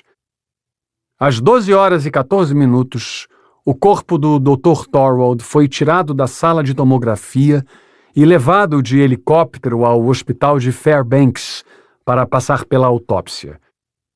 Gustavo fez questão de acompanhar o corpo até o heliponto na cobertura. Enquanto as rodinhas da maca giravam e grunhiam, ele olhava para o cadáver embaixo do lençol. Naquela guerra, o assassino já vencera batalhas demais. Depois da decolagem, ele deu meia volta e se afastou sem falar com ninguém. Seguiu até o elevador e apertou o número 1. Em algum lugar acima dele, um conjunto de engrenagens entrou em movimento, estalando e chiando à medida que a caixa de metal descia. Depois do sinal sonoro, a porta abriu. Andou até o fim do corredor e entrou no centro obstétrico. Cercados de fórceps, curetas, tesouras e outros instrumentos que pareciam medievais, Allegra e o diretor do hospital conversavam com um obstetra amigo de Thorold. Com licença, disse Gustavo. A porta estava semi-aberta, mas mesmo assim ele bateu para anunciar sua chegada. Tem um minuto? Referiu-se a Allegra. Allegra acenou positivamente. Gustavo hesitou. Preferia não discutir aquele assunto perto do médico. Pode nos dar um minutinho, doutor? Allegra abriu um sorriso e apontou para fora. Claro. O obstetra caminhou em direção à porta. Antes de se retirar, ele olhou para Gustavo com uma expressão de "Você interrompeu algo importante". Gustavo entrou e disse aos dois. Andei pensando naquela história da farmácia no 2º andar. Encarou o diretor. O senhor disse que Rory trabalhava aqui há 2 meses, certo? Certo, concordou o diretor. Quando comecei a trabalhar em Riacho do Alce, Gustavo cruzou os braços. Com 2 meses, eu sabia exatamente de quem eram os sanduíches na geladeira só de ver os guardanapos enrolados. Alegra apertou os lábios. Eu gosto de sanduíches, Sr. Prado, disse o diretor. Mas aonde você pretende chegar? Quero dizer que Rory sabia que a farmácia não ficava no 2º andar, sussurrou Gustavo. Também devia saber que não tinha nenhuma farmacêutica chamada Lillian. O diretor refletiu a respeito. Um vinco apareceu entre suas sobrancelhas. Eu mesmo apresentei o hospital para Rory quando o contratamos, salientou. Com o tempo, você aprende que os residentes podem ser bem estranhos, mas acredito que ele de fato soubesse que a farmácia não ficava no 2º andar. A sala ficou em silêncio. Os instrumentos refletiam a luz da lâmpada fluorescente. No que você está pensando? O diretor parecia ansioso. Gustavo encarou o chão. Acha que pode ser um aviso? Arriscou Alegra, olhando para 2 policiais que passavam no corredor. Tenho quase certeza, assegurou Gustavo. Não entendo por que Rory diria isso. Parecia que algo estava entalado na garganta do diretor.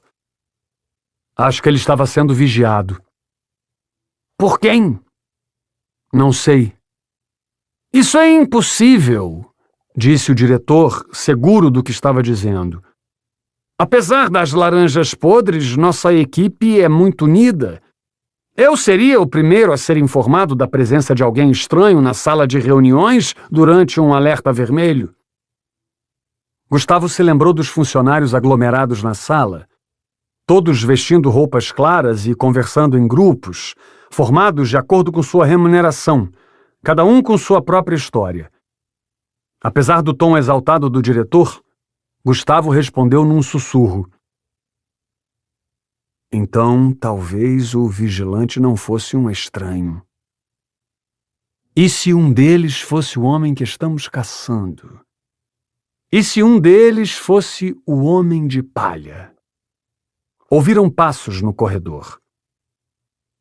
O negócio é o seguinte, prosseguiu ele. Um dos nossos agentes desapareceu com a vítima. Temos que pegar esse cara antes que comecem a dizer que estamos sendo feitos de palhaços. Já devem estar falando isso. Alegra apertou os lábios. Vou disparar um alerta para as delegacias da região. Um policial alto, de porte atlético, rosto sério e queixo pontudo, apareceu na porta. Senhorita? Sua voz era seca. O pessoal da delegacia trouxe a ficha do Rory Flynn. Entregou o envelope a Alegra. Assim que Alegra agradeceu, ele sumiu no corredor. Ela retirou os papéis do envelope e leu as primeiras informações. Ele está limpo, disse num tom brando, como se já esperasse aquilo.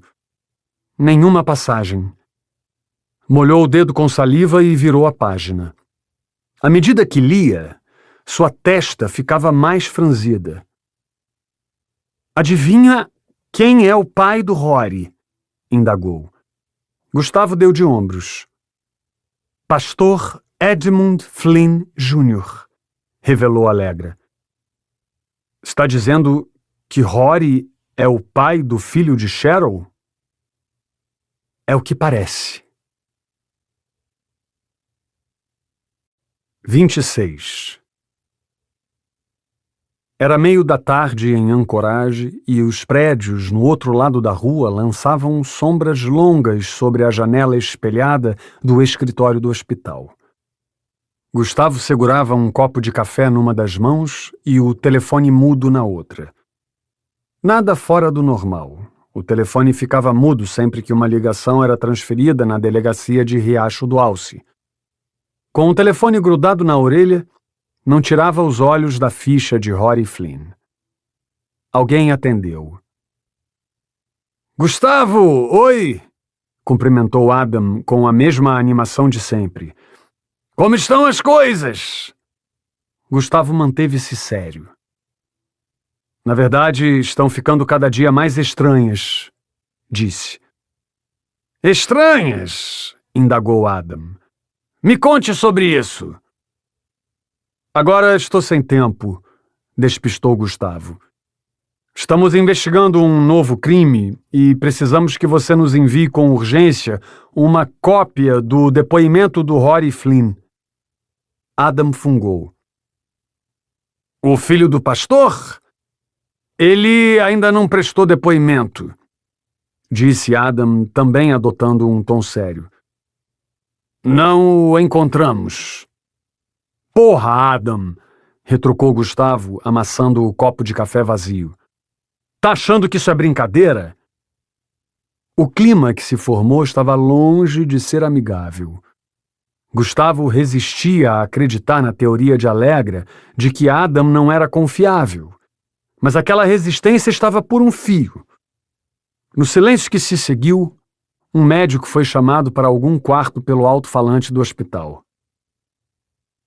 Quer saber de uma coisa? Disse Adam com a voz serena. Vai a merda, Gustavo.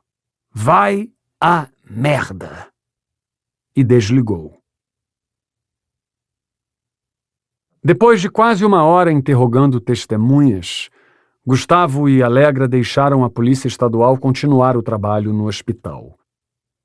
Enquanto o elevador descia para a garagem, Gustavo recostou-se ao lado do painel de botões e fitou o espelho. Seu cabelo estava bagunçado. Ajeitou-o com a mão, mas não obteve o resultado desejado. Deixa pra lá. Estava mesmo preocupado com a notícia de que Rory era o pai da criança que fora retirada do útero de Cheryl. 2 peças aleatórias do quebra-cabeça do Homem de Palha que, de repente, se encaixaram com perfeição. Naquele silêncio, pôde ouvir o murmúrio de cada andar enquanto o elevador descia até a garagem. Percebeu de relance a expressão abatida de Allegra e logo imaginou que fosse fruto do sumiço de Lakota. Não era bom em animar pessoas. A vida o tinha ensinado que, em determinados momentos, palavras valiam quase nada. Lembrou-se das centenas de palavras que ouvira 7 anos antes, e, pensando bem, apenas 1 ou 2 o tinham ajudado a seguir em frente. Besteira. Aquela ocasião era diferente.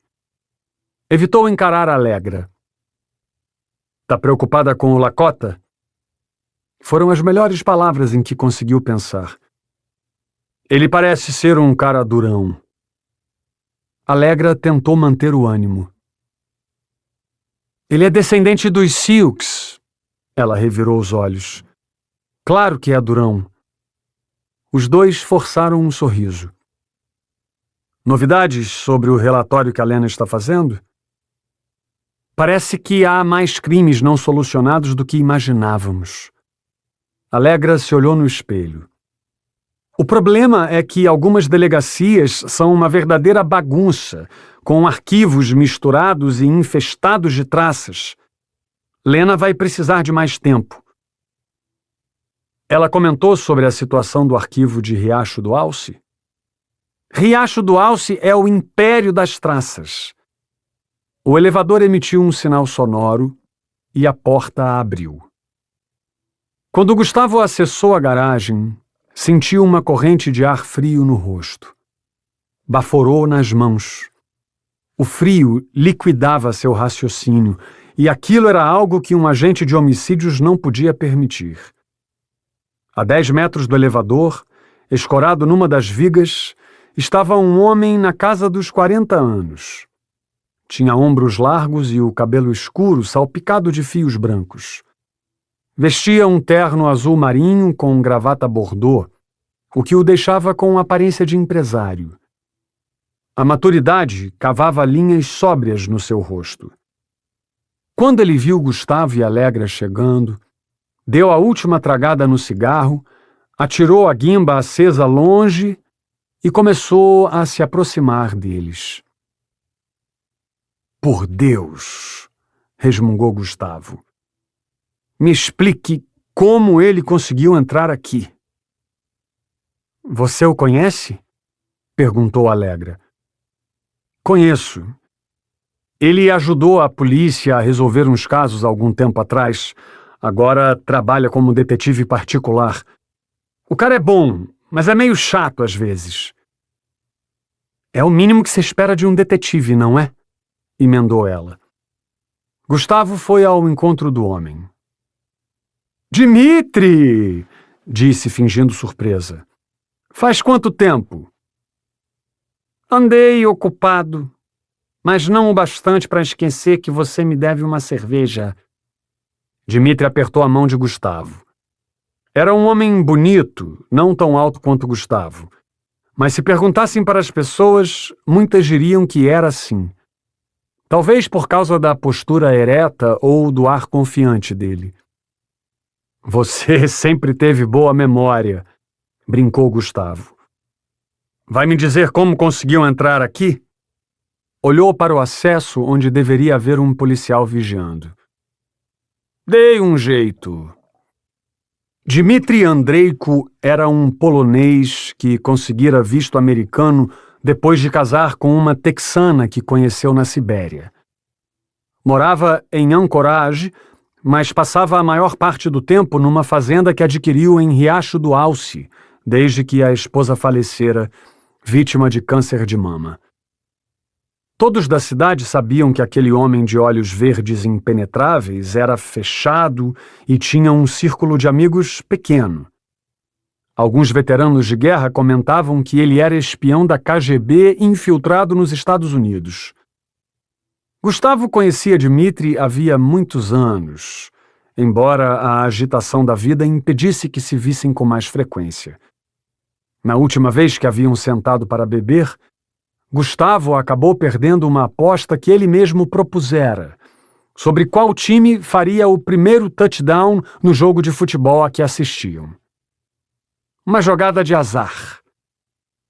Essa é a agente Alegra Green, apresentou Gustavo, percebendo que Dmitri não tirava os olhos dela. Está chefiando... Ouvi falar dela, interrompeu Dmitri, curvando-se para cumprimentar Alegra. Seus olhos pareciam querer devorá-la. Alegra desviou o olhar. Começaram a andar em direção ao setor B do estacionamento. Gustavo ficou imaginando o que havia tirado Dmitri de sua fazenda e o trazido ao hospital. Vai me contar no que está metido desta vez? Indagou por fim. Em algo que vai te interessar. Ah, é? Dmitri acelerou o passo para acompanhar Gustavo. Estou investigando algumas coisas incomuns que aconteceram no acidente da autoestrada, respondeu ele. Muita coisa estranha num só lugar. Gustavo ergueu a sobrancelha e o alertou. Você sabe que se meter em assuntos da polícia pode causar problemas. Não quis que aquilo soasse como uma ameaça. Está investigando por conta? Não. Os Ruger me contrataram. Um tempo antes, alguém havia comentado com Gustavo que os pais de Elsa Ruger não admitiam que a polícia não tivesse encontrado sequer um vestígio do paradeiro dela em 1983. Ficou sabendo também que os Ruger haviam procurado a justiça quando o caso fora arquivado. Os Ruger são osso duro de roer, comentou. Dmitri parecia estar ensaiando para dizer algo. Tem visto o Adam? Fiquei sabendo que ele está para se aposentar. Estavam quase chegando à viatura. É verdade, respondeu Gustavo. A primeira coisa que ele vai fazer quando os papéis saírem é dar o fora deste lugar. Vai viver na praia? Em qualquer lugar, menos no Alasca. Gustavo começou a andar mais devagar. Vai me contar por que está aqui? Como eu disse, coisas estranhas aconteceram na autoestrada naquela noite. Dmitri pegou uma caixa de metal do bolso e tirou um cigarro. Colocou na boca, mas não acendeu. Gustavo ficou agradecido de não ter que cheirar fumaça. Eu sei, fui o primeiro a chegar.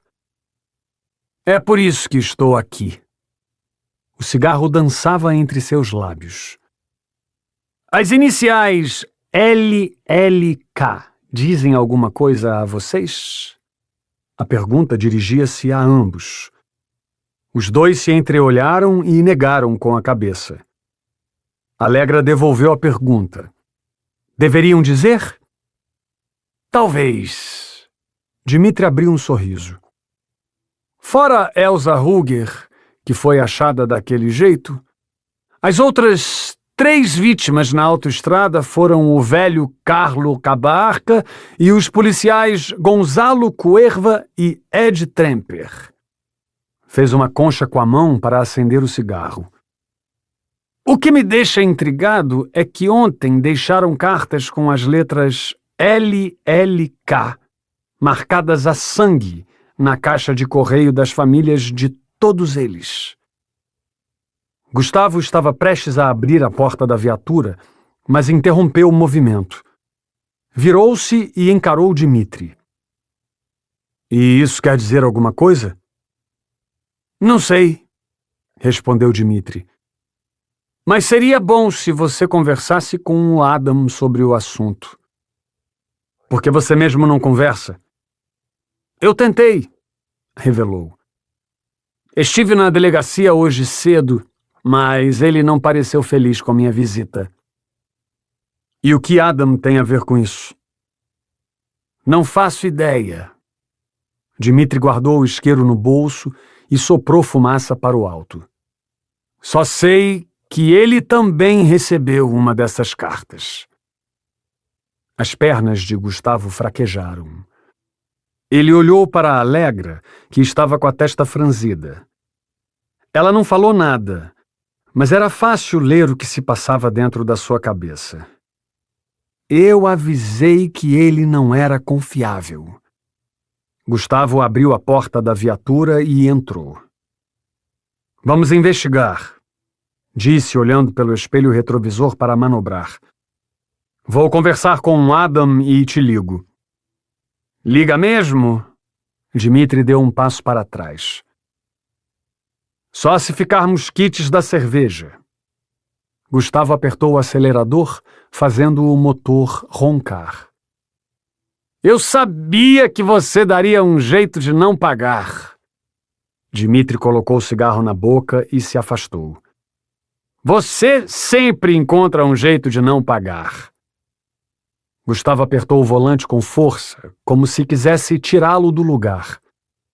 Estava intrigado, mas não queria ouvir Alegra transformar seus pensamentos em palavras.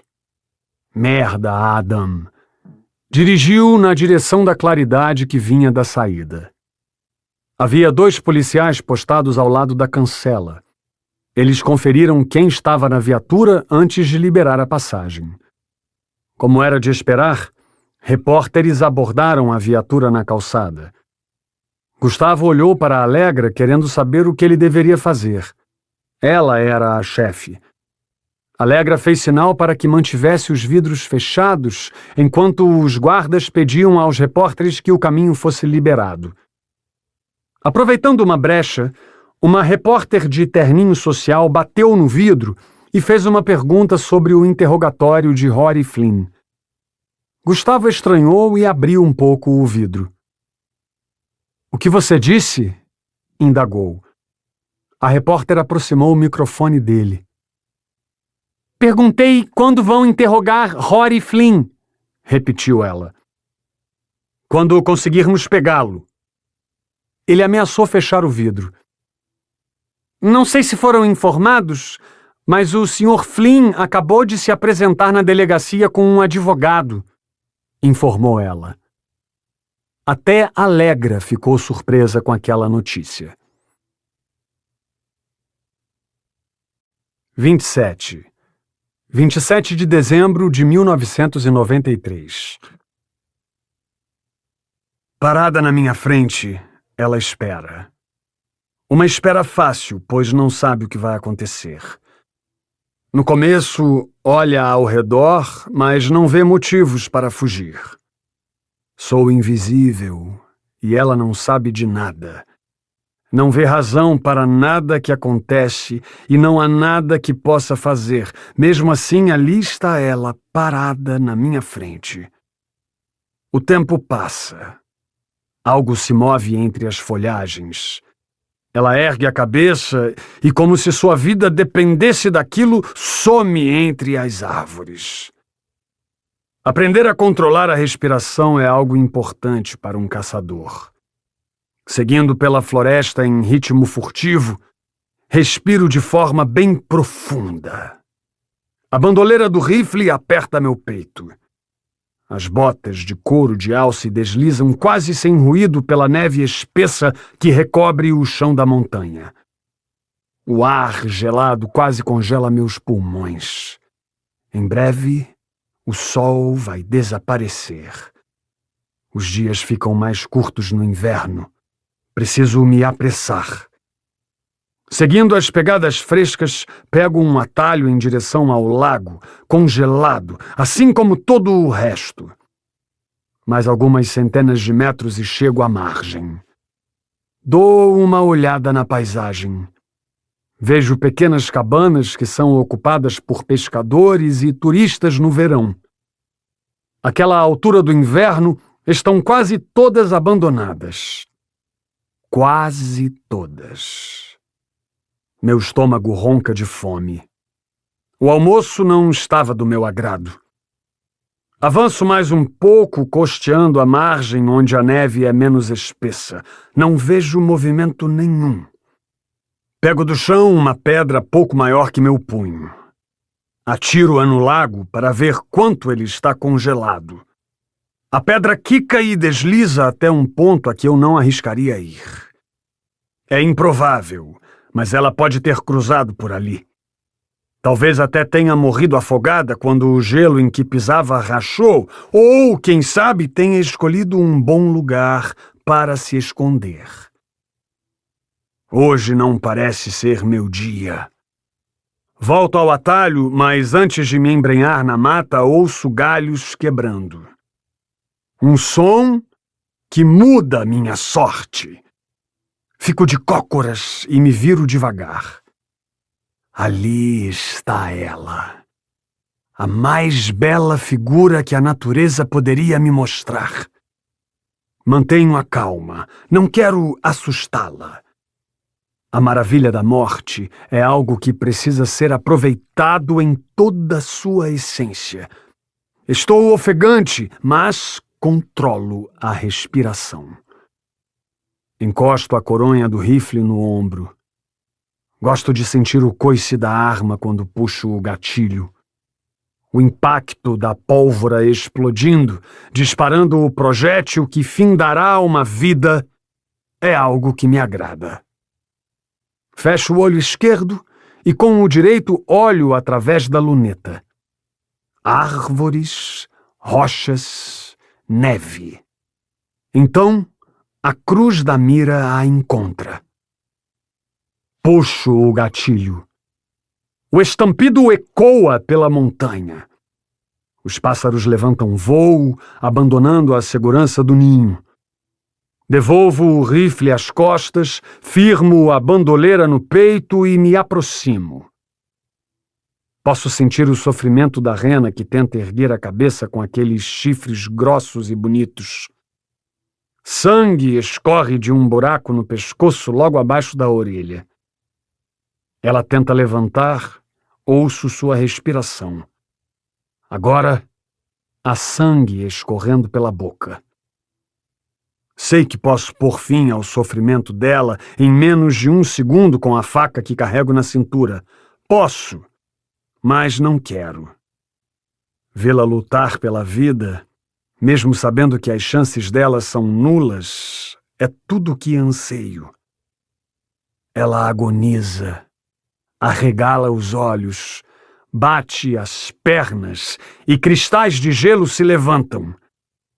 O bramido que ela emite antes da morte me arrepia. A noite está fechada. O vento bate contra a janela, acumulando neve no peitoril. Faz frio. Um pedaço de lenha queima na lareira enquanto termino de cortar a carne. 19h28. Faltam 2 minutos. O barulho dos ossos das costelas sendo serrados inunda a cabana, me impedindo de ouvir a música do rádio. Desligo a serra. As costelas vão ficar para depois. 19h29. Falta 1 minuto. A ventania faz o rádio chiar. Depois de 20 segundos, a música termina com um melancólico solo de violão. Então o rádio fica mudo, mas não por muito tempo. Lavo as mãos durante o comercial de uma loja de produtos de limpeza, mas antes que eu possa remover o sangue que está embaixo da minha aliança, a vinheta do programa Notícias Noturnas rufa. Chegou a hora do show. 19h30. Boa noite! Iniciamos agora pela Riacho FM o programa Notícias Noturnas. O locutor é o mesmo do programa anterior, só que desta vez ele tenta engrossar a voz.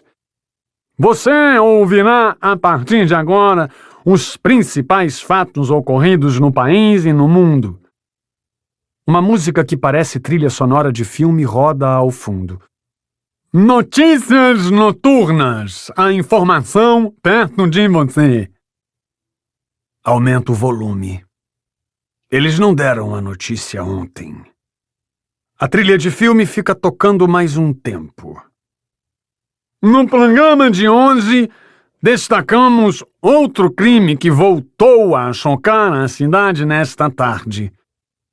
A voz do locutor indica que o assunto é sério. O assassinato da jovem Cheryl Hart. Meu peito pulsa ao ouvir aquele nome. Cheryl. Permito que minha mente flutue enquanto o apresentador discorre sobre a vida da jovem que matei. Encontraram-na. Espero este momento há dias. O locutor deixa uma pergunta no ar. O que leva alguém a matar uma jovem grávida? Depois das informações, ouviremos a entrevista com uma psicóloga forense de Nova York, especialista em casos como esse. Fico radiante. A imprensa procurou uma psicóloga para tentar explicar o motivo de eu ter feito o que fiz.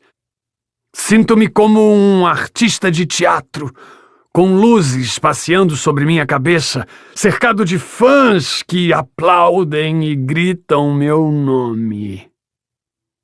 Agora, as luzes estão focadas num novo astro. Volto a escutar. Quero saber o que vão dizer sobre mim. Quero saber o que vão dizer sobre meus métodos. Quero saber como vão me chamar. Um nome só meu, pelo qual serei lembrado eternamente. O rádio chia, mas um toque na antena o faz voltar ao normal. O locutor começa a ler a matéria. O que antes era angústia pelo desaparecimento, hoje se transformou em sofrimento para a família Hart. Nesta tarde, o corpo da jovem Cheryl Hart, de 17 anos, foi encontrado pendurado numa baia de animais na fazenda da família. Segundo relatos da polícia, o autor do crime é o mesmo do caso Elsa Ruger, encontrada morta na autoestrada dias atrás.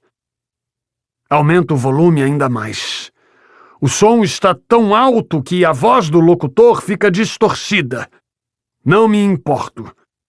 Minhas mãos formigam.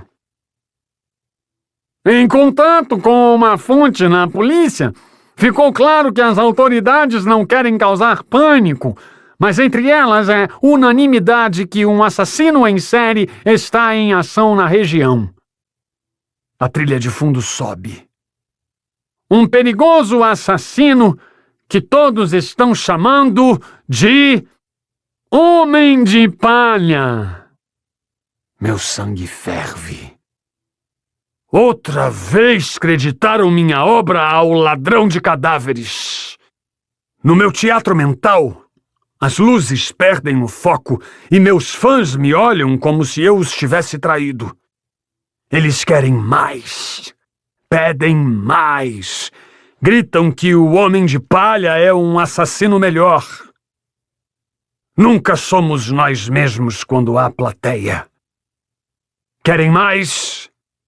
Vou lhes dar mais. 28. Anchorage, Alasca. 29 de dezembro de 1993. Gustavo olhou para a saída de ar do sistema de calefação, abriu o zíper do casaco e o pendurou na cadeira. Apesar de ser inverno, a sala de interrogatório estava mais quente que o normal. Respirou fundo e pôs a maleta escura sobre a mesa, onde havia 2 copos d'água. Quando sentou, olhou para o grande vidro espelhado e acenou discretamente. Imaginou Allegra e os outros policiais acenando de volta, depositando todas as fichas no interrogatório para que pudessem encontrar Lakota Lee, que estava desaparecido. No centro da mesa, pendurado por um fio a meio metro do teto, um lustre ovalado proporcionava um grau calculado de iluminação à sala de interrogatório. Rory Flynn estava sentado de frente para Gustavo, algemado na mesa. Com a cabeça enterrada nos ombros, Rory se mexia na cadeira e olhava para o espelho falso, ciente de que o observavam. Ao lado dele havia um homem barbado que lembrava a efígie de Ulysses Grant na nota de $50. Tinha rosto redondo, nariz caído e vestia um terno caque com um lenço dobrado no bolso. Gustavo retirou o gravador da maleta. Importa-se? Rory olhou para o advogado. O advogado concordou. Gustavo conferiu se a fita estava rebobinada e apertou o REC. Pode me dizer seu nome para que fique registrado? Pediu. Rory J. Flynn. J. James. Rory James Flynn. Desacostumado com o calor, Gustavo bebeu um pouco de água e retirou algumas folhas grampeadas da maleta. Folheou-as, correndo os olhos pelos rabiscos feitos a lápis. Allegra escrevera algumas perguntas específicas que precisavam ser feitas ao suspeito. Não foi por nenhuma delas que ele começou. Rory, quando me informaram que você tinha se apresentado, um policial me disse que você só falaria quando eu chegasse. Levantou os olhos da folha. Antes de começarmos, gostaria que contasse o motivo de ter escolhido falar comigo. Rory vestia um pullover xadrez de gola alta e sua testa brilhava de suor. Ele também bebeu um pouco de água. Não fui eu que escolhi, colocou o copo sobre a mesa. Foi ele. Gustavo ficou perturbado. Ele? O homem que estão procurando. Gustavo olhou para o espelho falso com o canto dos olhos. Estava bastante tenso. Torceu para que o gravador estivesse registrando aquela revelação. Esse homem citou meu nome em específico? Rory tentava demonstrar calma, mas sua voz deixava transparecer nervosismo. Disse que se eu fosse pego, que contasse a verdade apenas para Gustavo Prado. revelou, descascando a borda da mesa com a própria unha. Eu nem sabia quem era Gustavo antes de você me procurar no hospital. Diferente de outros advogados, aquele ali mantinha-se calado, como um adereço. A parte do pescoço dele dentro da gola estava molhada de suor. Num movimento lento, ele cruzou as pernas, deixando à mostra o par de meias brancas que usava por baixo do sapato lustroso. Vamos em frente, continuou Gustavo. Que tal me contar por que mentiu sobre suas visitas à farmácia do hospital? Porque eu estava sendo vigiado. Rory fitou o tampo da mesa. E eu estava desesperado com o que tinha acabado de fazer. Matado o Dr. Thorold Morris, Gustavo rapidamente se arrependeu de ter dito isso. Meu Deus, não! É claro que não! Exclamou Rory afoito. Eu nunca machuquei ninguém. Eu me referi à tomografia. Fui eu quem preencheu os papéis solicitando o novo exame e deu para o Dr. Thorold assinar. E ele assinou sem saber o que era. Como sempre. Gustavo tomou nota, mesmo que tudo estivesse gravado. Tem algo a me dizer sobre as fitas de segurança? Indagou. Rory corou. Eu as removi. Sabe onde podemos encontrá-las? Não. Rory balançou a cabeça. Aquele homem pediu que eu colocasse tudo num saco de lixo e deixasse no estacionamento. De volta à estaca zero. As fitas jamais seriam recuperadas.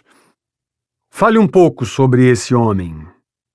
Gustavo tentou puxar a cadeira para mais perto da mesa, mas ela era parafusada ao chão. Rory olhou novamente para o advogado, que não esboçou qualquer reação. Anteontem recebi uma ligação. No dia 27. Gustavo olhou para o gravador. Isso, confirmou Rory. Na noite do dia 27, recebi uma ligação. Quem falou comigo tinha um jeito peculiar de falar. Tão difícil não fazer. O cérebro humano tem um jeito engraçado de nos fazer pensar que somos o centro do universo. Como ela era? Gustavo buscou na memória a voz do falso policial na cena do atropelamento. Fina, grossa e culta. Lembro que ribombava nos ouvidos. Parecia forçada. Meio eletrônica? Talvez. Lembra-se de ter ouvido algum som no fundo? Do tipo... pássaros, veículos, obras, máquinas, crianças... qualquer coisa que possa nos ajudar a decifrar a origem. Não lembro. Suponho que também não saiba quem possa ter telefonado. Rory negou com a cabeça. E o que esse homem queria? Primeiro perguntou se estava falando com Rory Flynn. Respondi que sim. De repente, seu rosto ficou tenso. Então, disse que iria me mostrar algo no dia seguinte. Um presente. Foi esse o termo que ele usou. Quero te dar um presente. E depois desligou. Gustavo pousou o dedo indicador sobre os lábios. Ele não falou que tipo de presente? Não. E por que você não procurou a polícia? Embora viesse tentando engolir o choro desde que começara a falar, naquela hora, Rory não se conteve. Não sei. Sua voz saiu engasgada. Pensei que fosse um trote. Tudo bem, Rory, acalme-se, disse Gustavo, temendo perder a testemunha. Estamos aqui para ajudar. O advogado ofereceu um lenço a Rory. Ontem, assisti no Jornal da Noite que tinham encontrado o corpo da Cheryl daquele jeito, pendurado, e que nosso filho tinha sido levado. Rory mal conseguiu pronunciar aquelas palavras. Sua fala tremia. Já tínhamos comprado até o papel de parede para o quarto do bebê. Por um momento, Gustavo compadeceu-se dele, embora não pudesse demonstrar sentimentos naquela situação. Beba um pouco de água, sugeriu. Rory abaixou a cabeça para beber. A corrente das algemas não era comprida o bastante para que ele levasse o copo até a boca sem se curvar. Uns 15 minutos depois do jornal... Outro exemplo da minha própria experiência. Levar as coisas para o lado pessoal era... Rory tossiu, interrompendo a frase. Antes de atender, peguei o gravador que usava para gravar minhas aulas. É quase igual a esse. Apontou o aparelho sobre a mesa. Então, peguei o telefone do gancho. Era ele? Era. Um pequeno arrepio subiu pela espinha de Gustavo. Você ainda tem a gravação? Entreguei com meus pertences quando me apresentei. Gustavo ficou aliviado. Tudo bem, vamos solicitar o registro da companhia telefônica para descobrir a origem das chamadas. Olhou para o espelho falso, mandando um recado para a Alegra. Rory abaixou a cabeça e bebeu mais água, mantendo os olhos fixos no chão. Ele remexia os dedos em volta do copo plástico e não parava quieto na cadeira. Se quiser dizer algo mais, estou ouvindo, disse Gustavo. Rory fez que não com a cabeça. Que tal me contar como conheceu Cheryl? Na igreja. Quando parei por um momento... A família dela frequenta a congregação onde meu pai é pastor. E os fiéis sabiam que vocês esperavam um filho? Isso é importante? Qualquer detalhe é importante. Não. Rory desviou o olhar. Só nossa família sabia. Tem certeza? Tenho. Gustavo bebeu mais água e passou a língua nos lábios. Você conhecia a Elsa Ruger? A garota atropelada? É. Não. Minha família se mudou há pouco tempo. Rory se remexeu na cadeira. A primeira vez que ouvi o nome dela foi na televisão. E Sean Walker? Insistiu Gustavo. Você conhecia? Rory fez que não outra vez. Àquela altura, apenas o advogado estava calmo. Ele continuava sentado com um aprumo, a cabeça erguida e as pernas cruzadas. Seus olhos, ativos e inquietos, moviam-se pela sala. Antes de terminarmos, tenho uma última pergunta, murmurou Gustavo. Sabe onde estão Lakota Lee e Sean Walker? Rory colocou a mão no rosto e engoliu em seco. Há uma lixeira de ferro nos fundos do hospital onde são depositadas as sobras da cozinha, disse sem muita certeza. Acho que foi lá que ele os deixou. Aquela informação foi como um soco no estômago de Gustavo, mas ele tentou manter a expressão serena. Acha que vão me prender? Perguntou Rory. Estava pálido. Suas mãos tremiam tanto que balançavam as algemas. Não sou eu quem decide isso. Mas acha que vão? Não sei. Gustavo sabia a resposta. Acredito que seu advogado possa te responder com mais propriedade. Rory olhou para o lado. O advogado balançou a cabeça em negativa, encarando com olhos esbugalhados. Não me obrigue, garoto, balbuciou ele. Rory torceu o pulso e olhou para as algemas. Ele não é meu advogado, revelou. O homem levou a mão até o sapato. Gustavo se apressou em pegar a arma, mas deu-se conta de que o coldre estava no bolso do casaco pendurado na cadeira. Antes que pudesse intervir, o homem já estava com uma lâmina do tamanho de um dedo encostada no pescoço de Rory. Não faça isso! Gustavo ergueu as mãos, mostrando que estavam vazias. Acredita em fantasmas, policial? Perguntou ele. Estava tenso e falava com afobação, como se estivesse à beira de um surto. Não faça isso, repetiu Gustavo. Tudo é um jogo... Rory começou a falar, mas não conseguiu completar a frase. O homem afundara a lâmina na garganta dele, deixando o tampo da mesa vermelho. Uma grande porção de sangue escorreu pelo peito de Rory, jorrando para longe no ritmo da pulsação cardíaca. Ele até tentou se desvencilhar do segundo ataque, mas como estava preso às algemas, acabou tombando morto em cima da mesa. Gustavo olhou para o espelho falso. O homem colocou a lâmina no próprio pescoço. Não se pode prender o que não existe! Não é você quem está no comando! Não é você quem está no comando! Gritou ele. Que Deus possa me perdoar! E cortou a própria garganta. 29.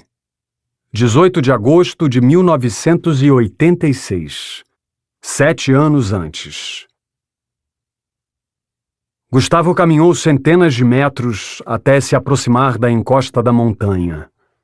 Apontando a lanterna para baixo, avistou a copa dos pinheiros e a mancha acinzentada da estrada asfaltada que cortava a vastidão de árvores.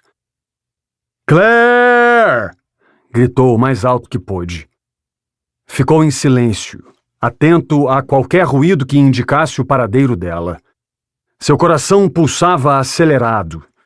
Diante daquela sensação de impotência, não conteve as lágrimas. Aquele era o 8º dia seguido que ele fazia o mesmo trajeto depois do expediente na delegacia. Ia para casa, vestia roupas grossas e subia a montanha. Naquela noite, estacionara o carro ao lado da casa de campo, atrás de um arbusto de mirtilos. Havia algum tempo que o sol tinha dado lugar à luz azulada do luar. Tomado por um desespero arrebatador, se embrenhou numa porção densa da mata onde a polícia garantiu já ter procurado. Saltou por cima de uma corrente enferrujada sem dar importância à placa que dizia "Não saia da trilha". Claire estava desaparecida havia 9 dias. Ela saíra para colher dados sobre a população de ursos pardos na região e não voltara mais.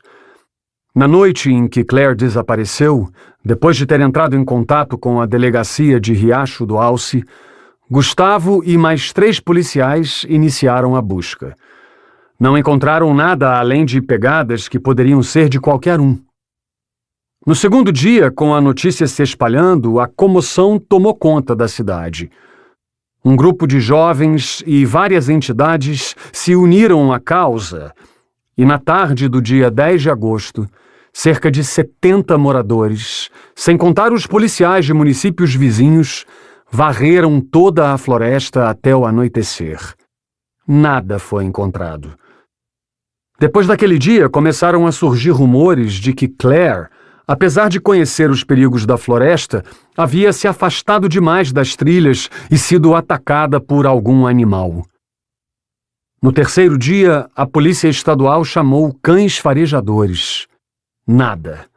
No quarto, um helicóptero. Nada. No sexto dia, apesar do insistente apelo popular para que as buscas continuassem, as autoridades encerraram os trabalhos. Desde então, Gustavo começara a procurar sozinho. Todos os dias. Avançando feito louco pelo terreno íngreme, contornou um conjunto de pequenas bétulas retorcidas. Não havendo mais trilhas para guiá-lo, ele tentava caminhar sempre em linha reta, uma tarefa difícil para alguém inexperiente. Suas botas chapinharam numa área pantanosa próxima do riacho. Mal tinha andado 10 metros pelo pântano quando foi tomado de um silêncio sobrenatural. Sentiu-se observado. Manteve a lanterna apontada para as árvores e achou ter visto sombras correndo na escuridão. Esfregou os olhos. Estava exausto. Mal conseguia manter os olhos abertos, mas se recusava a desistir. Claire era tudo o que importava. Encontrá-la tinha se tornado a razão da sua vida. Ele não conseguia se lembrar da última noite que conseguiu pregar os olhos. O sono simplesmente não vinha. Tampouco se lembrava da última vez que conseguiu trabalhar sem ouvir a voz dela dentro da cabeça. Para onde quer que olhasse, via o rosto de Claire. Os cabelos escuros, o olhar penetrante dela. Não podia desistir. Claire! Gritou. Antes que atravessasse o pântano, um véu de garoa caiu da nuvem escura que cobria o brilho da lua. Logo o vento começou a vergar os galhos e a garoa transformou-se em chuva, ensopando seu casaco militar. Vestiu o capuz. O relógio de pulso marcava 1h11 da madrugada quando escutou um uivo. 2 dias antes, um guarda florestal o tinha alertado da presença de alcateias naquela área. Tinha ido longe demais. Era hora de voltar. Não poderia encontrar Claire se um lobo o devorasse. Retornou pelo caminho de onde viera e acessou a trilha de terra marcada pela corrente enferrujada. A chuva engrossou. A cada passo que dava, sua calça ficava mais suja de lama. Claire! Chamou uma última vez, antes de enxergar algo que pôde reconhecer. A casa de campo. Com as pernas doloridas, Gustavo contornou o edifício de madeira e foi direto para o carro. Ficou um tempo parado, sentado sobre o capô, culpando-se pelo que havia acontecido, punindo-se de não ter recusado o chamado da polícia e ficado com Claire. Lágrimas aqueceram seu rosto. Novamente sentiu que alguém o observava. Por instinto, apagou a lanterna, deixando a escuridão cair como um cobertor pesado. Prendeu a respiração e escutou os galhos balançando, a chuva acertando o chão. Ligou a lanterna e procurou ao redor. Não havia mais ninguém ali. Mesmo assim, não conseguia se livrar daquela sensação. Vá para casa, Gustavo, murmurou para si mesmo. Entrou no carro e acendeu os faróis. Seus músculos congelaram. Na clareira em frente, ao lado de uma árvore, alguém olhava para ele. Com a respiração acelerada, Gustavo se esticou para pegar o revólver que deixava no porta-luvas. Quando olhou de volta, a figura tinha desaparecido. 30. Anchorage, Alasca, 29 de dezembro de 1993. Alguém pode explicar como o cara entrou na sala de interrogatório com um estilete? As veias do pescoço de Gustavo estavam saltadas. À sua frente, na sala do departamento de homicídios, estavam os 2 policiais responsáveis pela segurança. Desculpe se não revistamos os sapatos do advogado, retrucou o policial mais encorpado, num tom quase ameaçador. Ninguém nunca olha os sapatos, emendou o outro. Gustavo percebeu que Alegra estava concentrada em algo. Ela havia jogado o paletó no sofá, revelando uma camisa amassada. Ela estava de braços cruzados, apoiada na mesa coalhada de papéis. O telefone tocou. Alegra atendeu e ficou ouvindo. Assim que desligou, ela virou-se para os policiais e disse: "O capitão quer ver vocês lá em cima." Os dois deram meia volta e rumaram para a porta. Na próxima vez, revistem os sapatos, disse Gustavo em voz alta, quando os dois já estavam no corredor. Ele levantou do sofá, foi até a janela e ficou olhando o movimento nas ruas da maior cidade do Alasca. Era noite, mas ainda havia repórteres em frente à delegacia que não demorariam a descobrir sobre as mortes. Desligou-se por um instante. Aquele incidente poderia acabar com sua carreira. Esse caso está virando uma bomba relógio. Cogitou conversar com Allegra sobre a coletiva de imprensa que ela daria no dia seguinte, mas ficou calado. Poucas vezes na vida estivera diante de um microfone, por isso duvidava de que pudesse dizer algo útil. Estamos em busca de pistas. É nossa responsabilidade manter a segurança. De acordo com as informações... E quando a conversa passasse para o campo das perguntas difíceis, a coletiva seria encerrada. Voltou assim no momento que Allegra desencostou da mesa. Antes de ser morto, Rory tentou nos dizer que estamos dentro de um jogo, analisou ela. E o maluco de terno perguntou se eu acreditava em fantasmas. Gustavo massageou as têmporas. Talvez comprar um tabuleiro Ouija não seja má ideia, brincou. Meio minuto depois, um policial uniformizado apareceu e entregou uma cópia da fita que Rory dissera ter gravado durante a ligação que recebeu do assassino. Allegra foi para a mesa pegar um gravador na primeira gaveta e Gustavo se aproximou. Ela colocou a fita no aparelho e apertou o botão.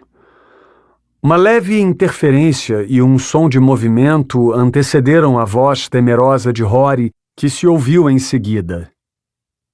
Alô? Um suspiro. Gostou do presente? Perguntou a voz grave, falando baixo. O gravador não era dos melhores. Gustavo aumentou o volume.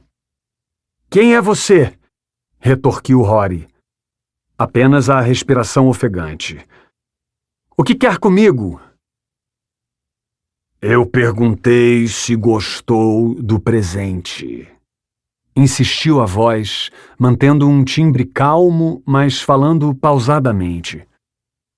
Gustavo debruçou na mesa. Apesar da baixa qualidade, queria reconhecer se aquela voz parecia com a do falso policial que encontrara no atropelamento. Grossa e culta. Em alguns momentos parecia, em outros não. O que quer comigo? Repetiu Rory, tentando esconder o medo e falando com mais firmeza. Durante 5 segundos, a ligação ficou muda. Sabia que Cheryl não te amava? Aquela pergunta incomum indicava que o jogo havia começado. Sabia disso, Rory. Ela não te amava. Rory ficou calado. Algum tempo antes, Gustavo lera numa coletânea que sociopatas costumavam jogar com suas vítimas, usando violência e fortes descargas emocionais, excitação e simpatia planejadas e propositais. Quando abri o peito dela, a primeira coisa que arranquei foi o coração. Era perceptível o orgulho com que o assassino falava. Era um belo órgão, um dos mais simétricos que já vi, e garanto que seu nome não estava nele. Surgiam os primeiros requintes de crueldade. Fiz questão de abri-lo ao meio para conferir. Seu nome não estava lá.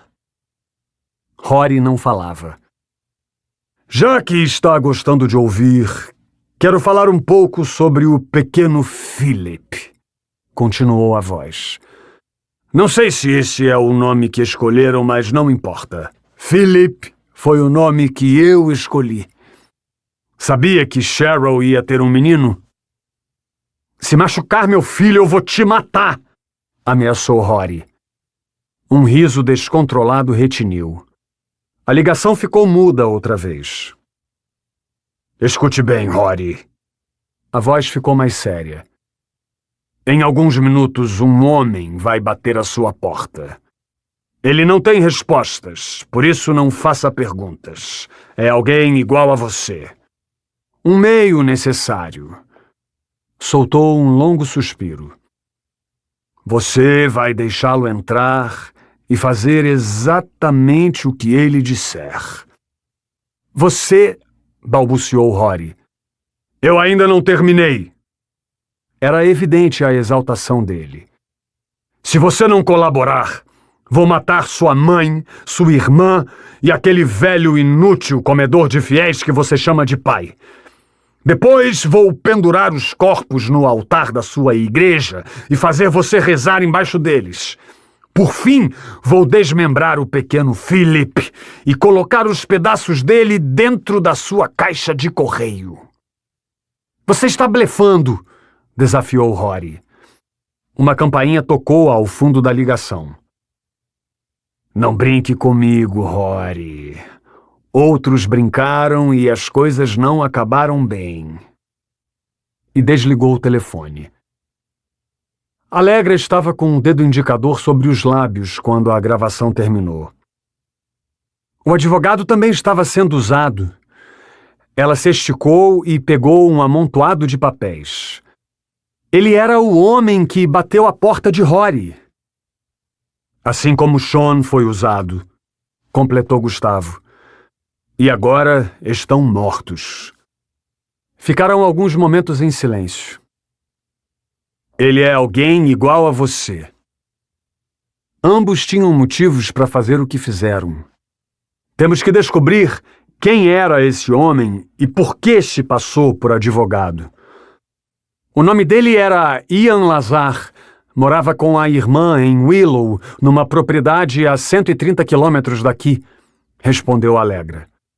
Ele estava com a carteira de motorista no bolso. O telefone tocou. Allegra atendeu. Homicídios. Gustavo olhou para o arquivo de Ian Lazar sobre a mesa.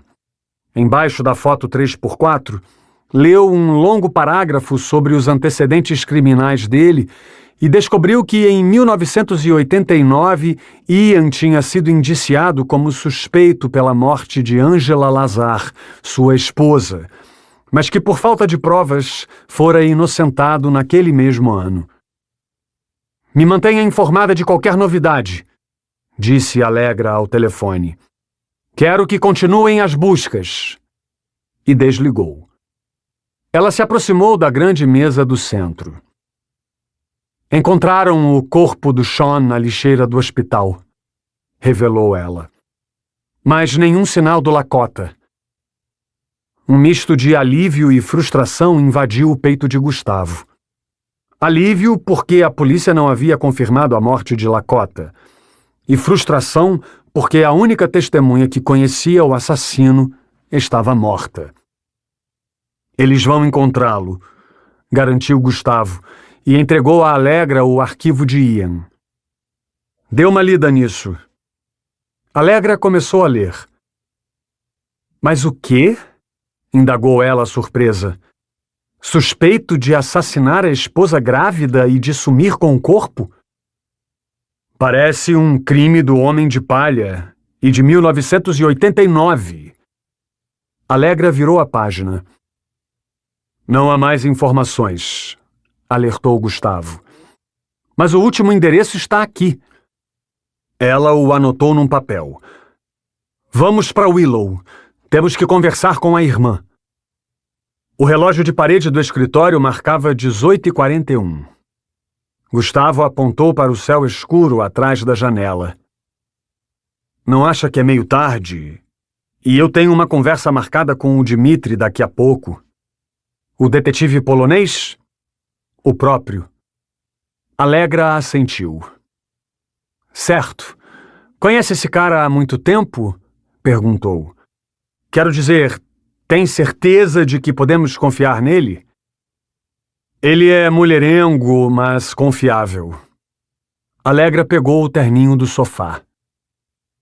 Tá bom, esteja aqui amanhã às 8, disse caminhando para a saída.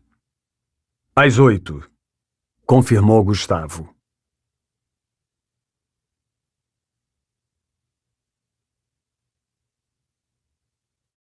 31.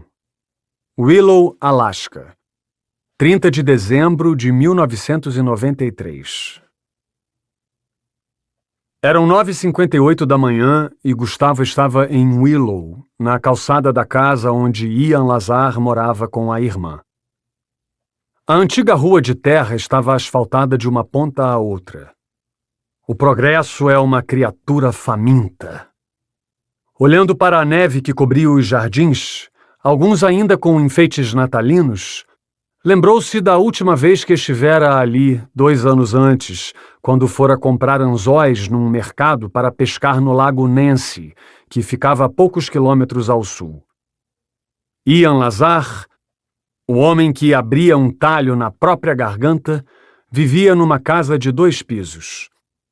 Embora a vista do andar superior não fosse inspiradora, dava para o único terreno baldio da vizinhança, a casa oferecia uma tranquilidade típica de cidades do interior. Gustavo caminhou pela faixa ladrilhada até a porta. No batente havia luzes coloridas fixadas com percevejos e pendurados sobre o olho mágico. Um artesanato de madeira com desejos de Feliz Natal. Logo no primeiro toque da campainha, uma criança atendeu. Um menino com chapéu e lenço de cowboy, montado num cavalinho de pau e segurando um revólver de plástico. Ele apontou o revólver para Gustavo e disse: "Está procurando encrenca, forasteiro?" Gustavo ergueu as mãos. Uma mulher de avental sujo de tinta apareceu. "Perdão por isso." Ela tirou o chapéu do menino e o jogou no sofá. "Hoje ele cismou que é o Cavaleiro Solitário. Em menos de uma semana já quebrou um vaso e o vidro da janela do quarto. Quando era pequeno, eu sonhava ser o Billy the Kid." Gustavo abriu um sorriso. "Pelo menos o cavaleiro é o mocinho da história." A mulher pareceu sem jeito. "Sou o investigador Gustavo Prado." Apresentou-se ele, mostrando o distintivo. "A senhora tem um minuto?" "Claro." Ela abriu a porta por completo. "Entre." Gustavo observou a sala antes de entrar. Móveis antigos, cujas textura e cor combinavam. Uma mesinha de centro de vime e um tapete bege onde espalhavam-se inúmeras peças de Lego.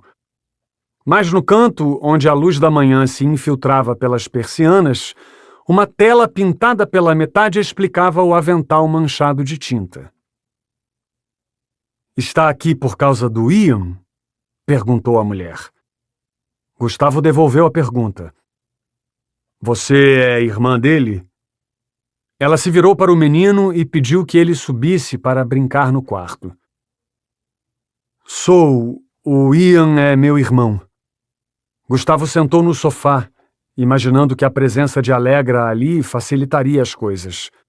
Mulheres se entendem. Alegra preferira ficar em Anchorage, pois no início da tarde haveria uma coletiva de imprensa sobre o Homem de Palha. Antes disso, ela ainda receberia de Lena o relatório sobre crimes não solucionados desde 1980. Respirou fundo. "Senhora Lazar, sinto ter que dar essa notícia, mas seu irmão cometeu suicídio ontem à noite", revelou ele.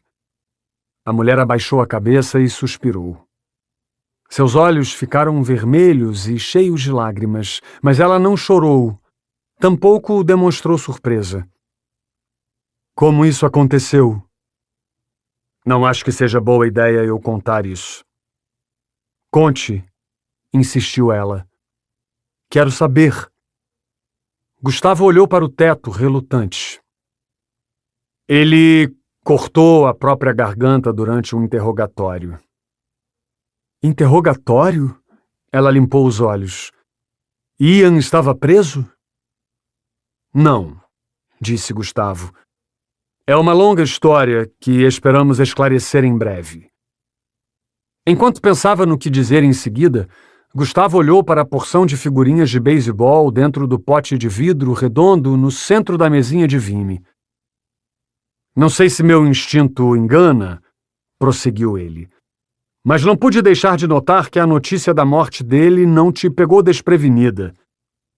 A mulher corou. O Ian mudou muito de uns dias para cá. Ela desviou os olhos para o alto da escada. Passava bastante tempo no telefone, ficava nervoso por qualquer motivo, chegou até a levantar a mão para mim anteontem. A senhora é casada? Sou, assinalou ela. Mas não contei isso ao meu marido. Você sabe com quem seu irmão conversava por telefone? Não, mas na segunda-feira passada ele saiu para se encontrar com alguém num bar aqui da cidade. Ele disse com quem? Não. E qual era o bar? Baleias, respondeu ela. Fica na saída da cidade. Gustavo tirou o bloco do bolso e fez algumas anotações. Aconteceu algo estranho depois desse encontro? Ele já vinha agindo estranho, mas naquele dia chegou em casa com a fotografia de uma criança. A mulher levantou e caminhou até a cristaleira. Quando perguntei quem era aquela menina, ele disse que era uma afilhada, filha de um amigo. Eu não sabia que ele tinha afilhados. Posso ver? Ela entregou a foto. A criança aparentava ter 3 anos, não mais que isso. Seus cabelos eram muito pretos, quase azuis. Usava um vestido de renda e uma das mãos estava erguida, como se acenasse. Estava num cômodo com paredes de madeira e uma janela de vidro fosco. Percebeu alguma atitude estranha dele de segunda para cá? Tirando o que te contei, não. Ela enxugou o rosto com um avental.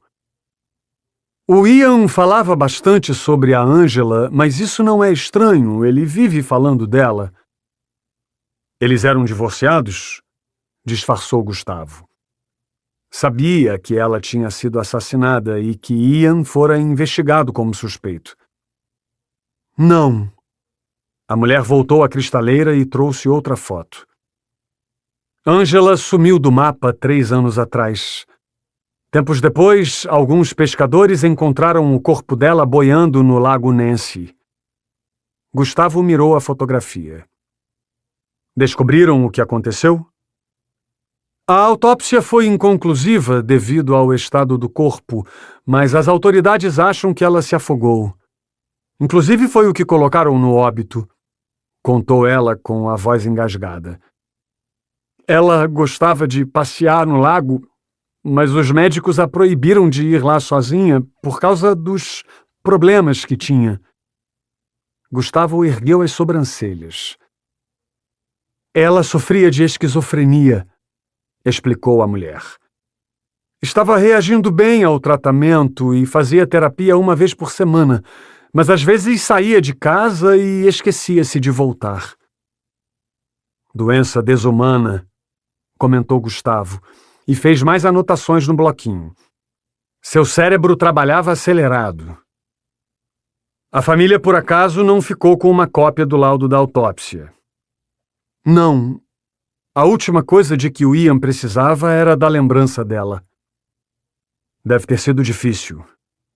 Gustavo procurava sempre expressar compaixão antes de fazer novas perguntas. Sabe se os médicos encontraram anormalidades no corpo? Marcas, cortes? A mulher respirou fundo. Você não está entendendo, investigador, esclareceu ela. O que os pescadores encontraram naquele dia nem sequer parecia uma pessoa. Os policiais calcularam que o corpo ficou boiando por meses no lago antes de ser descoberto. Os olhos dela encheram de lágrimas outra vez. Foi meu irmão que fez o reconhecimento. E aquilo foi muito doloroso para ele. Para ser sincera, aquilo o destruiu. Posso imaginar, disse Gustavo, remoendo velhas memórias. O Ian me disse que a Ângela estava irreconhecível. Toda inchada, com a pele abrindo e essas coisas que vocês da polícia devem saber melhor que qualquer outro. Gustavo estava com a próxima pergunta na ponta da língua, mas hesitou. Olhou para a pintura no canto iluminado da sala, para o pote de figurinhas na mesa de centro e fixou os olhos numa palavra específica que havia rabiscado e circulado no seu bloquinho. Gravidez. A senhora sabe se a Ângela estava grávida? Não que eu saiba. Se estivessem esperando um bebê, com certeza o Ian teria me contado. É. Gustavo riscou a palavra. Ele teria contado. De repente, os dois ouviram passos e um tilintar de chaves no lado de fora. A porta se abriu, revelando uma jovem com cabelos bagunçados em tons azulados, maquiagem escura ao redor dos olhos, munhequeira com espinhos de metal e jaqueta de couro. De longe parecia a versão feminina de um integrante da banda Kiss. A moça parou quando viu que um policial estava ali. Gustavo logo imaginou que ela vira o distintivo. Tem medo de homens da lei. Certamente o homem de palha era uma ameaça mais perigosa que aquela adolescente. Oi, mãe, disse a garota, sem tirar os olhos de Gustavo. Algum problema? Depois conversamos. Vá ao quarto do seu irmão ver como ele está. A mulher abriu um sorriso forçado. Posso pegar uma revista? Pediu a garota. A mãe concordou. Então ela pegou embaixo da TV uma Rolling Stone com um homem de peito cabeludo, brincos e óculos escuros na capa. U2 Artist of the Year. E subiu para o segundo andar. Gustavo estava pronto para ir embora. Tinha decidido que a próxima parada seria no Baleias, o bar onde Ian se encontrara com o homem dos telefonemas. Antes de levantar, a mulher voltou a falar. Achei estranho o senhor perguntar sobre Ângela estar grávida. Ela estava pensativa. Gustavo ficou interessado. Estranho? A mulher levantou de novo, mas daquela vez foi para outro cômodo. Voltou em menos de 1 minuto com uma bolsa feminina. Dê uma olhada nisso. Entregou a Gustavo uma folha dobrada. Anteontem, quando Ian saiu de casa, ele deixou esse bilhete na minha carteira com a fotografia da menina. Gustavo desdobrou o papel. Quando ela chegar, receba como se fosse da família. 32. O sol perdia espaço para nuvens carregadas. Gustavo dirigia ao longo da avenida principal. Depois de alguns minutos, ele estacionou num espaço aberto no final dela. A porta do Baleias Bar estava encostada, mas pela vidraça lateral, Gustavo conseguiu ver a movimentação de pessoas trabalhando em algum tipo de decoração. Ficou parado, observando. A meia dúzia de pessoas que empurrava mesas e pendurava balões era, na sua maioria, de jovens roqueiros com jeans desbotados. No centro do bar, num pequeno palco atrás da copa, garotas colavam um letreiro colorido com as palavras Feliz 1994. Gustavo estava tão envolvido na investigação que precisou ler de novo para lembrar que o Réveillon seria no dia seguinte. Empurrou a porta. A música alta o fez se lembrar da sua adolescência, quando frequentava pubs parecidos com aquele. Tomando cuidado para não pisar nos balões, abriu caminho até a copa, onde uma mulher que parecia ser a garçonete empilhava copos dentro do refrigerador. Vejo que amanhã a festa não vai acabar tão cedo, disse Gustavo em voz alta, e olhou para as garrafas de bebida. A iluminação do lugar era esverdeada. Aqui só temos festas uma vez por ano, disse a garçonete sem interromper o que fazia. Precisamos aproveitar. Gustavo assentiu. O som era alto demais para um bar que nem estava aberto. Sabe onde posso encontrar o dono daqui? Gritou Gustavo. A garçonete o encarou. Já encontrou. Bom, sou o investigador Gustavo Prado. Mostrou o distintivo. Podemos conversar em algum lugar mais calmo? Foram para a parte de trás do bar, onde o barulho era menor e havia mais claridade. A mulher caminhou na frente, balançando os cabelos mais vermelhos que Gustavo já vira. Iam até o bolso traseiro da calça jeans apertada, mas não eram longos o suficiente para esconder os quadris arredondados. Sentaram num lugar que aparentava ser o escritório. Não temos garotas de programa aqui, se é isso que veio investigar, disse ela. Gustavo enfiou a mão no bolso da calça e pegou seu bloquinho. É bom saber que não trabalham com prostitutas aqui, mas não é sobre isso que quero falar. Pegou uma cópia do retrato falado do falso policial. Já viu esse homem? No início, ela pareceu perplexa, mas sua perplexidade durou pouco. Esse é o cara que aparece toda hora na televisão? Respondeu ela. Vi a imagem dele no noticiário ontem. É, ele está em todo lugar. Gustavo guardou a folha. Parece que temos uma nova celebridade na região. Veio até aqui só para perguntar isso?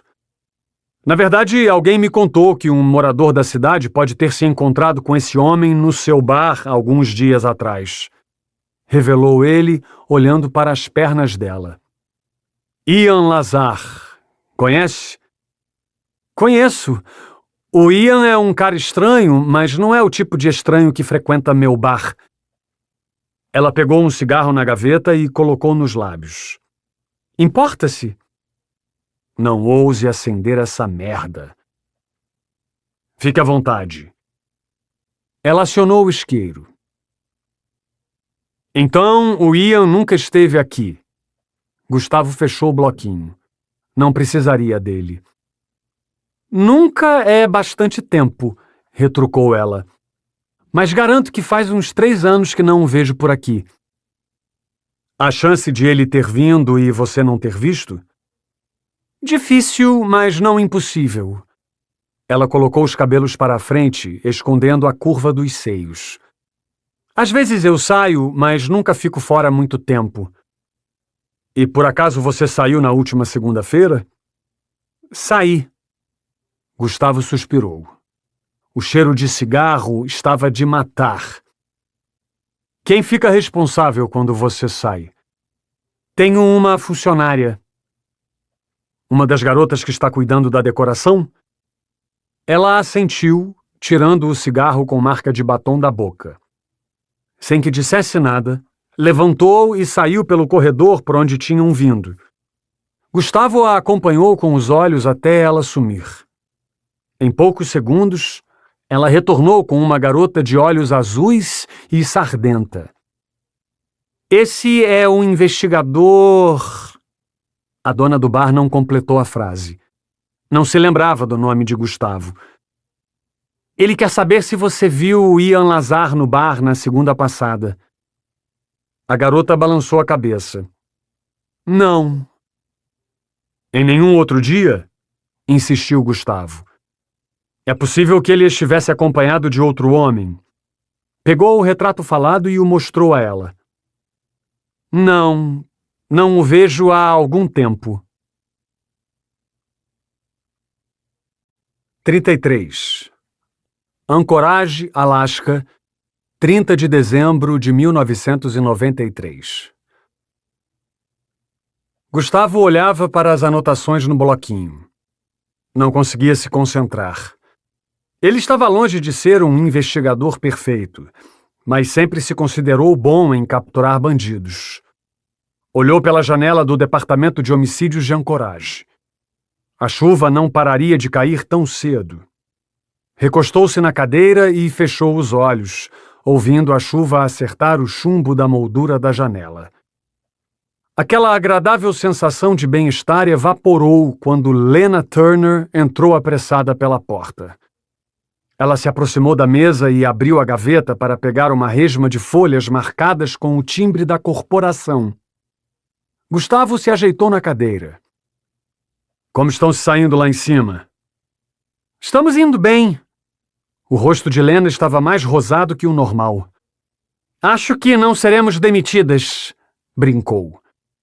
Se precisarem de mim, estou aqui. Para sua sorte, eles te consideram um agente emprestado, disse ela, caminhando para a saída. Por enquanto, você não precisa dar explicações. Gostei da ideia. Gustavo sorriu. Diga à Alegra que vou voltar para Riacho do Alce antes do anoitecer. Quero dar um pulo no meu apartamento antes de ter aquela conversa sobre as cartas com Adam. Lena assentiu, deu meia volta e sumiu no corredor. Fazia mais de 1 hora que Alegra e Lena estavam reunidas com o prefeito de Anchorage e os supervisores do departamento, repassando dados sobre o que haviam conseguido até o momento. Gustavo olhou o relógio. Eram 3 horas da tarde. Esfregou o rosto e voltou às anotações, concentrando-se nas mais importantes. Elsa Ruger, vítima, grávida, 1983. Sean Walker, divorciado, 1 filho, mentiroso.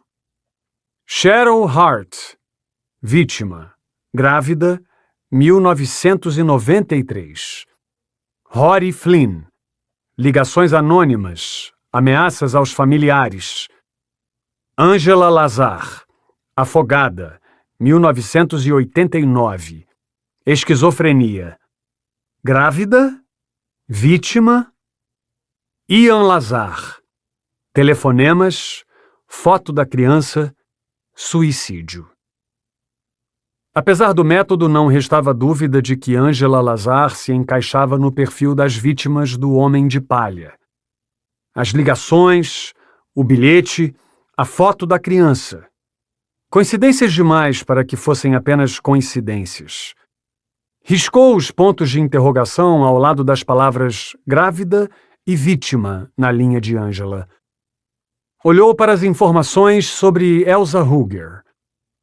O corpo esfacelado da jovem embaixo da caminhonete não saía da sua cabeça. O sangue de servo. O falso policial. Circulou a palavra mentiroso ao lado do nome de Sean Walker. Pegou o telefone e discou o último número conhecido da residência da ex-mulher de Sean. A ligação ficou chamando, mas ninguém atendeu. Tentou de novo. 1 toque. 2 toques. Alô? Era uma voz de mulher. Quem fala? Gustavo conseguia ouvir alguém chorando do outro lado da linha, ao fundo. Susan? Susan, eu poderia falar com... Gustavo conferiu o nome da ex-mulher de Sean. Millie. Só um segundo. Gustavo esperou na linha durante quase 1 minuto, ouvindo o berreiro da criança e os trovões do temporal que caía sobre a cidade. Alô? Desta vez era uma voz mais grossa, mas não menos feminina. Millie? Perguntou Gustavo. Isso, com quem eu falo? Gustavo puxou o fio do telefone. Aqui é o investigador Gustavo Prado, apresentou-se. Gostaria de fazer algumas perguntas a respeito de Sean Walker. Millie soltou um suspiro. Aquele assunto parecia não agradá-la. Eu vi a notícia da morte na televisão, disse Millie com a voz apressada. O que quer saber? Não vou tomar seu tempo, senhora. Só gostaria que me dissesse se conversou com seu ex-marido nas últimas semanas. Fez-se um silêncio de desconfiança. Conversei. Notou alguma coisa estranha? Defina o que é estranho, disse com um perceptível menosprezo. Sean era viciado. Tudo o que ele fazia era estranho. Gustavo apertou o telefone contra a orelha. Estou falando sobre algo estranho. Resmungou Millie. Estranho, tipo telefonar de madrugada totalmente chapado, implorando para eu sair da cidade e levar nosso filho comigo?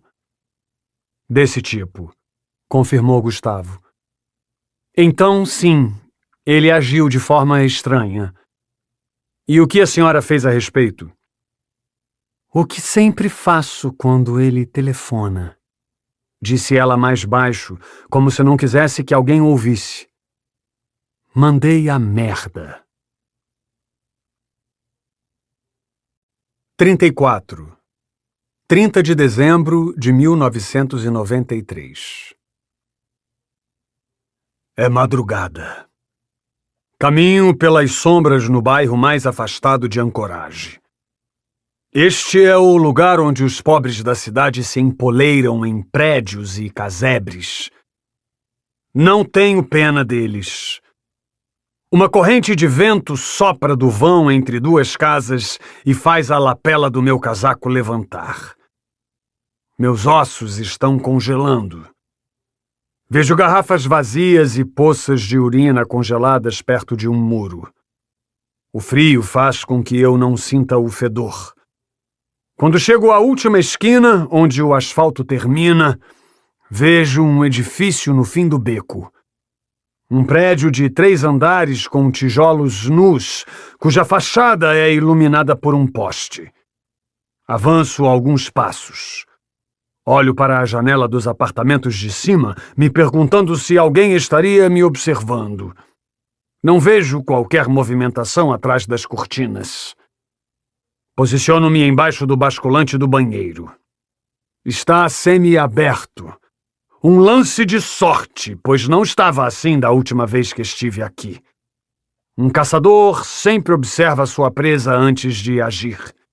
E eu sou um caçador, o melhor de todos.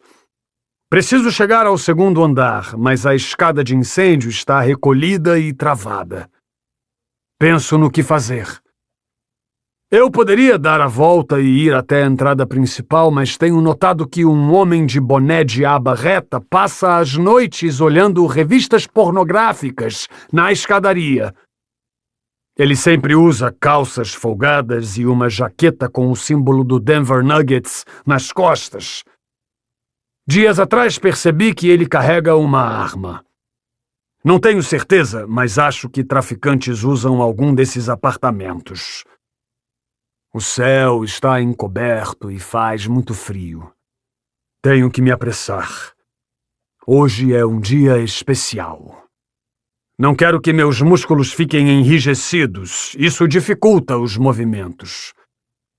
Evitando a luz dos postes, volto 2 quadras e entro no carro que deixei estacionado no beco. É uma lata velha, mas o motor não faz tanto barulho. Dirijo com os faróis apagados até embaixo da escada.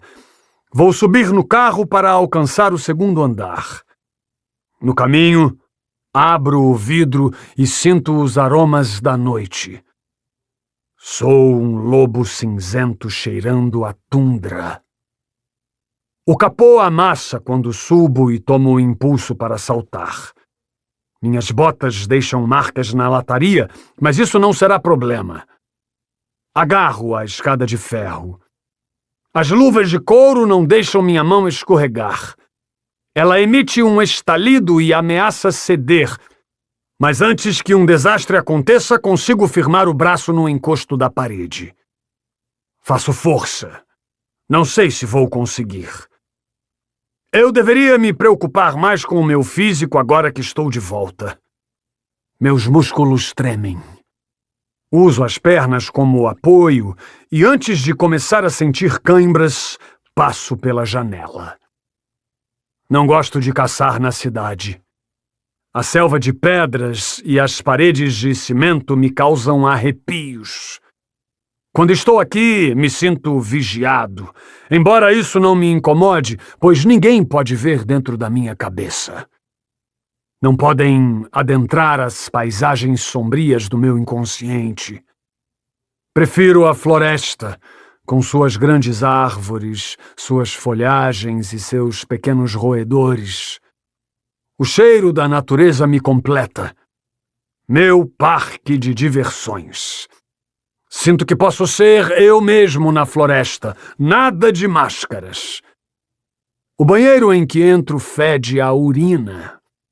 Quando acendo a lanterna, vejo gotas amarelas no chão ao lado do vaso. Para alguns homens, é difícil acertar um alvo a meio metro de distância. Fico parado por 1 minuto. O apartamento está em silêncio, bem como imaginei que estaria. É assim que um caçador deve agir. Sem pressa, sorrateiro, mortal. Pelo que investiguei, minha nova presa não foi agraciada com a presença de um pai. Pelo menos não um que ela conheça. E a mãe é uma vagabunda aidética que prefere trepar por dinheiro numa boate do centro do que ficar em casa com a filha. Abro a porta do banheiro com um rangido. Bem devagar, passo pelo corredor apertado e olho para dentro do quarto. Não encontro ninguém. Vejo uma cama simples e bagunçada, um guarda-roupa pequeno e um quadro com a imagem de Jesus Cristo na cabeceira. Tenho vontade de resgatá-lo deste lugar imundo. Mantenho a calma. Em meio ao cheiro de pobreza, consigo sentir um suave aroma feminino. De repente, ouço um barulho de madeira em atrito vindo de outro lugar. Os pelos da minha nuca se eriçam. Dou meia volta e entro na sala. Ali, a luz dos postes da rua atravessa as finas cortinas de algodão e ilumina o sofá. Então, eu a vejo. Minha mente acende. Dentro do meu cérebro quimérico, pequenos sinos começam a bimbalhar. Dedico um instante a olhá-la. Faz tempo desde que a vi pela última vez e muita coisa nela mudou. Os cabelos escuros derramados sobre a almofada continuam quase os mesmos, mas o rosto está diferente. Antes era marcado com os ossos saltados. Agora está mais cheio. Não importa. De repente, o ar fica carregado com um cheiro doce de perfume vagabundo. Respiro fundo. A excitação corre pelas minhas veias como droga, despertando cada nervo meu. Com cautela, abro o zíper do bolso do casaco. O pano e o vidro âmbar são tudo de que preciso. Estamos nas preliminares. Fico ansioso de ouvir o que os paspalhos da rádio vão dizer quando eu terminar. Desta vez, farei diferente. Ajoelho no tapete ao lado do sofá. Consigo ouvir sua respiração. Mesmo que ela não consiga ver, dou um sorriso. O sorriso da morte. Toco nos seus ombros. Ela abre os olhos e levanta o rosto. O que ela vê nos meus olhos a paralisa. Tenta gritar, mas eu a impeço. A força dela me surpreende. Durma bem, doce menina. Cochicho enquanto ela tenta se soltar. O clorofórmio entrando nos pulmões dela. 35. Riacho do Alce, Alasca. 30 de dezembro de 1993. Gustavo estacionou em frente ao prédio onde morava, no ponto mais alto da cidade. A via de mão dupla que corta Riacho do Alce de ponta a ponta fora batizada em homenagem a Vitus Bering, o primeiro europeu a conduzir uma expedição que cruzou o estreito e chegou ao Alasca. Era fim de tarde e estava escuro. No alto da fachada de uma loja do outro lado da rua, o relógio marcava 5 horas e 39 minutos e o termômetro em neon vermelho, menos 13 graus Celsius. Gustavo tremia com qualquer pequena corrente de ar que atravessava o casaco. Ele entrou no prédio e subiu de elevador até o 5º andar. O filho mais novo do vizinho berrava como se tivesse sido esfaqueado. Gustavo tirou um molho de chaves do bolso e abriu a porta do apartamento. Ali não havia corrente de ar, mas o frio não era muito diferente. Largou a sacola de compras e foi acender o calefator. Em 15 minutos, pôde tirar o casaco. Sentado na poltrona da sala com uma garrafa de água tônica e um hambúrguer, ele se imaginou por um instante com os pés enfiados na areia branca de alguma praia brasileira. Precisava de férias. 1 ano antes de tudo desmoronar, tinha combinado com Claire de passar uma semana num hotel à beira-mar no Brasil. Bebeu um gole de tônica com limão, mas pela segunda vez em menos de uma semana, aquilo não o deixou satisfeito. Inclinou-se e olhou para a garrafa de rum na estante. Nos últimos dias, estivera muito envolvido com cadáveres e cenas de crime repulsivas. Hospitais, necrotérios, sangue e gargantas cortadas. Não conseguia parar de pensar nas mulheres mortas e nos bebês desaparecidos. Durante todo o tempo em que trabalhava como investigador, sempre se considerava imune o bastante para viver e desempenhar seu papel sem interferência emocional. Mas aqueles rostos pálidos não o deixavam em paz. E aqueles olhos, os olhos dos mortos. Só precisava de um tempo para desviar o foco e desligar-se do homem de palha, pelo menos por uma noite. O cheiro de hambúrguer de carne grelhada e anéis de cebola estava melhor que o de costume.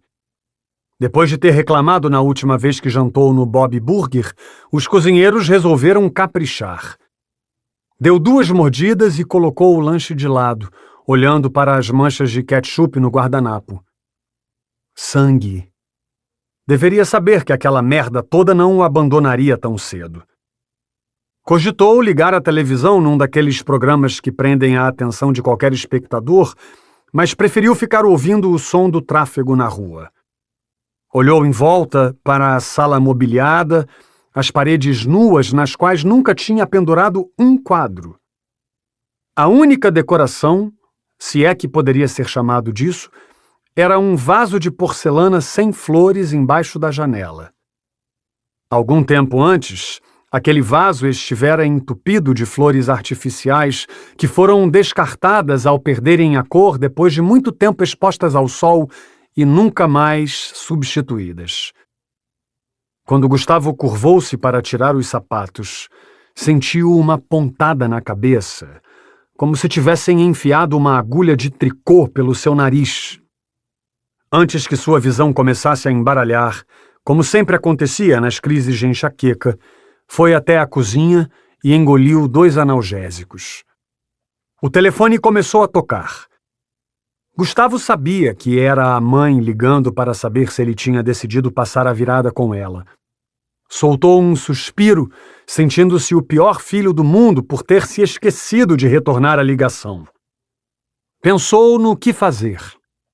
Se atendesse, teria que ficar meia hora com o telefone grudado na orelha, contando detalhes dos crimes e ainda correria o risco de ser convencido a viajar pela persuasiva Dolores Prado. Se não atendesse, poderia dizer que não estava em casa e que o caso do homem de palha o estava consumindo. Eu te amo e a gente se vê em breve bastariam para que tudo ficasse bem.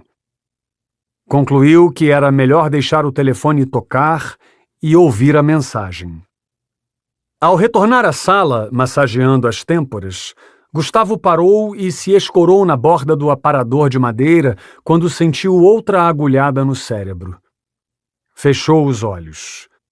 A ausência de claridade sempre ajudava. Quando os abriu novamente, notou uma leve mudança na ordem dos porta-retratos. Embora eles tivessem sido mexidos e recolocados de modo que a mudança passasse despercebida, Gustavo notou que a foto em preto e branco de Claire, fantasiada no Halloween de 1984, não estava no lugar certo. Largou o copo, arrumou o porta-retratos e pegou a arma que estava no braço da poltrona. Foi até a janela que dava para a rua e olhou o movimento de carros e pessoas. Aquele 30 de dezembro era um dia como qualquer outro, não fosse o intenso movimento de consumidores gastando dinheiro com preparativos do ano novo. Analisou a fechadura da porta. Estava intacta. Se alguém tivesse entrado no apartamento, não havia arrombado. Somente 3 pessoas tinham cópias da chave. Dolores, que estava muito longe para fazer uma visita surpresa, o síndico do prédio, que uma semana antes tinha pegado uma cópia para que os pintores pudessem terminar de pintar as sacadas, e Adam, que ficou de dar uma olhada ali enquanto Gustavo estivesse em Anchorage. A secretária eletrônica apitou com uma nova mensagem. Gustavo caminhou até ela e, antes de ouvir, discou um número anotado num papel de chiclete. Alô, aqui é o Gustavo, disse assim que alguém atendeu. Ei, Gustavo? O síndico do prédio tinha voz polida. Fiquei sabendo que você é um dos investigadores do caso do Homem de Palha. Até você falando disso? Brincou Gustavo, mas no fundo falava sério. Liguei para saber se você ainda está com a chave do meu apartamento. Tá aqui no chaveiro, respondeu o síndico. Tentei entregar 2 vezes, mas nunca te encontro. Pelo menos terminaram a pintura? Terminaram. Ficou pronta no mesmo dia. Os caras fizeram um rapel por fora, nem precisaram entrar. Gustavo franziu a testa. Ok, quando arrumar um tempo posso buscar a chave. Sentiu-se um idiota de ter pensado que o síndico invadira seu apartamento e mexera onde não devia. Deveria ter sabido que o principal suspeito era outro. Apertou o botão para ouvir a mensagem na secretária. Já estava preparado para escutar Dolores brigando com ele por não ter retornado a ligação. Gustavo, me liga assim que ouvir? Era a Alegra. Não tenho certeza, mas acho que temos um problema. Gustavo pegou o fone e discou o número da delegacia. Antes do segundo toque, alguém atendeu do outro lado da linha. Não achei que fosse retornar tão rápido, disse Alegra. E eu não esperava receber uma ligação sua numa hora dessas. O que houve? Adam. O que tem ele? O barulho dos tacos dos sapatos de Alegra batendo no piso podia ser ouvido na linha. Falou com ele sobre as cartas? Perguntou ela. Ainda não. O Dmitri ficou de passar mais informações sobre isso, mas esqueceu do que tínhamos combinado e acabou saindo da cidade. Droga! O que foi? Parece que o Adam saiu para trabalhar hoje cedo, mas não apareceu na delegacia e não voltou para casa, explicou Alegra. Passar o dia fora é um problema para você? Depende, respondeu ela. Mas ninguém na delegacia o vê desde ontem, quando recebeu a carta. Gustavo puxou a cadeira e sentou. Quem te contou que ele não foi trabalhar? Pedi que um policial ficasse na cola dele. Alegra soltou um suspiro. Sei que vocês são amigos, mas foda-se. Para mim, o Adam continua sendo suspeito. Posso estar enganado. Gustavo soava desconfiado. Mas acho que ele esteve no meu apartamento hoje. Acha? É. Alguém mexeu nas minhas coisas, e ele é o único que tem as chaves e vem agindo de maneira estranha. Alegra respirou fundo. Dê um jeito de descobrir onde ele está. Vou ligar nas delegacias da região pedindo que fiquem atentos. Tudo bem, concordou Gustavo olhando para o aparador. Alguma notícia do Lakota? Nada. Por enquanto, só informações desencontradas. Certo, manterei contato. Gustavo bebeu a água tônica e jogou o resto do hambúrguer no lixo. 15 minutos depois, estava a caminho da casa de Adam. Queria conversar com a esposa dele e ver a carta com as iniciais marcadas a sangue. No fundo, buscava algo que pudesse fazê-lo voltar a acreditar que o amigo não estava envolvido naquilo tudo. Aumentou o volume do rádio e acelerou. Quando a estrada fez uma curva abrupta e a claridade da casa foi avistada, ele agarrou o volante e virou para entrar na trilha. O carro derrapou no gelo enquanto os pneus tentavam se firmar no chão. Estacionou perto da cabana de utensílios, ao lado de uma tenda cônica de madeira coberta de musgos. A casa amarela ficava nos fundos. Era ali que Adam e Clotilde viviam. Os dois haviam escolhido morar naquele lugar, pois preferiam ouvir o canto dos pássaros ao barulho dos carros. Apesar do sossego, Gustavo achava que eles tinham enjoado do silêncio depois de tanto tempo ali. Apenas isso explicava a casa que compraram na Flórida para quando Adam se aposentasse. Um vento forte soprou no vale quando saiu do carro e correu em direção à porta com os sapatos de couro enterrados na neve. Seus dedos estavam roxos e ele teve que baforá-los para aquecê-los. Parou na varanda, encolheu-se embaixo do capote e tocou a campainha, esperando que alguém atendesse. Uma fungada, seguida de farejadas incontroláveis na fresta de baixo, indicou que havia alguém em casa. Quando a porta abriu, Bojangles saltou nas suas pernas com a língua para fora. "Oi, garoto!" Gustavo fez carinho no cachorro quando ele deitou de barriga para cima. "Estava com saudade?" Bojangles era um vira-lata que fora abandonado na tundra 9 anos antes. Adam o tinha encontrado. Tinha problemas de visão e uma pata quebrada e cicatrizada fora do lugar. Sorrindo ao lado da porta, Clotilde usava um avental florido sobre a blusa clara. Tinha 61 anos, mas os óculos de armação preta a faziam aparentar 70. "Gustavo, até que enfim um rosto amigo", beijou o rosto dele. "Entre, antes que você congele." Foram para a cozinha, onde o cheiro de comida impregnava o ar. "Veio falar sobre o Adam?" perguntou Clotilde, reduzindo a temperatura do forno elétrico. "Pois é", murmurou Gustavo. "Disseram que ele não aparece na delegacia desde ontem." "Nem sei o que pensar. Você sabe que não é a primeira vez que ele sai de casa sem avisar." "Sei.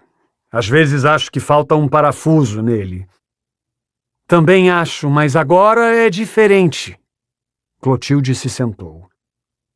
"Ele estava estranho desde que acharam o corpo da menina na estrada.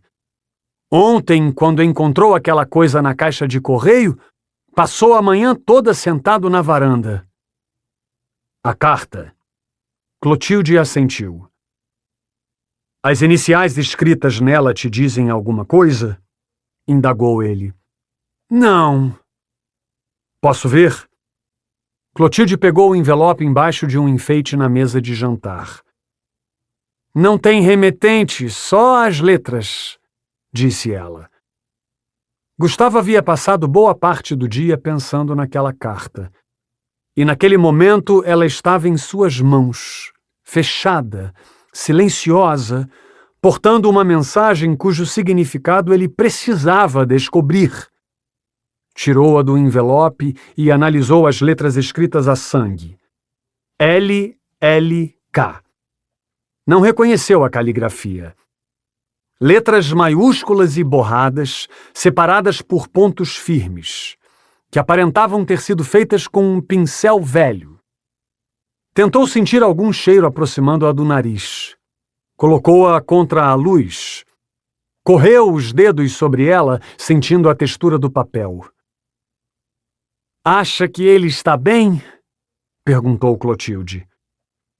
Gustavo estava tão concentrado nos traços de sangue que nem sequer ouviu o que Clotilde havia perguntado. Sabia apenas que ela havia dito algo. "Desculpe." "Acha que ele está bem?" "O Adam?" Gustavo abriu um sorriso. "Claro." Colocou a carta no bolso e se despediu. Vou encontrá-lo. Abriu a porta e com a perna impediu que Bojangles saísse. Ligue para mim se lembrar de qualquer coisa. Só quero que o tragam de volta. Vou trazer. Gustavo cruzou o gramado fofo de neve e entrou no carro. Antes de engatar a ré, pegou o envelope e o abriu. LLK. Os pontos vermelhos entre as letras pareciam olhos o encarando. Essa merda nunca vai ter fim. Gustavo coçou atrás da orelha. O aparelho de som havia começado a tocar uma música. Clotilde! Chamou ele, colocando a cabeça fora da janela. Clotilde voltou. Dê uma olhada se a chave do barco está no lugar, pediu Gustavo. Clotilde entrou na casa e voltou depois de alguns instantes. Não! Gritou ela. Acho que ele levou! 36. 30 de agosto de 1986. 7 anos antes. O sol havia sumido, mas uma vaga luz azulada permanecia no horizonte. Inclinado no balcão, o dono do bar nem sequer percebeu a presença de Gustavo na mesa perto da janela. O urso negro tinha o chão forrado de tacos escuros, e nas paredes de madeira ficavam expostas fotos emolduradas de carros antigos, Jimi Hendrix e pôsteres de Marlon Brando interpretando Vito Corleone em O Poderoso Chefão. Uma mistura curiosa. Naquela noite de sábado, o bar acolhia o público habitual dos fins de semana. Homens de meia idade que buscavam na bebida e no fumo uma distração para a rotina. Uma dose dupla de uísque, pediu Gustavo quando um garçom sem uniforme chegou para anotar o pedido. Através da vidraça engordurada, ele observava o movimento de pessoas na calçada, imaginando Claire em cada mulher que passava. Queria tê-la de volta. A falta dela o consumia. Gustavo lembrava sobretudo do perfume, aquele que Claire deixava na gaveta do banheiro. Um frasco transparente com uma fragrância floral que ela costumava borrifar nos pulsos e esfregar no pescoço. 3 semanas haviam passado desde o desaparecimento dela. Policiais, moradores, cães farejadores e helicópteros procuraram por toda a floresta e não haviam encontrado nenhum vestígio. Quando as buscas foram encerradas sem que houvessem conseguido respostas, as autoridades se sentiram frustradas. Não há corpo ou pertences, e nenhuma das testemunhas viu a senhorita Rivera na trilha naquele dia. É como se procurássemos um fantasma. Foram as palavras que o comandante da Polícia Estadual usou numa entrevista à imprensa. O caso segue aberto. Nós apenas encerramos as buscas por enquanto. Gustavo chegou a telefonar para os supervisores, mas àquela altura já havia rumores de que Claire não havia desaparecido, e sim fugido de um casamento indesejado. Às vezes, durante a noite, quando se revirava na cama, com pesadelos, Gustavo ficava pensando se Claire teria coragem de abandoná-lo. Mas naquele momento, olhando pela vidraça do urso negro, estava certo de que ela não tinha feito aquilo. Eles se amavam. Talvez Claire fosse até quem amava mais. Ela a amava mais. Enquanto Gustavo, sempre ocupado em ser policial, trocava-a por ocorrências, ela restringia seu mundo para amá-lo. A dose de uísque desceu queimando quando bebeu. Balançou o copo no ar, chamando o garçom. 2 velhotes de cabelo grisalho numa mesa próxima olhavam compadecidos para Gustavo, com a calça suja de terra e uma jaqueta amarrotada que parecia ter saído das linhas de frente da Segunda Guerra. Seu cabelo estava desalinhado, a barba mal feita e os olhos fundos. Nas últimas semanas, ele deitava na cama e traçava mapas imaginários das trilhas da floresta nas rosetas de gesso do teto. Sabia que não adiantaria desligar a luminária, o sono não viria.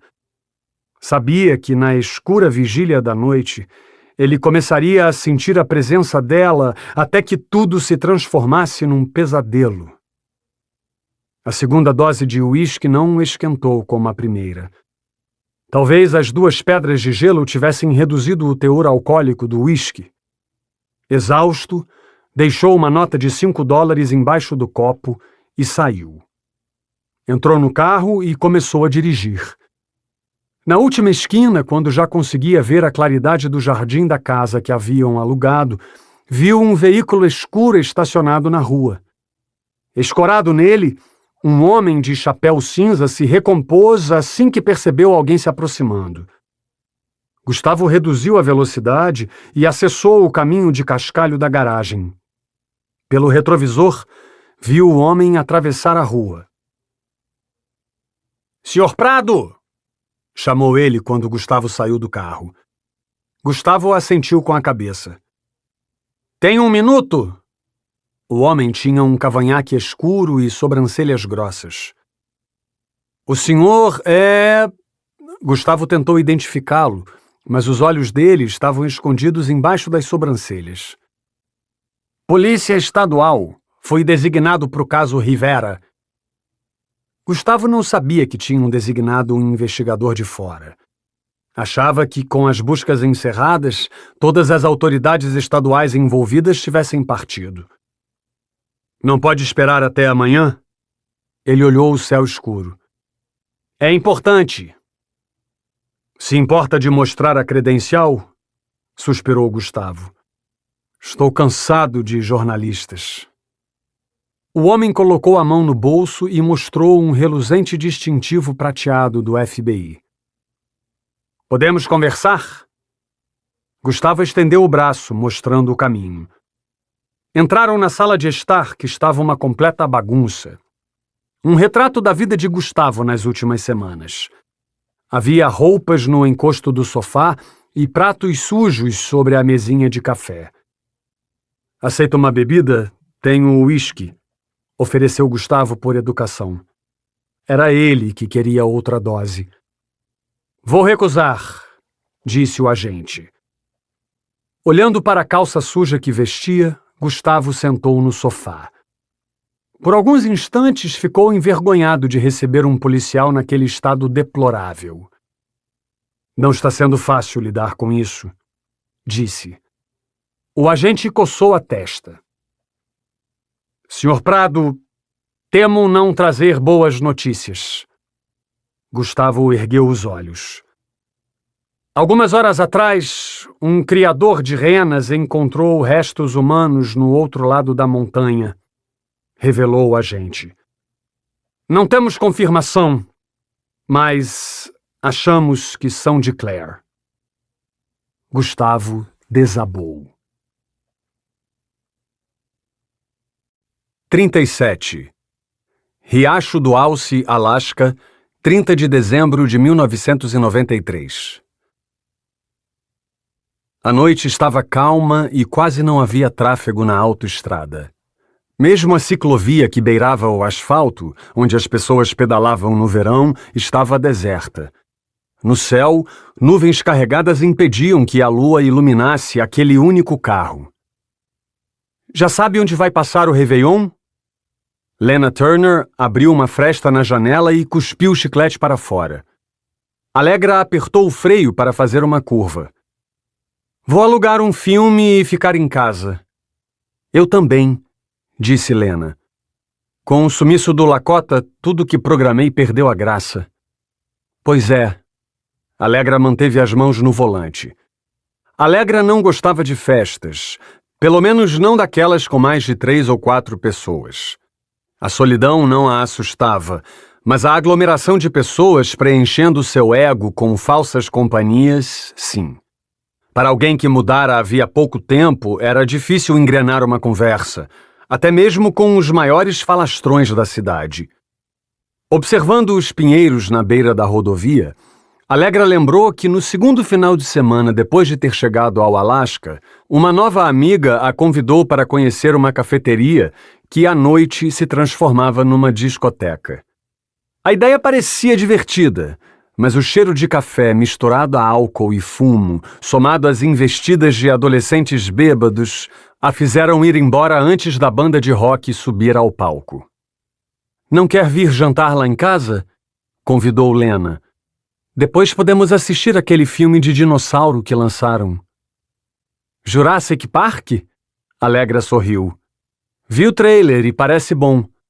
Então já vou pensar no que fazer de janta." Lena sorriu de volta.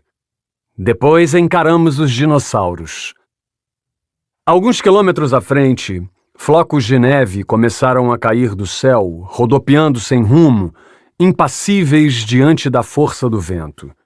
Se a mulher do tempo estivesse certa, haveria uma tempestade de madrugada. Alegra ligou o rádio para abafar o som do limpador de para-brisa. Naquele mau tempo, só se ouvia chiado, estática e alguns poucos momentos de música. "Vi que você deixou o relatório dos desaparecimentos na minha gaveta", disse Alegra, alongando a conversa. "Pode me adiantar o que encontrou?" "Pensei que tivesse lido." "Não tive como. O prefeito ficou me enrolando até pouco antes de sairmos", explicou. "Ele é sempre insuportável daquele jeito ou só estava querendo se vangloriar na frente dos supervisores?" "É um puxa-saco do governador que vive metendo o nariz no trabalho da polícia. Ninguém do departamento suporta aquele cara." Lena se ajeitou no banco do carona. "Quanto ao relatório, fiz o que você pediu. Concentrei as buscas em mulheres grávidas ou em idade fértil. Foi um pouco difícil. Os arquivos de algumas delegacias estavam um caos." "Nada fora do normal." "É. Encontrei muitos relatos de desaparecimentos nos últimos anos, mas na maioria deles as mulheres voltaram para casa depois de alguns dias. O grande problema é que a polícia nem sempre é informada do retorno e os arquivos acabam ficando desatualizados", queixou-se Lena. "Fiz o possível para isolar os casos sem solução." "Era muita coisa?"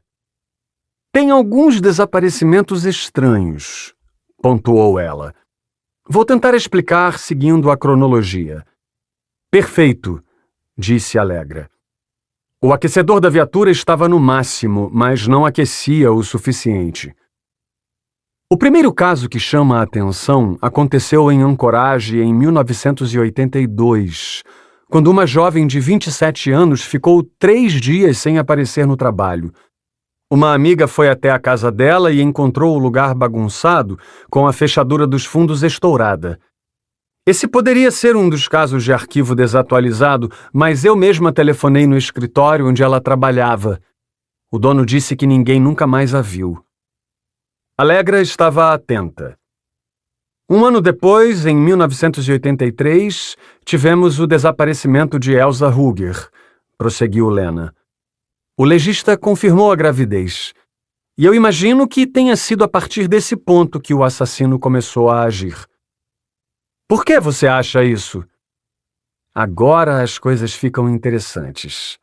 3 anos depois, em 1986, Claire Rivera, uma bióloga de 28 anos, desapareceu enquanto acampava com um noivo nas montanhas, em Riacho do Alce. Lena parecia estar empolgada. Culparam um urso. Em Seattle, diziam que antigamente a polícia do Alasca culpava ursos e lobos quando não conseguia solucionar um crime. Talvez seja o caso, continuou Lena, mas agora vem a parte intrigante. Adivinha quem era o noivo da bióloga? Alegra olhou para o lado. O Gustavo, revelou Lena. Tá brincando? Não. Como ele nunca falou sobre isso? Não sei. Talvez o caso tenha sido resolvido, ou talvez ele pense que não teve nada a ver com o nosso assassino. Isso pode até tirá-lo da investigação. Lena concordou. Quer saber o que mais eu descobri? Continue. Angela Lazar, em 1989. O corpo dela foi encontrado num lago tempos depois, prosseguiu. Mais 3 anos e no fim de 1992, uma garota de Palmer que tinha acabado de descobrir que estava grávida saiu de casa para ir à faculdade e nunca mais foi vista. Alegra bateu os dedos no volante. 83, 86, 89 e 92, enumerou ela. Acha que os intervalos de 3 anos são propositados? Só podem ser. Então algo aconteceu para que a cronologia fosse quebrada. Exato, disse Lena. O corpo de Elsa Ruger na autoestrada coincide com o início de um novo ciclo, que agora mata policiais, médicos e testemunhas, sempre girando em torno de um eixo. As mulheres grávidas, ponderou Alegra. Lena fez que sim. Nos relatórios havia evidências ou suspeitas acerca da identidade do assassino? Não me aprofundei nos nomes e nas informações de cada caso. Lena esfregou as mãos tentando aquecê-las. Mas as cópias dos arquivos estão na sua mesa. Amanhã daremos uma boa olhada. Depois de 10 minutos, viraram numa estrada secundária cercada de floresta dos 2 lados. Por quase 2 quilômetros, a única luz que enxergavam era a dos faróis. A neve continuava caindo, acumulando-se no espaço entre o capô e o para-brisa. Lena olhava as árvores quando virou-se para a Alegra e perguntou: Esse cara que te ligou, você conhece? Vi uma vez, respondeu Alegra. Gustavo disse que é um detetive que ajudou a polícia em alguns casos. Tá falando do Dmitri Andreiko? Conhece? Quem dera. Eu o vejo às vezes quando saio com minhas amigas. Ele fica lá, bebendo e conversando com um garçom, enquanto as mulheres babam naqueles olhos selvagens. Alegra riu. Olhos selvagens? Sério? Indagou boquiaberta. O que foi? Lena entrou na onda. Que eu saiba, ele é solteiro. E que eu saiba, viúvo. Viúvo? A esposa morreu de câncer, Gustavo que disse. Droga. De qualquer forma, ele é muito velho para mim. Lena se encolheu no banco. Mas não para você. Tá me chamando de velha? Não foi o que eu quis dizer. Quando a estrada à frente ficou mais estreita, Alegra reduziu a velocidade. Logo chegaram numa casa de 2 andares. Um edifício antigo pintado de marfim com janelas e portas restauradas. Uma caminhonete com correntes nos pneus estava estacionada do lado de fora. Alegra viu se havia algum movimento atrás das janelas. A luz da varanda estava acesa. Quando ela desligou os faróis, alguém abriu a porta e acenou. Alegra e Lena saíram da viatura, vestiram o capuz e correram até a varanda para escapar da ventania. Quando entraram, Dmitri fechou a porta atrás de si e colocou uma tranca. Vestia uma camisa informal e, enrolado num cobertor xadrez, segurava uma xícara de chá. Como tinha sido avisado sobre aquela visita, Alegra concluiu que ele simplesmente não se importava com sua aparência. Por dentro, a casa não parecia velha, e pelo menos metade dos móveis estava ali havia menos de 1 ano. Pouca decoração nas paredes, algumas plantas nos cantos e cortinas quase transparentes. Dmitri ofereceu a elas o sofá de couro. À frente, a televisão mostrava a mensagem No Signal em amarelo. Esse é o problema dos satélites, disse Dmitri apontando para a tela. Quando uma tempestade chega, o sinal se vai. Sua antena deve estar mal posicionada, comentou Lena. Você é eletricista também? Ele riu. É difícil achar alguém que faça esse tipo de coisa por aqui. E acho que eu não conseguiria subir no telhado sem me espatifar no chão, brincou, jogando o cobertor na poltrona. Alegra deu um meio sorriso. Aconteceu alguma coisa com o Gustavo? Dmitri caminhou para perto da porta. Pensei que ele também viria. O Gustavo não está na cidade. Entendo, murmurou Dmitri. Aceita um chá? É de pinho. Ambas recusaram. Imagino que estejam mais interessadas no motivo de eu ter pedido que vocês viessem até aqui.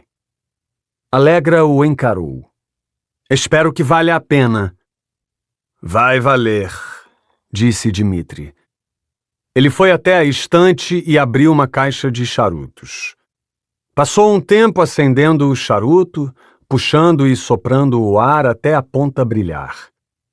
Parado naquela posição, com o rosto liso e os cabelos arrumados, Dmitri parecia muito um detetive que visitou a escola de Alegra no dia da carreira, quando ela tinha 9 anos. Imagino que também não vão aceitar um charuto. Vamos direto ao ponto. Alegra tirou uma mecha de cabelo da sua testa. Hoje foi um longo dia e espero estar em casa antes da tempestade. Dmitri olhou pela janela. Ouvi dizer que você não tem muito apreço pelo chefe de polícia aqui de Riacho do Alce. Enquanto ele falava, fumaça saía pelo seu nariz. Não se trata de apreço, corrigiu ela. O problema é outro. Sei, continuou Dmitri. Estive investigando umas coisas nos últimos dias. Decidi ligar porque quero compartilhar algo que vai te fazer confiar menos ainda em Adam Phelps. Alegra olhou para Lena com uma expressão de arrebatamento. Acho que vamos aceitar o chá. 38. 30 de dezembro de 1993. Gabriela Castilho abriu os olhos, mas não enxergava nada naquela escuridão. Embora estivesse deitada numa superfície macia, suas costas doíam. Uma dor camarada com que se acostumou nos últimos meses. Estava abafado e não havia um ponto de luz ou um contorno distinguível onde pudesse fixar o olhar. Piscou com força 1, 2 vezes, imaginando que voltaria a enxergar. Não voltou. Ao apalpar o chão, encontrou o que parecia ser pacotes de bolacha e garrafas plásticas. Fora isso, apenas trapos com textura de algodão. Não estava na sua cama e em nenhum outro lugar familiar. Não sabia se era dia ou noite e nem quanto tempo estava ali. "Mãe!" chamou. Mas tudo que ouvia era a própria respiração. Dobrando os joelhos para ficar em pé, Gabriela bateu a cabeça numa parede. Aquilo não podia ser bom. Sentiu medo. Estendeu a mão e sentiu a lisura das pranchas de madeira. Seu coração disparou quando se virou para o outro lado e acertou o nariz em outra parede. Uma caixa. Disposta a fazer tudo o que pudesse para se libertar, ela colou as costas contra uma das paredes, firmou os pés no chão e empurrou com toda a força que pôde, mas, como havia previsto, suas pernas ficaram cansadas em poucos segundos e a madeira não deu qualquer sinal de que cederia. Algo próximo de desespero a dominou. Gabriela gritou e se debateu, atingindo tábuas de madeira bruta em todas as direções. "Socorro! Me tirem daqui!" Ela golpeou o interior da caixa até seus dedos ficarem machucados. Seus nervos estavam à flor da pele, a ponto de fazê-la tremer sem controle. Em pouco tempo, seus gritos se tornaram lamúrias e, no fim, apenas silêncio. Fechou os olhos, tentando lembrar como havia parado ali. Lembrava-se de estar na casa de uma amiga até perto das 2 da manhã. A festa estava divertida, mas o cheiro de canela do narguilé a deixara nauseada. Fora ao banheiro vomitar e pediu ao namorado que a levasse para casa. Ele tinha tentado beijá-la quando a deixou na frente do prédio, mas como ele estava bêbado, ela o dispensou. Na escadaria, havia cumprimentado Ted D. Lembrou que Ted até escondeu a Playboy embaixo da jaqueta de beisebol quando a viu. Ela fingiu que não tinha visto nada, subiu ao segundo andar e cochilou no sofá. Não conseguia se lembrar de mais nada depois disso. Nada. Como se sua memória fosse um caderno que pegou chuva e ficou com as páginas borradas. Em meio aos esforços para tentar se lembrar de mais alguma coisa, houve breves momentos em que julgou conseguir. Momentos vagos, em que reuniu lembranças lúcidas de alguém pronunciando palavras enquanto apertava algo com o cheiro de álcool contra seu nariz. Depois disso, mais nada. Pense. Sentiu falta de ar. Tremendo dos pés à cabeça, Gabriela voltou a lutar. Chutou, socou e gritou pelo que pareceram longas horas de desespero. Só parou quando a exaustão se tornou insuportável. Suor escorria pela sua testa. Não descobrira qualquer fragilidade naquele casulo, nenhuma fresta que pudesse socar para abrir. "Alguém, por favor, me tire daqui!" insistiu aos gritos. Sem esperança, ela decidiu ficar em silêncio, estudando os sons do ambiente para descobrir que lugar era aquele. Sua respiração ofegante inundava a escuridão. Prendeu o ar. Por um instante pensou ter ouvido pássaros, depois passos, e em seguida estalos em piso de madeira. "Socorro!" torceu para que a ouvissem. Apurou os ouvidos, mas o silêncio tomou novamente conta do ambiente. Já não era possível alimentar qualquer dúvida quanto à sorte que lhe restava. Presa. Presa até que seu algoz aparecesse. Entrou em pânico. Sentiu um sopro de ar fresco entrando. Procurou com os dedos de onde ele vinha. Havia um pequeno buraco ali. Tentou enfiar os dedos nele, mas não era maior que a espessura de uma unha. Posicionou-se para tentar espiar através dele, mas ficou receosa. Não de descobrir algo amedrontador, mas de que não houvesse nada para ver. Quando espiou, seu medo se confirmou. Começou a questionar quem tinha motivos para fazer aquilo. Alguém com quem se desentendeu? Um vizinho descontente com a música alta que ouvia de noite? Não se lembrava de ninguém. Ninguém além do namorado, que tinha muitas inimizades. Não tenho nada a ver com o que ele faz. Era o preço que pagava por namorar um traficante. Talvez estejam me usando para atingi-lo. "Socorro! Estou ficando sem ar!" Apertou a barriga quando sentiu o bebê chutando. Pobre bebê. Fechou os olhos e chorou, com o rosto afundado nas mãos. 39. Point Mackenzie, Alasca. 30 de dezembro de 1993. Gustavo estacionou num terreno de frente para o mar e saiu da viatura sem desligar os faróis. As ondas da água refletiam a claridade. Ao longe, no outro lado do estreito, Anchorage era apenas uma pequena área de luz. O dia fora agitado. Gustavo estava cansado e com frio, mas a vontade de encontrar Adam o fez dirigir até Point Mackenzie, onde ficava o barco de passeio que Adam herdara da família. O pátio asfaltado do cais cheirava a sal e peixe fresco, embora não houvesse ninguém pescando. Gustavo olhou rapidamente para a garagem de barcos perto do mar e percebeu que o cadeado do galpão que Adam alugava estava solto da corrente. Guiado pela luz dos faróis, ele pisou na areia gelada e aproximou-se do galpão azul, onde ao redor havia galões de óleo, pilhas de madeira e redes de pesca. Ao puxar a corrente, um estalido metálico ecoou. Olhou para os lados. Não havia ninguém ali.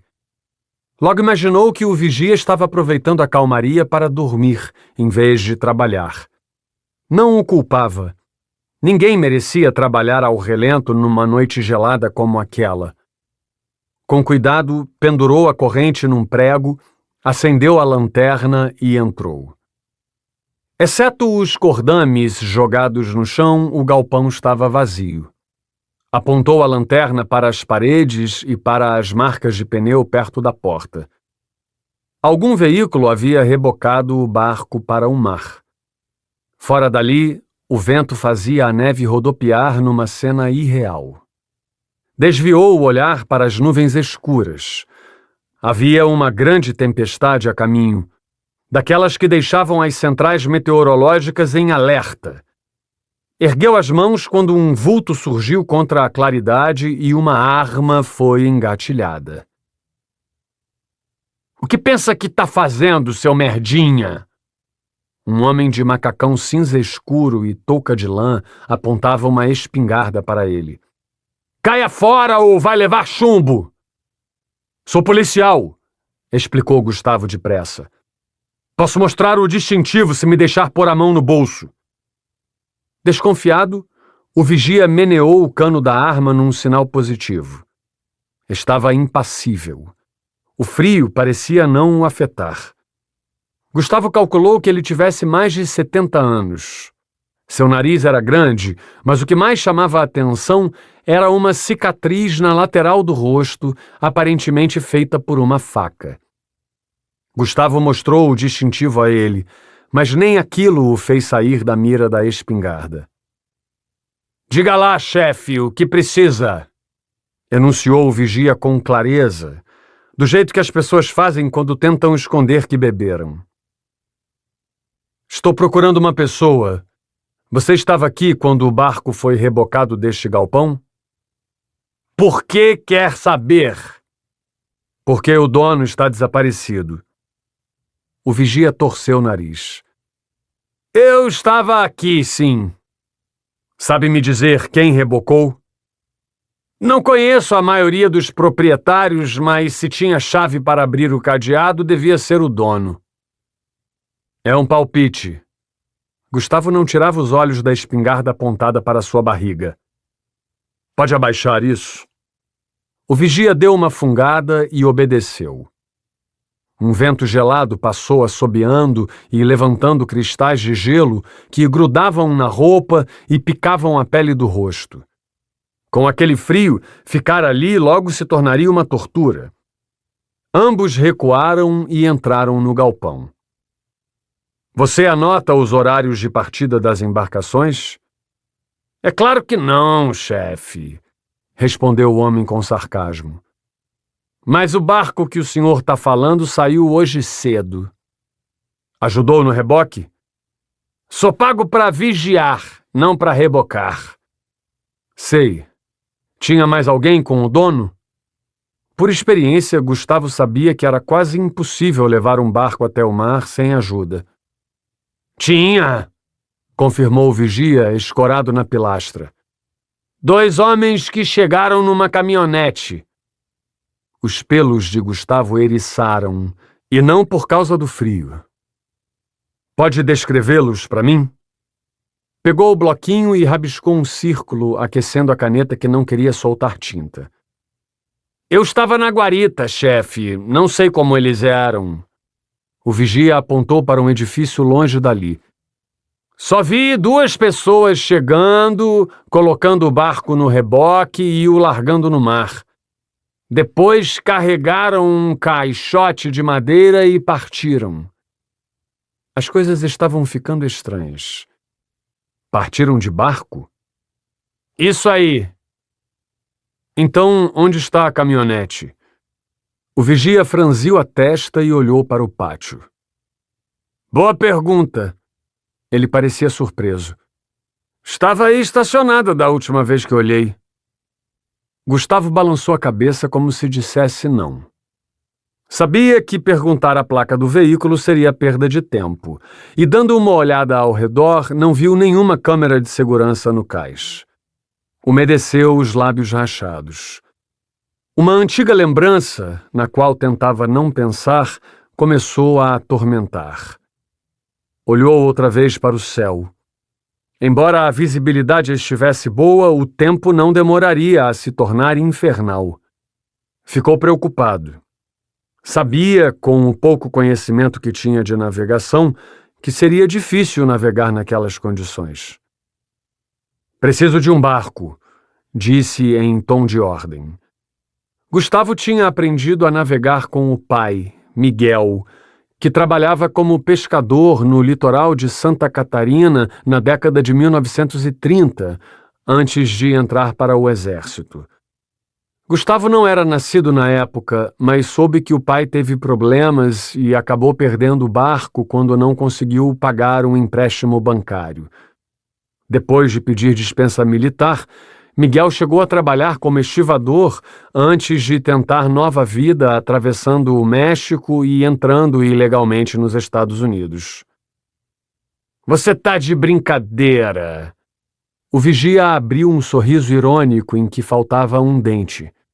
Pra que um barco? Você vai me levar ao leito do rio Susitna antes da tempestade. Gustavo olhou para o atracadouro em busca de uma embarcação. Havia uma lancha amarrada num poste de madeira na beira da praia. Pode esquecer, o dono dessa lancha é um advogado ricaço que me deu $10 para passar água no motor e colocar no galpão. Então você está com as chaves? Qual parte do pode esquecer o chefe não entendeu? Disse o vigia, fazendo um movimento para mostrar que ainda estava com a espingarda. Gustavo cerrou o punho. Com quem você pensa que está falando? Esbravejou. Pegue a porcaria da chave e me leve até a margem do rio antes que eu chame reforço e te prenda por obstrução de justiça. Tenha calma, chefe. Já tenho problemas demais com a justiça. O vigia procurou um lugar para esconder a espingarda. É melhor levá-la, disse Gustavo. Tá bem. Ele colocou a bandoleira no ombro e acompanhou Gustavo até a lancha. Quando a primeira ventania provocou uma ondulação anormal na enseada, os dois já estavam navegando. Pedaços de gelo batiam no casco da lancha, que parecia levantar voo a cada nova onda. Relâmpagos iluminavam o céu e o vento não dava trégua. Depois de um sibilar repentino, veio o rugido da chuva. Pelo menos o chefe vai me contar quem são os caras que está procurando? Perguntou o vigia. Gustavo não respondeu. Esgueirou-se atrás do para-brisa da lancha quando sentiu o frio chegar aos ossos. Encolhido, ele pensou que morreria congelado se não chegassem logo. Para piorar, não tinha nenhuma certeza de que a empreitada valeria o risco. Adam poderia ter ido a qualquer lugar. Ilhas, praias. Havia dezenas de opções, mas nenhuma delas aguçava seus instintos como a cabana inuit abandonada na floresta. Assim que os blocos de gelo ficaram para trás, o vigia virou o volante para sair da enseada e acessar o leito do rio, onde as ondas não eram tão bravas e as árvores quebravam a maior parte do vento. A cabana onde Adam costumava acampar ficava na margem oeste, 3 quilômetros antes do povoado que dava nome ao rio. Era um lugar isolado e tomado de vegetação que no auge do inverno ficava enterrado debaixo de grossas camadas de neve. Depois de quase meia hora, a lancha parou perto do banco de areia. Com a ajuda do holofote, Gustavo a amarrou numa árvore repleta de musgo. Procurou sem sucesso pelo barco de Adam. Esfregou os braços e deu alguns tapas nas pernas para que o sangue voltasse a circular. Aquele lugar era basicamente uma vasta extensão de floresta fechada, onde poucas espécies de vegetação rasteira conseguiam furar a neve. Gustavo estivera ali uma única vez, muitos anos antes, quando era adolescente. Acendendo a lanterna de bolso, ele se embrenhou na mata e torceu para encontrar logo o brilho dourado de um lampião, indicando que havia alguém na clareira. À medida que Gustavo avançava mata adentro, o barulho da correnteza dava lugar ao farfalhar de galhos e ao assobio do vento. Longe da claridade da lanterna, até onde a vista alcançava, só havia a densa escuridão. "Não estou gostando disso, chefe", reclamou o vigia, apontando a espingarda para os lados. "Vamos dar o fora daqui." "Ainda não." Percorrendo a trilha com o corpo curvado, Gustavo não demorou a localizar um rastro que a neve ainda não cobrira. Seguiu abrindo caminho por entre os galhos. O cheiro de madeira úmida impregnava o ar. Pingos de chuva que se acumulavam nas folhas caíam sobre sua cabeça, encharcando seus cabelos e seus ombros. À distância, animais selvagens grunhiam. Os lobos cinzentos da região podiam sentir o cheiro deles a centenas de metros, e os ursos que não haviam hibernado continuavam sua busca incessante por comida. "Pelo amor de Deus, chefe! Fique perto de mim." Gustavo forçou os olhos assim que um ponto luminoso apareceu entre as árvores. "Estamos quase chegando." Havia alguém na cabana. 40. Riacho do Alce, Alasca. 30 de dezembro de 1993. Alegra olhou pela janela quando um raio rasgou o céu, transformando a noite em dia por um milésimo de segundo. As nuvens carregadas estavam cada vez mais perto, e as rajadas de vento torciam os galhos ali fora. Sentada ao lado dela, Lena mantinha os olhos fixos num inseto que se arrastava pela parede sem adornos. No silêncio entre as trovoadas, era possível ouvir o berro das ovelhas no curral, nos fundos da propriedade de Dmitri. Alguns minutos depois de entrar na cozinha, Dmitri voltou carregando uma bandeja prateada que bamboleava de um lado para outro. "Se eu disser que costumava ser o garçom nos encontros de escoteiros, vocês não vão acreditar." Ele colocou a bandeja na mesa da sala. "Você era escoteiro?" questionou Alegra. "O melhor deles", riu Dmitri. Outro raio, seguido pelo estrondo do trovão. A mensagem "No Signal" que aparecia na televisão começou a dar espaço ao jornal noturno, mas a imagem travava tanto que era impossível entender o apresentador. Dmitri tirou o aparelho da tomada. "Talvez isso não seja da minha conta, mas há quanto tempo vocês conhecem o Adam?" perguntou ele quando sentou. "Há muito tempo", respondeu Lena. Alegra escorou o braço no encosto do sofá e observou o detetive servir chá em 2 xícaras de porcelana. O aroma do pinho misturava-se ao cheiro de charuto. "Ouvi comentários sobre ele quando cheguei ao Alasca, mas a primeira vez que nos encontramos foi há uma semana." Alegra endireitou o corpo. "Até vê-lo pessoalmente, eu o conhecia apenas como o chefe de polícia de Riacho do Alce." "E agora ele é o quê?" Dmitri ergueu os olhos da xícara em suas mãos, oferecendo-a a ela. "Olhos selvagens." "Diga-me você." Alegra pegou a xícara e agradeceu com um aceno de cabeça. "Não foi por isso que ligou?" Dmitri abriu um sorriso e pôs o charuto no cinzeiro. "Investigaram a história das cartas?" perguntou ele. "Designei um agente", respondeu Alegra. "O Gustavo?" Ele passou os dedos sobre o lábio superior. Alegra imaginou que aquele gesto fosse um flerte. Devolveu a pergunta. "Algum problema?" "Com o Gustavo, nenhum." Os olhos verdes de Dmitri pularam de Alegra para Lena e de volta a Alegra enquanto bebericava o chá. Ele foi o primeiro a chegar ao acidente na autoestrada, não foi? Foi, respondeu Alegra. Seu olhar denunciava certa fadiga. Mas você já sabia disso. É, sabia. Dmitri curvou-se para pegar o charuto. Soprou a cinza da ponta acesa e deu uma tragada.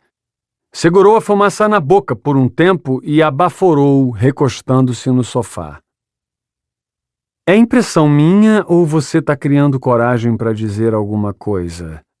Lena tomou a frente. Alegra sentiu-se agradecida de não ter precisado fazer aquilo. Antes de começar, gostaria de deixar claro que trabalho por conta própria. Então, alguns meios que utilizo para conseguir informações podem parecer um tanto... Fez uma pausa. Fora da lei. Não quero saber como você consegue as coisas, disse Alegra com calma, encarando. Na verdade, isso pouco importa. Dmitri relaxou. A tensão abandonava seus ombros. Tudo bem. Levantou e pegou uma maleta que estava na estante da TV. Quando retornou, entregou a Alegra um caderno cheio de anotações. A caligrafia beirava o garrancho, e havia tanta informação misturada que as únicas palavras que Alegra conseguiu compreender foram os nomes de uma cafeteria e de 2 restaurantes que ficavam no centro de Ancorage. Um deles era o lugar onde costumava almoçar. Esqueça os rabiscos por enquanto. Dmitri parou ao lado dela. Antes, ouça o que tenho a dizer. O perfume dele era amadeirado. Alegra largou o caderno. Chamei vocês para conversar sobre o envolvimento do Adam naquele falso atropelamento na véspera de Natal. Tenho motivos para acreditar que ele sabia o que aconteceria antes de acontecer. Explique. Aqui. Ele abriu o caderno e mostrou uma anotação. Esse foi o horário que a polícia recebeu a ligação anônima denunciando o acidente. 2h33. Alegra correu os olhos pelo caderno ao notar que havia mais horários nas linhas seguintes. Agora veja, continuou ele. 2h14. 19 minutos antes, alguém usou o telefone da casa do Adam para ligar para o Star Motel, um motel de beira de estrada que não fica longe daqui. Dmitri voltou ao sofá. Houve um momento de silêncio. Devo presumir que você tenha investigado isso? Conheço o dono do lugar, prosseguiu Dmitri, soltando fumaça pelo nariz. Ele me disse que não tem registro dos hóspedes, mas garantiu que o Gustavo passou a noite lá. Tá legal. Alegra curvou-se para frente, colocando os cotovelos nos joelhos. Está insinuando que o Adam pode ser o assassino? Eu não disse isso. Só comentei que as ligações mostram que ele sabia do crime antes da polícia.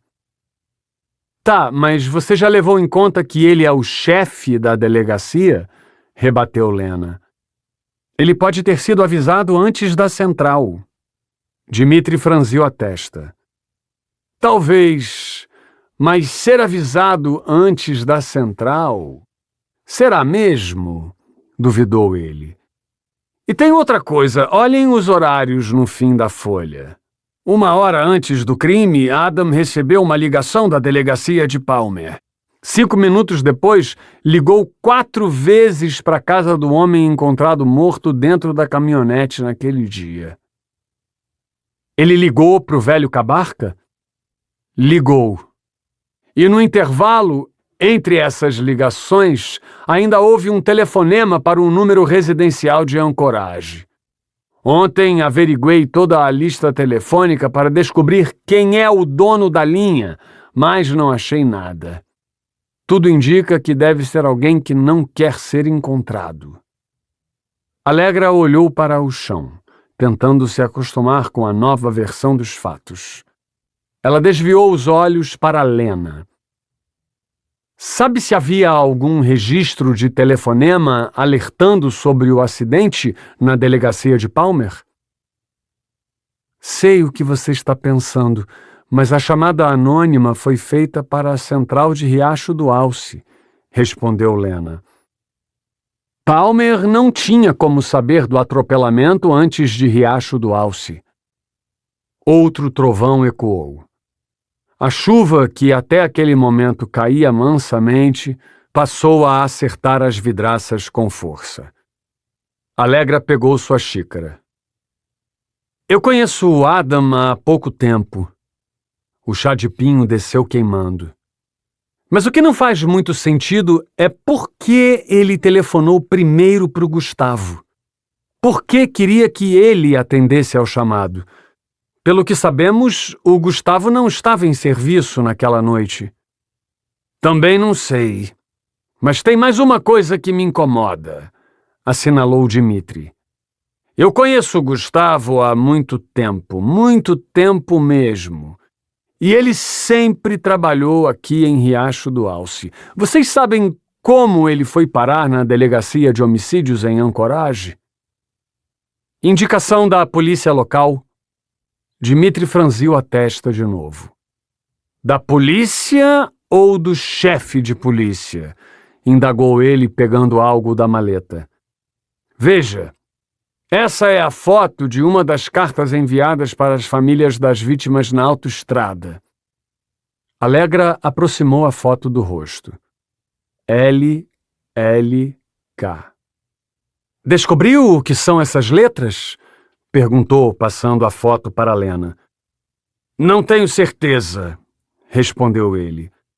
Mas acho que podem ser as iniciais de Landon Lionel Clay. Lena emitiu um som estranho com a boca. O eremita? Ele mesmo. Dmitri sorriu.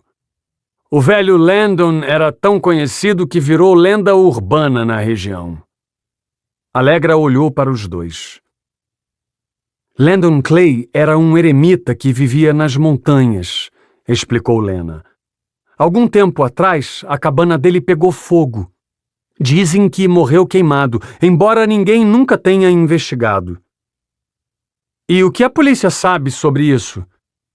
Não há relatório. Lena não tirava os olhos da fotografia.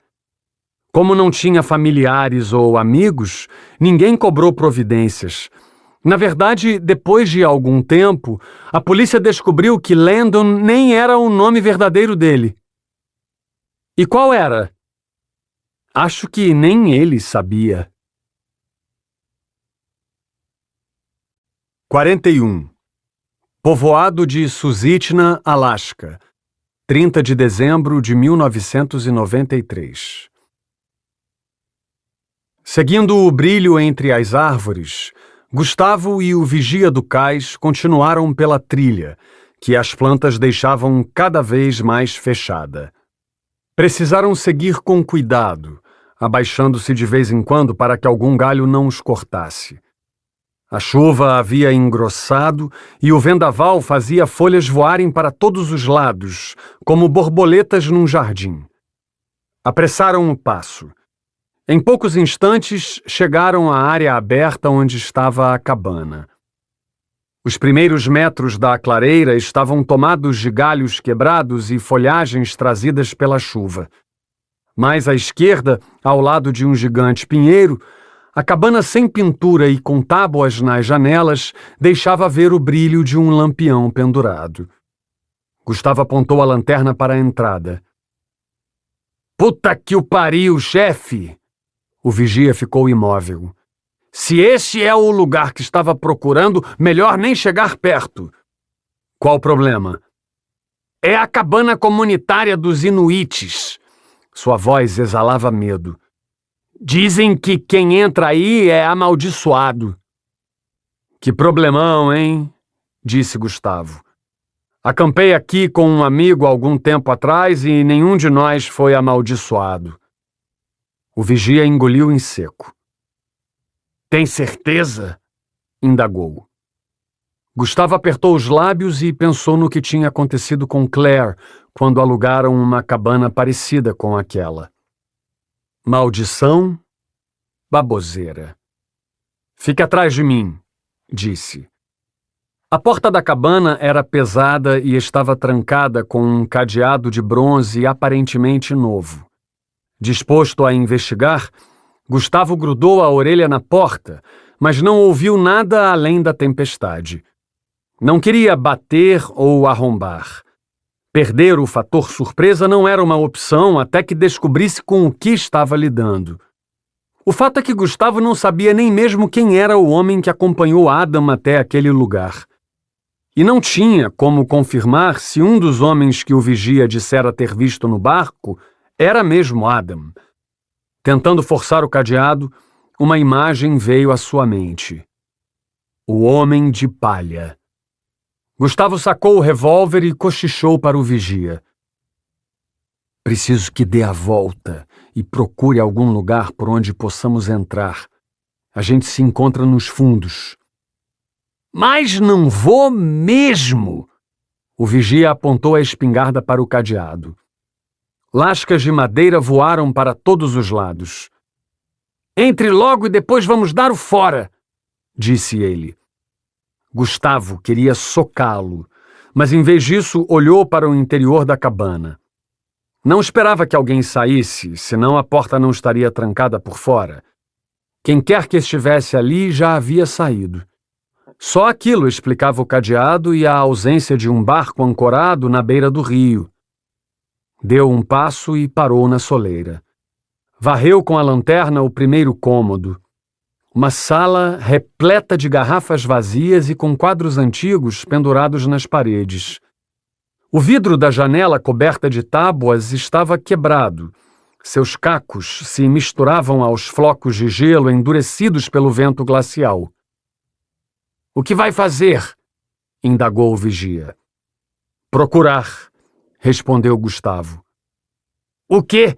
— Qualquer coisa. Gustavo engatilhou o revólver, sentindo o cheiro de mofo. Havia uma enorme poça d'água embaixo da janela e pelo menos 3 goteiras que aceleravam o processo de apodrecimento das madeiras do chão. Gustavo teve a impressão de que o lugar estava abandonado havia mais tempo que imaginara. Seguiu para a cozinha, calculando cada passo para que não fosse surpreendido. Teias de aranha grudaram no seu cabelo quando esticou-se para abrir a portinhola de um pequeno armário onde encontrou ferramentas enferrujadas. Ouviu um guincho e viu um rato se enfiando num buraco na parede. — Tudo tranquilo aí dentro, chefe? Gritou o vigia de fora. Gustavo levou um susto. — Tudo certo, disse, mascarando o arrepio. Se vai ficar aí, pelo menos avise se vir alguém. Deu meia volta e acessou o corredor. A porta do único quarto estava escancarada. Ali dentro, um colchão que havia se transformado num grande lar de fungos recebia os pingos de outra goteira. Não chegou a entrar, mas fez cara feia para aquele amontoado de espuma podre. Virou-se e puxou a argola de ferro de um alçapão no fim do corredor. As dobradiças rangeram e um odor rançoso de comida estragada subiu. Tentando inspirar menos ar, desceu pela escada de madeira quase tão podre quanto todo o resto. Iluminou com a lanterna o porão de chão batido, repleto de penduricalhos. Cordas, correntes e arames estavam pendurados nas vigas. Encostadas na parede, havia pás, enxadas, picaretas e instrumentos de pesca atirados num canto. Quanto mais Gustavo mergulhava no escuro, mais forte ficava o odor de comida estragada. Parou por um momento. Pensou em voltar para cima, mas a luz da lanterna caiu sobre uma prateleira cheia de potes de conserva. Azeitonas, figos e pepinos tomados por uma enorme colônia de bolor. Torceu o nariz. Uma lona escura atirada no canto oposto fisgou sua atenção. Deixou os potes para trás e caminhou até ela. Havia algo embaixo. Chutou-a, mas logo percebeu que aquele formato estranho era apenas o jeito como fora deixada. Mas o que é isso? Sentiu arrepios ao ver um círculo de terra remexida. Soube de imediato que não devia ser coisa boa. Removeu uma camada de terra com a sola do sapato. Percebendo que aquele era um trabalho cuja recompensa demoraria a surgir, ficou de joelhos, segurou a lanterna e o revólver com uma das mãos e usou a outra para cavar. Uma onda de náusea subiu pela sua garganta. Isso é... Cerrou os olhos. A mão de alguém? Havia uma aliança de casamento no dedo anelar. Começou a cavar com mais afinco. Aos poucos, surgiram um braço, um ombro e um rosto cinza azulado. Aquele homem de idade, com os olhos vidrados e a boca aberta, provavelmente morrera em decorrência do ferimento à bala na região esquerda da testa. Gustavo levantou num salto. "Preciso de ajuda aqui embaixo!" gritou. Ouviu os passos do vigia no andar de cima. Enquanto esperava, focou na fisionomia do cadáver. A lanterna o ajudava a enxergar com clareza. Puta que pariu! Recuou, quase caindo para trás. Aquele era o corpo de Arnold Tramper, o xerife de Palmer, irmão do policial Ed Tramper, um dos mortos na cena de atropelamento na autoestrada. Removendo mais um tanto de terra, viu que Arnold vestia a camisa azul escura da polícia e que a estrela dourada da corporação continuava pendurada no peito. Com a ponta dos dedos, verificou o bolso em busca de documentos. Não encontrou o distintivo nem a carteira, apenas uma folha dobrada 3 vezes que trazia as mesmas letras da carta que horas antes pegara na residência de Adam. LLK.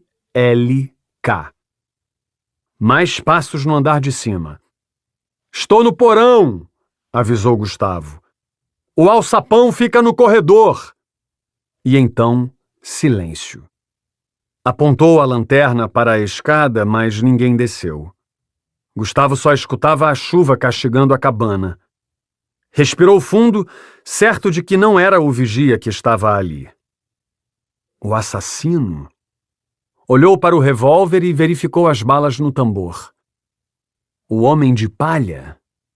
Recuou e escorou as costas na parede. Embora o Alasca estivesse enfrentando temperaturas abaixo de 0, gotas de suor escorriam pela testa de Gustavo, e a culpa não era do calor no porão. Alguns minutos depois, sem que ouvisse qualquer movimento desde que se escondera, ele ficou de cócoras e iluminou a escada. Ninguém. Pisando macio, atravessou o porão e circundou o buraco do alçapão antes de subir. Ouvindo atentamente, colocou um pé na escada. Quando colocou o segundo, a madeira cedeu um pouco. Se visse qualquer pessoa que não fosse o vigia, atiraria sem pensar. Uma corrente de vento gelado vinha da porta da frente aberta. Gustavo não parava de suar. Apertou o cabo do revólver com força quando começou a tremer. Assim que pôs parte da cabeça para fora, ele varreu o corredor com a lanterna. Tudo limpo. Sentiu uma pancada e o calor do sangue nas bochechas. Caiu de costas. Sua cabeça encontrou o chão batido do porão com um som seco. A arma e a lanterna escaparam das suas mãos. Gustavo tateava no escuro quando alguém apontou um forte feixe de luz direto nos seus olhos. "Quem é você?" indagou o zonzo. Gustavo não conseguia enxergar os traços do rosto do homem, mas via que ele olhava para a cova do xerife. Essa merda não devia terminar assim, disse o homem. Gustavo reconheceu a voz dele. Adam! Desculpe por isso. Ouviu o estampido de um tiro e sentiu uma dor no peito, como se uma navalha cortasse sua carne. Seus olhos ficaram turvos. Era difícil respirar. Sentiu-se deitado numa poça. O feixe da lanterna tomou proporções surreais. Abriu os braços na terra com os pulmões enchendo de sangue. Pensou em Claire. Sempre Claire. Tentou falar, mas antes que conseguisse abrir a boca, mergulhou na mais profunda escuridão. 42. 31 de agosto de 1986. 7 anos antes. Uma devastadora onda de melancolia invadiu o coração de Gustavo, mas algo não o deixava chorar. Sentado numa longarina de 3 lugares, ele fitava as paredes do corredor do necrotério. Passava das 10 da manhã, e mesmo sem dormir, ele estava alerta. A imagem de Claire não saía da sua cabeça. Não conseguia pensar em nada senão no sorriso que ela dera na última vez que tinham se visto. Desolado, as lágrimas não saíam. Sentada ao lado, agarrada num terço de Nossa Senhora de Guadalupe, Lúcia Rivera orava em espanhol e esperava o esposo Javier entrar no necrotério para fazer o reconhecimento. Um criador de renas encontrou um corpo próximo a uma barraca no outro lado da montanha. Foi o que o agente estadual contou à família. Ainda não temos confirmação, mas tudo indica que a vítima foi atacada por um urso. A barraca estava amassada e tinha rasgos de meio metro. Para Gustavo, ele disse que o corpo de Claire tinha ficado 3 semanas na floresta e foi parcialmente devorado por animais. Era difícil de acreditar. Gustavo fechou os olhos e a lembrança da primeira vez que tinha visto Claire inundou sua mente. Era uma tarde de outono. Ele tinha 9 anos e estava num posto sentado dentro do carro, esperando o pai pagar a gasolina. O barulho de um caminhão o fez olhar através do vidro. Naquela hora mágica, ele a viu. Claire usava um vestidinho colorido que deixava descobertos os braços finos e segurava um pacote de bolacha recheada enquanto caminhava de mãos dadas com a mãe. Amor à primeira vista. Foi o que ele pensou com toda sua experiência de criança. 2 meses depois, no aniversário de um colega do curso de violão, voltou a vê-la. Ela cheirava a perfume de morango. No ano seguinte, quando foi estudar numa escola no centro, descobriu que Claire estudava na outra turma, 3 salas ao lado. Naquele dia, sentou para lanchar na mesma mesa em que ela estava e arriscou um tímido oi. Escondida atrás da lancheira do Looney Tunes, ela tinha aberto um sorriso. O sorriso de Claire animava seus dias desde os 9 anos.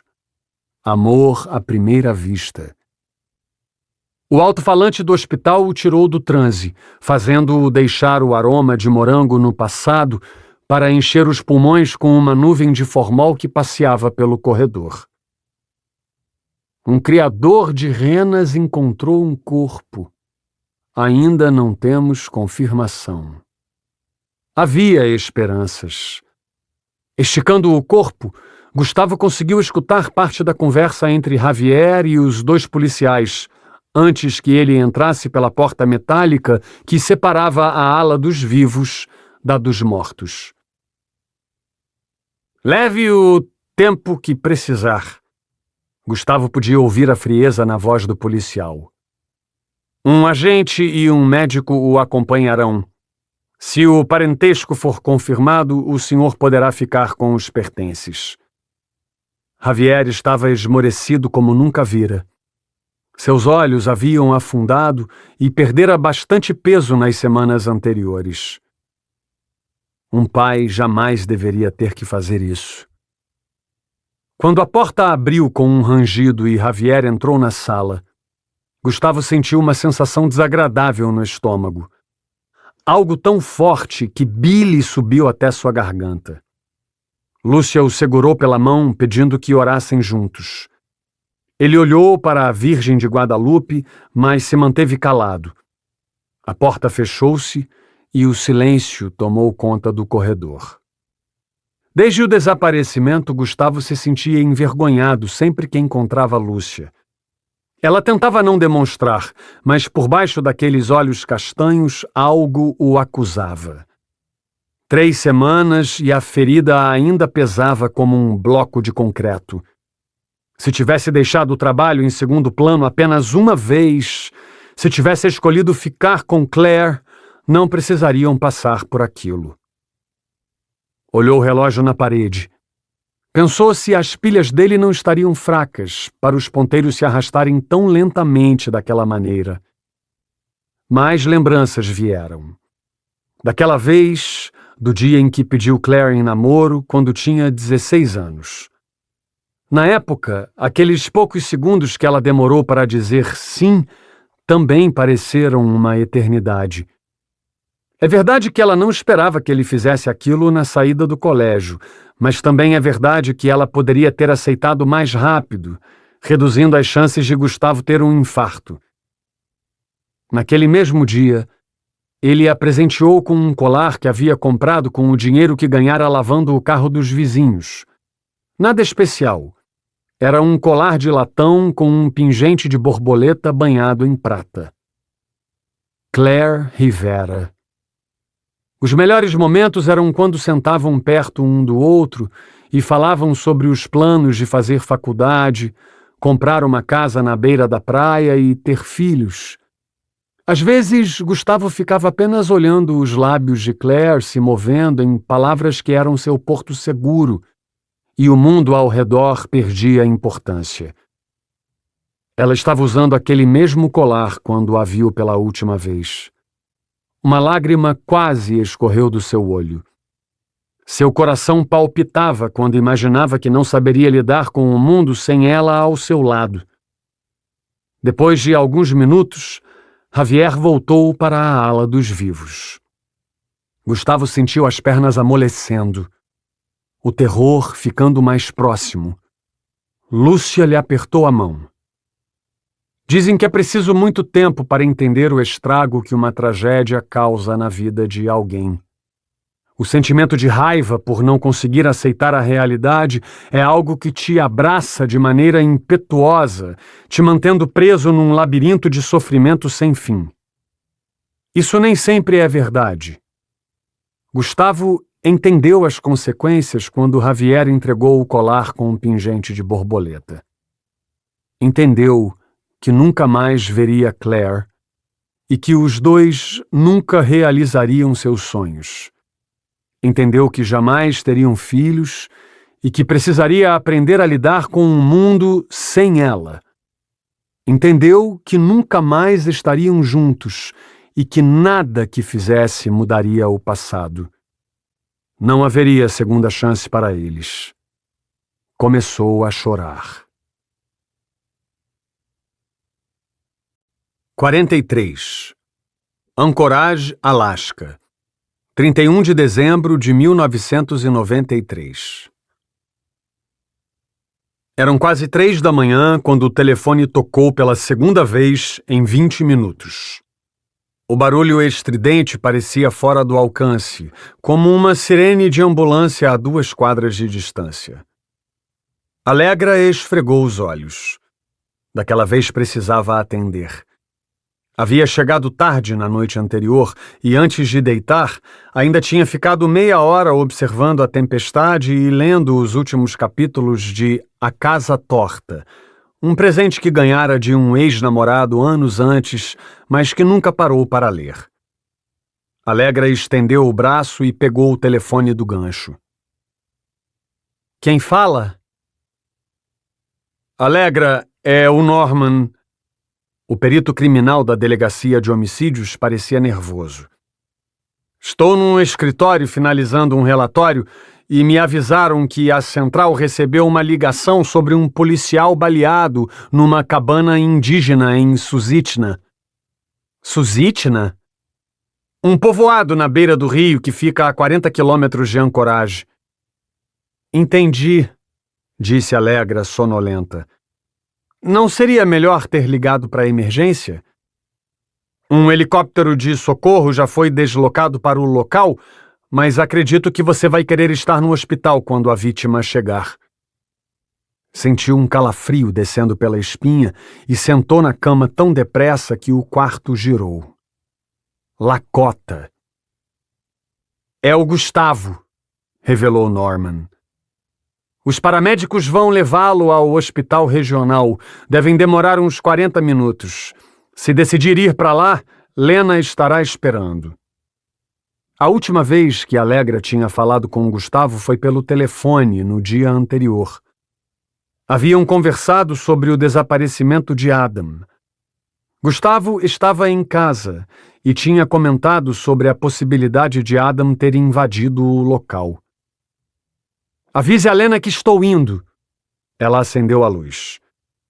No caminho até o banheiro, Allegra observou a noite pela janela do 7º andar. Embora não houvesse mais relâmpagos fatiando o céu, o ar continuava carregado de umidade e flocos de gelo deslizavam pelo telhado das casas no outro lado da rua. A primeira porção de água que saía da torneira era fria, mas ela não esperou o sistema de aquecimento começar a funcionar para enxaguar o rosto. Sentiu os poros reclamando de frio quando jogou a água no rosto. Olhou-se no espelho. Viu a expressão cansada de alguém que havia dormido pouco. Enquanto escovava os dentes, lembrou-se de Hercule Poirot, um detetive incansável que sempre capturava os assassinos pela persistência. Esfregou o nariz e as bochechas para fazer o sangue circular. Sabia que uma pequena ferida de frio podia desfigurar um rosto. Amarrou os cabelos num rabo de cavalo desalinhado e foi se vestir. Uma camada generosa de gelo cobria o asfalto quando ela saiu com o carro da garagem. Por causa do vento, a sensação térmica parecia menos 50 graus Celsius. Os limpadores empurravam cristais de gelo do para-brisa enquanto os pneus derrapavam na neve espessa de um trecho sinuoso. Não havia como acelerar muito sem que o veículo perdesse a estabilidade, mas a ausência de movimento nas ruas compensou o atraso. No hospital, antes de entrar no estacionamento subterrâneo, Allegra olhou para o alto através do vidro lateral em busca do helicóptero. Não o viu. Então desceu a rampa e estacionou na vaga mais próxima do elevador. Quando a porta do elevador abriu na recepção, Allegra viu Lena conversando com uma mulher perto do balcão. Não queria ter voltado tão cedo para aquele hospital. Sua última passagem ali não tinha sido agradável. Em pensamento, ainda podia ver os agentes zanzando em pares e os repórteres se espremendo atrás da fita de isolamento em busca de informações sobre o mais novo astro do país, o Homem de Palha. Aproximou-se pelo saguão. Lena deu as costas para a mulher com quem conversava quando a viu. Que bom que está aqui. Vim o mais rápido que pude. Allegra abriu o primeiro botão do casaco de lã. Alguma informação da emergência? Nada. Lena fez sinal para que fossem ao elevador dos funcionários. Os médicos estão com a sala de cirurgia pronta, mas ainda não falaram nada sobre o estado de saúde dele. Quem ligou disse que ele estava numa cabana em Susitna, um lugar de difícil acesso. Sabem quem ligou? Um homem que não se identificou. Preciso do áudio da ligação. Alegra entrou no elevador. O filho da mãe que pediu socorro com certeza chegou ao local antes. Já fiz isso. Ele teve o cuidado de mascarar a voz com um pano ou coisa do tipo. Lena apertou o botão do último andar. Também acha que tem algo de muito errado acontecendo? Acho. E acho que aquele merda do Adam está envolvido. Quando a porta abriu, elas atravessaram o corredor e acessaram o terraço. Ventava muito ali no alto. Os flocos de neve faziam a neblina parecer mais espessa. Num espaço coberto à esquerda, uma equipe de emergência aguardava o helicóptero. 2 minutos depois, uma luz fraca apareceu no horizonte e foi ficando cada vez mais forte, até que o barulho do helicóptero se tornou ensurdecedor. Alegra recuou um passo quando as pás do rotor afastaram a neblina. O piloto completou a aterrissagem e 4 pessoas da equipe médica se aproximaram. Assim que colocaram Gustavo na maca, um homem de roupa laranja saltou do assento traseiro e atravessou o terraço. "Vocês são da polícia?" gritou ele para se fazer ouvir. "Homicídios!" respondeu Alegra. "Como ele está?" "Levou um tiro no peito. Vai precisar de cirurgia", explicou o homem. "Perdeu bastante sangue." Abriram espaço para a maca. O corpo de Gustavo estava coberto até os ombros. Havia uma máscara de oxigênio fixada no seu rosto e uma bolsa de sangue pendurada no cabide lateral. Aquela imagem abalou Alegra. De imediato, dezenas de pensamentos cruzaram sua cabeça. Naqueles poucos segundos em que ficou olhando para o rosto azulado de Gustavo, ela chegou a se culpar pelo ocorrido, mas logo expurgou a culpa, sabendo que aquele tipo de sentimento poderia levar à desgraça qualquer um responsável por uma investigação. A equipe médica sumiu dentro do prédio. "Alguma pista do que aconteceu?" perguntou Alegra. "É sobre isso que quero falar", alertou o homem. "Há outros 2 corpos no local. Devido ao mau tempo, não conseguimos contato com a polícia pelo rádio." Alegra e Lena ergueram a sobrancelha. "Vocês precisam enviar alguém para lá", prosseguiu ele. "Faremos isso." O homem assentiu e retornou ao helicóptero. Alegra e Lena voltaram ao elevador e foram para a recepção. Pela porta de entrada, viram um furgão com adesivo da NBC. Não demoraria muito para que outros furgões como aquele aparecessem. "Pode me explicar como esses caras conseguem ser tão rápidos?" Alegra virou de costas para a porta de vidro. "Não faço ideia", disse Lena. "Mas, se tivesse que apostar, diria que eles têm informantes em todas as delegacias do país." Alegra concordou. Olhou para fora por sobre o ombro e tomou uma decisão que, em situações normais, levaria bastante tempo para tomar. Pediu licença à recepcionista para usar o telefone e ligou para a residência do supervisor do departamento. Em geral, tentaria encontrar outra solução antes de fazer algo parecido com aquilo, mas a situação demandava medidas urgentes. Era alta madrugada.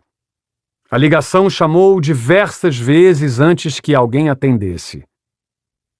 "Alô?" A voz grossa de Edgar Cousin ribombou no telefone. "Senhor, aqui é Alegra Green." "Oi, Alegra. Já disse 1000 vezes para me chamar de Edgar." Seu tom mudou para cordial. "Algum problema?" Edgar era respeitado, tinha muitos amigos e chegara ao cargo mais elevado do departamento por ser afilhado de um ex-senador. Embora displicente, Edgar cumpria bem seu papel.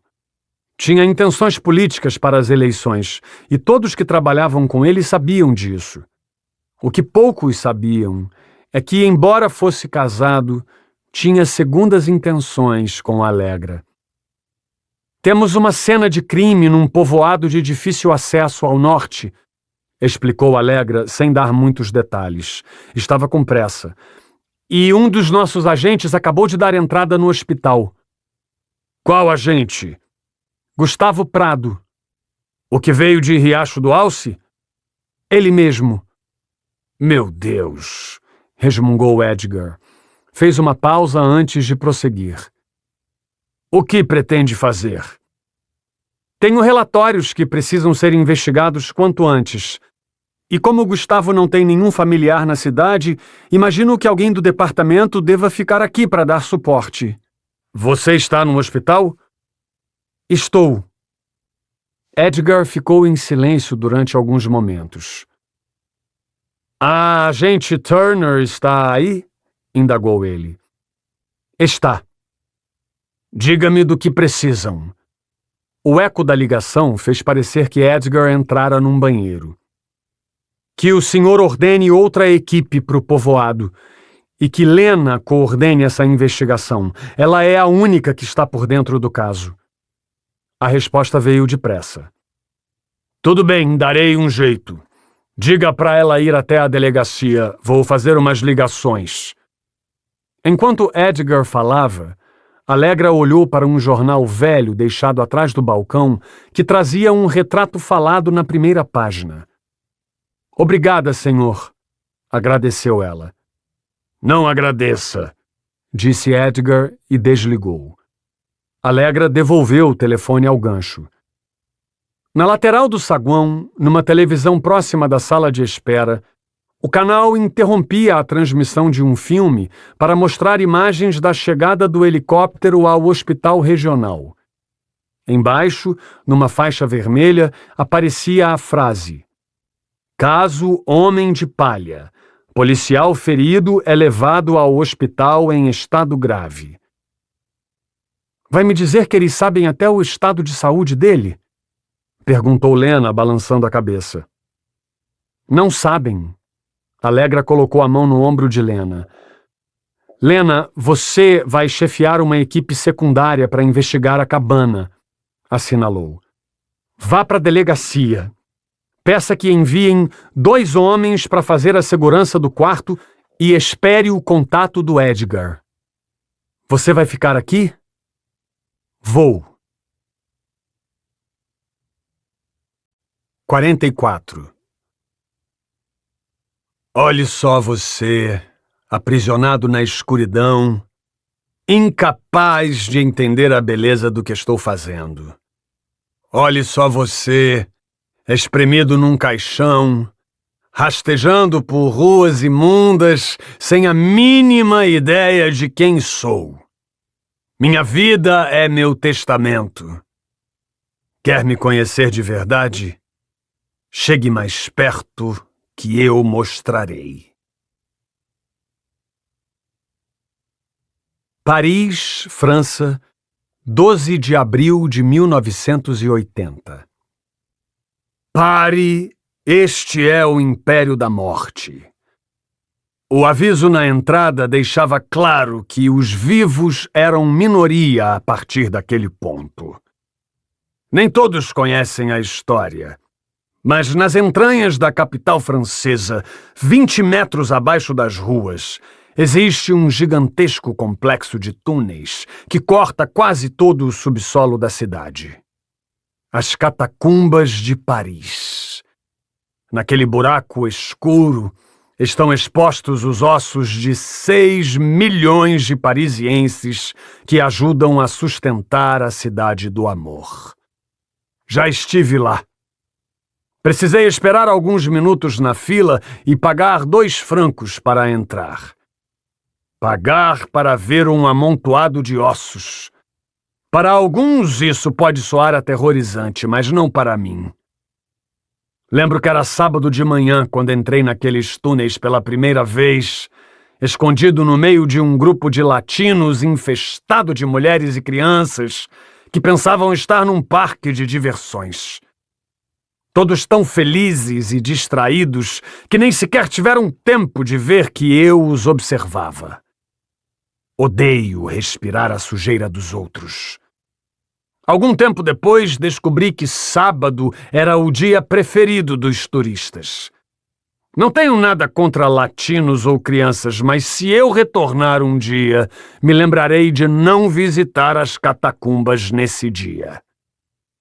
Depois de descer uma escada espiral que não terminava nunca, chegamos às câmaras onde os ossos estavam expostos. O maior ossário do planeta. Incontáveis fileiras de crânios nas paredes.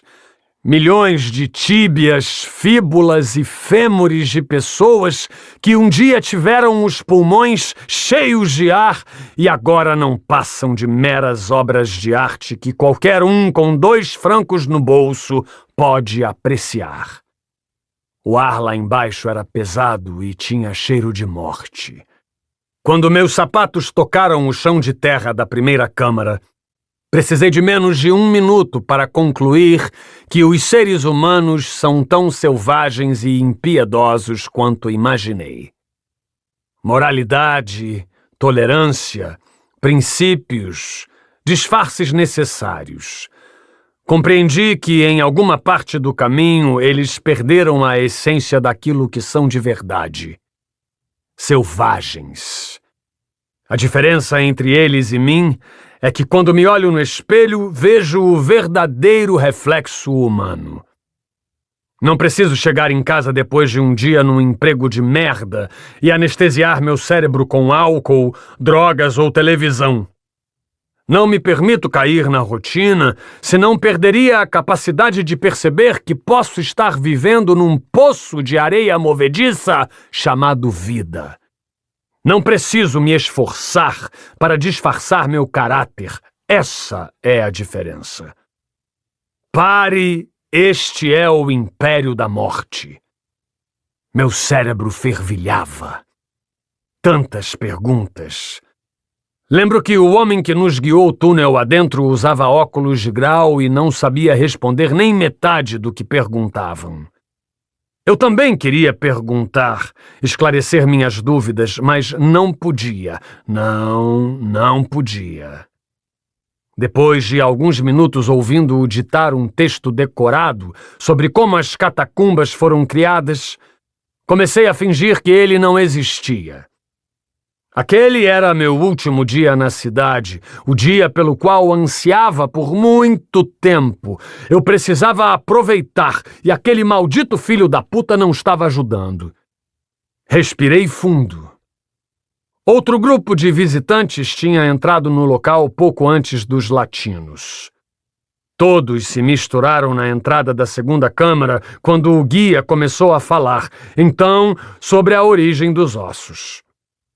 Olhei para os arredores. Eu estava fora de vista. Mesmo assim, me posicionei atrás de um casal que usava chapéu.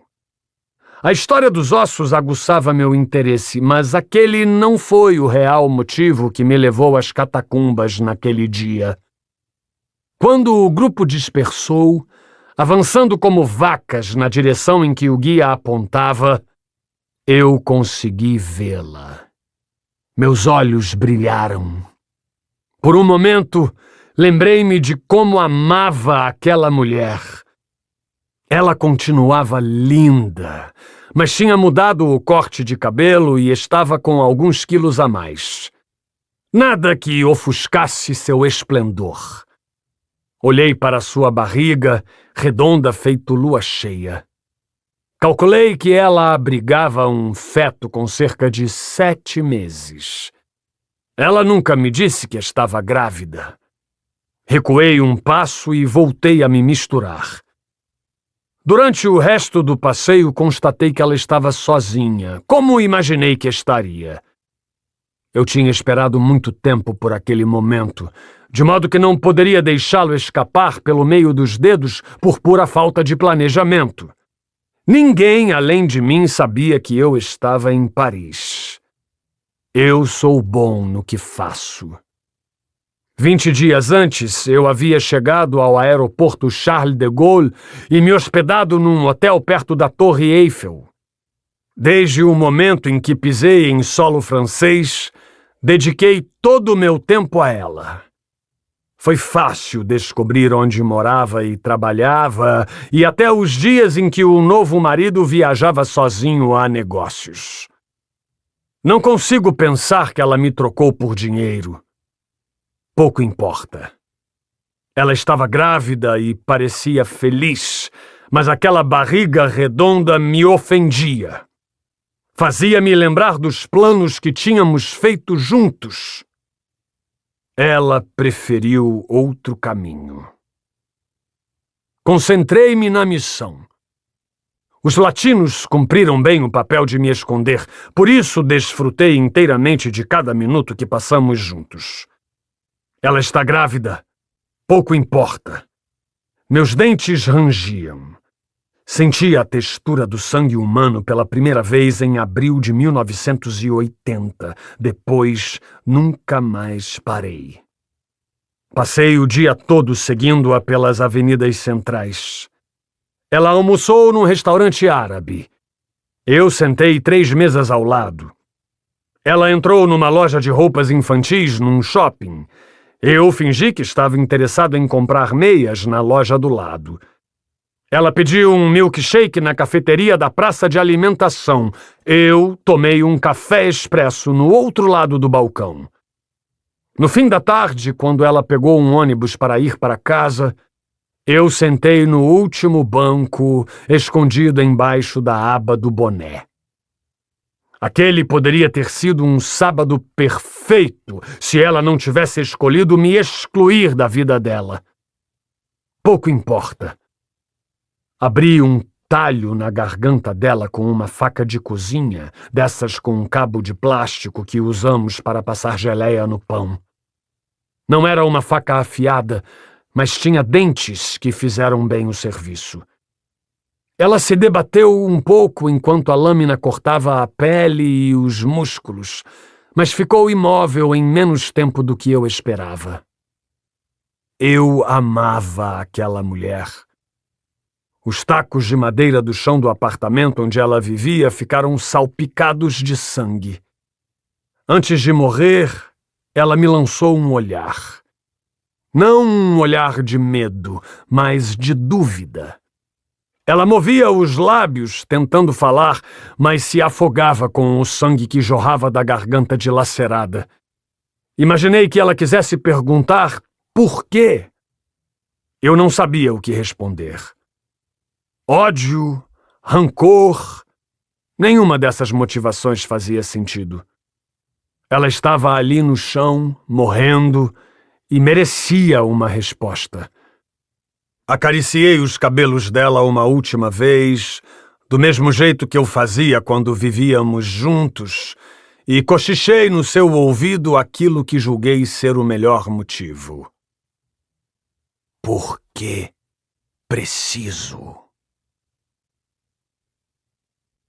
13 anos passaram e cá estou eu, lendo esse jornaleco de 15 dias atrás, recheado com o mesmo lixo de sempre, ainda sem entender algumas respostas. Não me importo.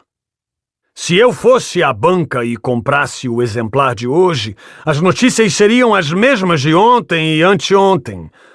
A única coisa que muda nesse teatro são os personagens da história, que se repete e repete.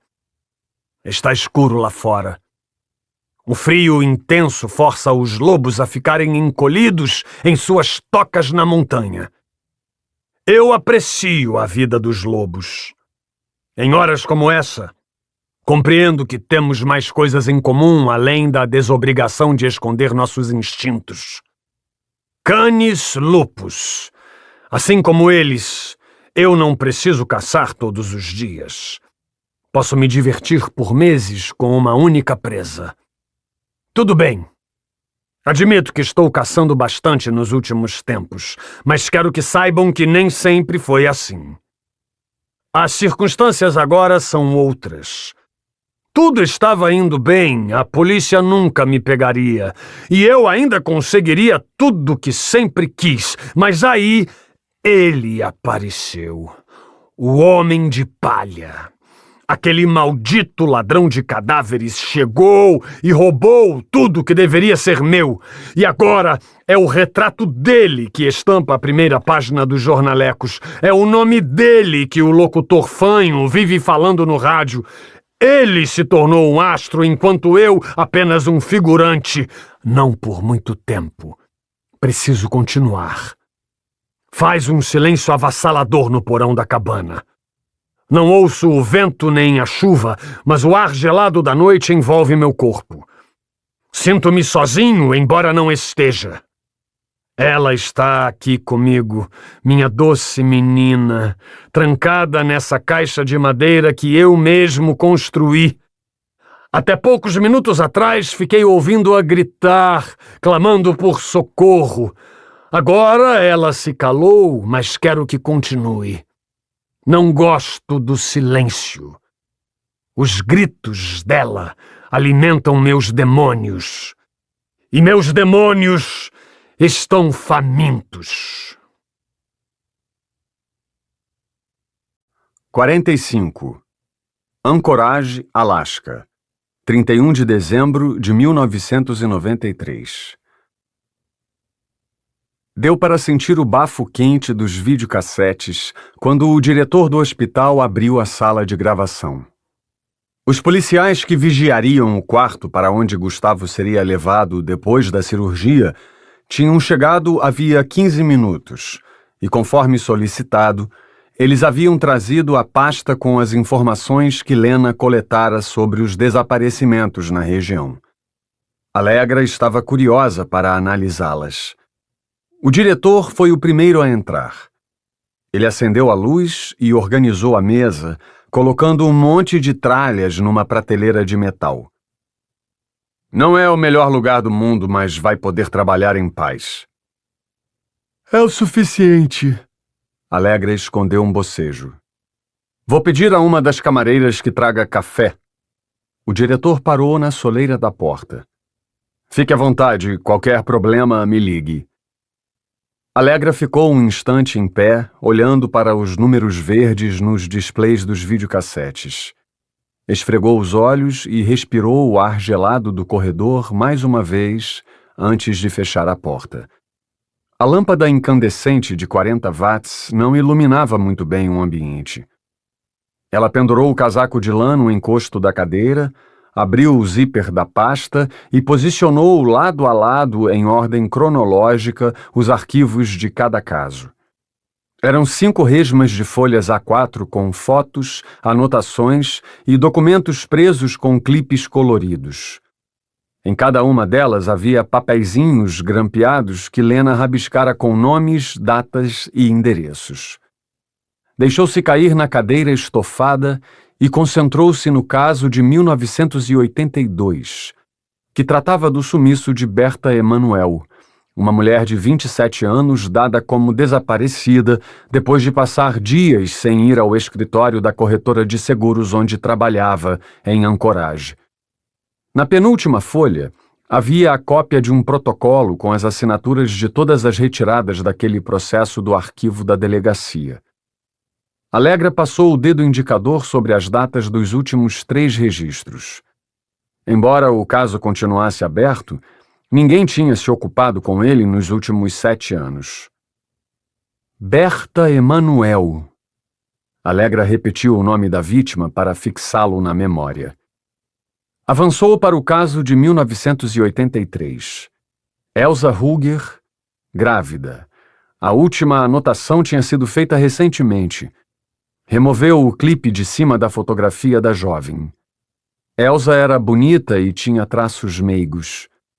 Nas páginas seguintes havia dezenas de depoimentos de parentes, conhecidos e também do ex-namorado Sean Walker. No fim, dentro de um envelope, estavam as fotografias da autópsia e do momento que encontraram o corpo embaixo da caminhonete. Allegra fechou os olhos. Quase conseguia sentir o cheiro do sangue de Elsa manchando a terra congelada na autoestrada. Passou a mão no rosto e fitou a imagem do corte transversal logo acima do pubis, por onde o assassino tinha removido o bebê. Cerrou os punhos. Sentiu vontade de gritar, mas engoliu a ira, tentando convencer a si mesma de que estavam perto de pegar o assassino. Endireitou-se na cadeira. Foi para 1986. No fundo, aquele era o caso que queria ver de verdade. "Com licença", disse alguém atrás dela. Allegra virou-se. "Foi aqui que pediram um café?" Uma mulher rechonchuda de avental branco sorriu para ela. "Isso", respondeu Allegra gentilmente. "Pode deixar na mesa." A mulher entrou toda cuidadosa e colocou a garrafa térmica no canto da mesa. Ela até tentou fingir desinteresse enquanto deixava os copos plásticos ao lado, mas seus olhos estavam fixos nas fotos. "Obrigada", agradeceu Allegra. "Se precisar de algo, estarei na cozinha." A mulher deu um passo para trás. "Ramal 217. Allegra serviu o café e voltou a ler. Claire Rivera, bióloga, 28 anos, noiva de Gustavo. No início do relatório, constava que o desaparecimento fora informado em 9 de agosto, depois de Claire ter saído para caminhar na montanha. Um asterisco vermelho na linha seguinte destacava a informação de que a vítima era especialista em sobrevivência e conhecia bem a região. Na segunda página, Allegra encontrou uma fotografia 3x4 em preto e branco. Os grandes olhos hispânicos de Claire destacavam-se. O parágrafo abaixo dizia que um criador de renas havia encontrado o corpo 21 dias depois do desaparecimento, próximo de uma barraca a 5 quilômetros do local em que tinha sido vista pela última vez. Indícios de ataque de urso se mostram plausíveis devido às marcas no tecido da barraca e no corpo. A região é conhecida por esses ataques. Na semana seguinte ao ocorrido, um caçador matou um urso pardo de 530 quilos próximo do local. Depois das análises, os veterinários designados pela polícia não encontraram qualquer vestígio de restos humanos no estômago do animal. Allegra virou a página. O laudo da autópsia. Trata-se do corpo de um indivíduo do sexo feminino, com 1,70 m de altura e 55,8 quilos. O corpo apresenta inúmeras lesões na região torácica anterior, nos braços e nas pernas, comparáveis a amostras de uma autópsia realizada em um indivíduo do sexo masculino atacado por um urso no ano anterior. Atrás do laudo havia um envelope cor ocre. Colocou-o de lado. Antes de abrir, procurou a cópia do protocolo de retiradas do arquivo. A última assinatura datava de 11 de fevereiro de 1988, 5 anos atrás. Olhou os papéis, procurando alguma assinatura de Gustavo. Não encontrou. Pensou no que ele poderia sentir se lesse os detalhes e visse as imagens do corpo da noiva apodrecendo na mata. Sentiu um aperto no peito, como se compartilhasse da dor dele. Naquele momento, entendeu o motivo de Gustavo ter escolhido nunca abrir o relatório. 7 anos é tempo suficiente para esquecer? Nenhum sentimento pessoal poderia atrapalhar seu trabalho. Abriu o envelope. A primeira foto mostrava uma barraca, com destaque para os rasgos de meio metro no tecido azul. Ao fundo, era possível avistar policiais trabalhando. A segunda imagem retratava o corpo. Os braços e as pernas de Claire estavam repletos de cortes profundos, e toda a lateral direita da barriga tinha sido devorada. As irregularidades na extremidade dos cortes davam indícios de que aquelas eram mordidas de animal. Voltou a atenção para a palavra urso no relatório. Por experiência, sabia que precisava ir além daquilo se quisesse avançar. Lembrou-se do que um diretor lhe dissera certa vez em Seattle. Sempre use sua intuição e investigue além do que foi investigado. Você vai se surpreender com a quantidade de perguntas sem resposta que encontrará num caso resolvido. Foi seguindo aquele conselho que acertara 4 tiros nas costas de um pedófilo e acabara sendo transferida para o Alasca.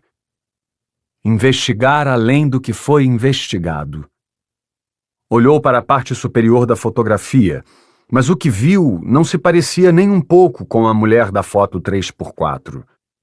A face de Claire estava toda desfigurada, cheia de cortes e arranhões, irreconhecível. Uma das orelhas tinha sido arrancada, assim como parte do couro cabeludo. A mandíbula estava fora do lugar. A única coisa inteira na cena era o colar no pescoço, que o barro e o sangue quase escondiam. Colocou a fotografia de lado e tentou se lembrar de algum crime parecido àquele, mas não conseguiu. Enquanto tentava imaginar a cena, leu um trecho do laudo grifado com marca-texto. A confirmação da identidade foi feita por Javier Rivera, familiar que diz ter reconhecido as características, tais como peso, altura, cor dos cabelos e detalhes corporais. Javier também diz ter reconhecido a barraca e a mochila. Houve grande comoção quando lhe entregaram o colar prateado com o pingente encontrado junto ao corpo. Aproximou a fotografia do rosto. Os cabelos escuros de Claire estavam empapados de sangue e a pele marrom clara tinha descolorido e dado lugar a uma coloração arroxeada. Focou no que havia restado do abdômen. Queria encontrar alguma evidência de cesárea, um corte, uma cicatriz, qualquer coisa. Não viu nada. Tamborilava no tampo da mesa com as unhas pintadas de base transparente, enquanto olhava para os anos dos respectivos desaparecimentos. 1982, 1983, 1986, 1989, 1992. Pegou uma folha de papel em branco e escreveu aquelas datas, circulando o ano de 1982. Bebeu um gole de café quase forte demais para seu gosto. Quando colocou o copo de lado, alguém bateu na porta e entrou. "Disseram-me que você estaria aqui", cochichou a pessoa, como se estivessem num local onde não podiam falar alto. Alegra olhou para trás e não conseguiu disfarçar a surpresa. "Dimitri?" Perguntou-se se deveria questionar o motivo de ele estar no hospital àquela hora da madrugada. "O que faz aqui?" Ouviu na própria voz o timbre áspero. "Vi você e a Lena na televisão enquanto falavam sobre o Gustavo", explicou ele. "Na televisão?" "É", confirmou ele. "Havia repórteres filmando enquanto vocês conversavam na recepção." Alegra ergueu os olhos.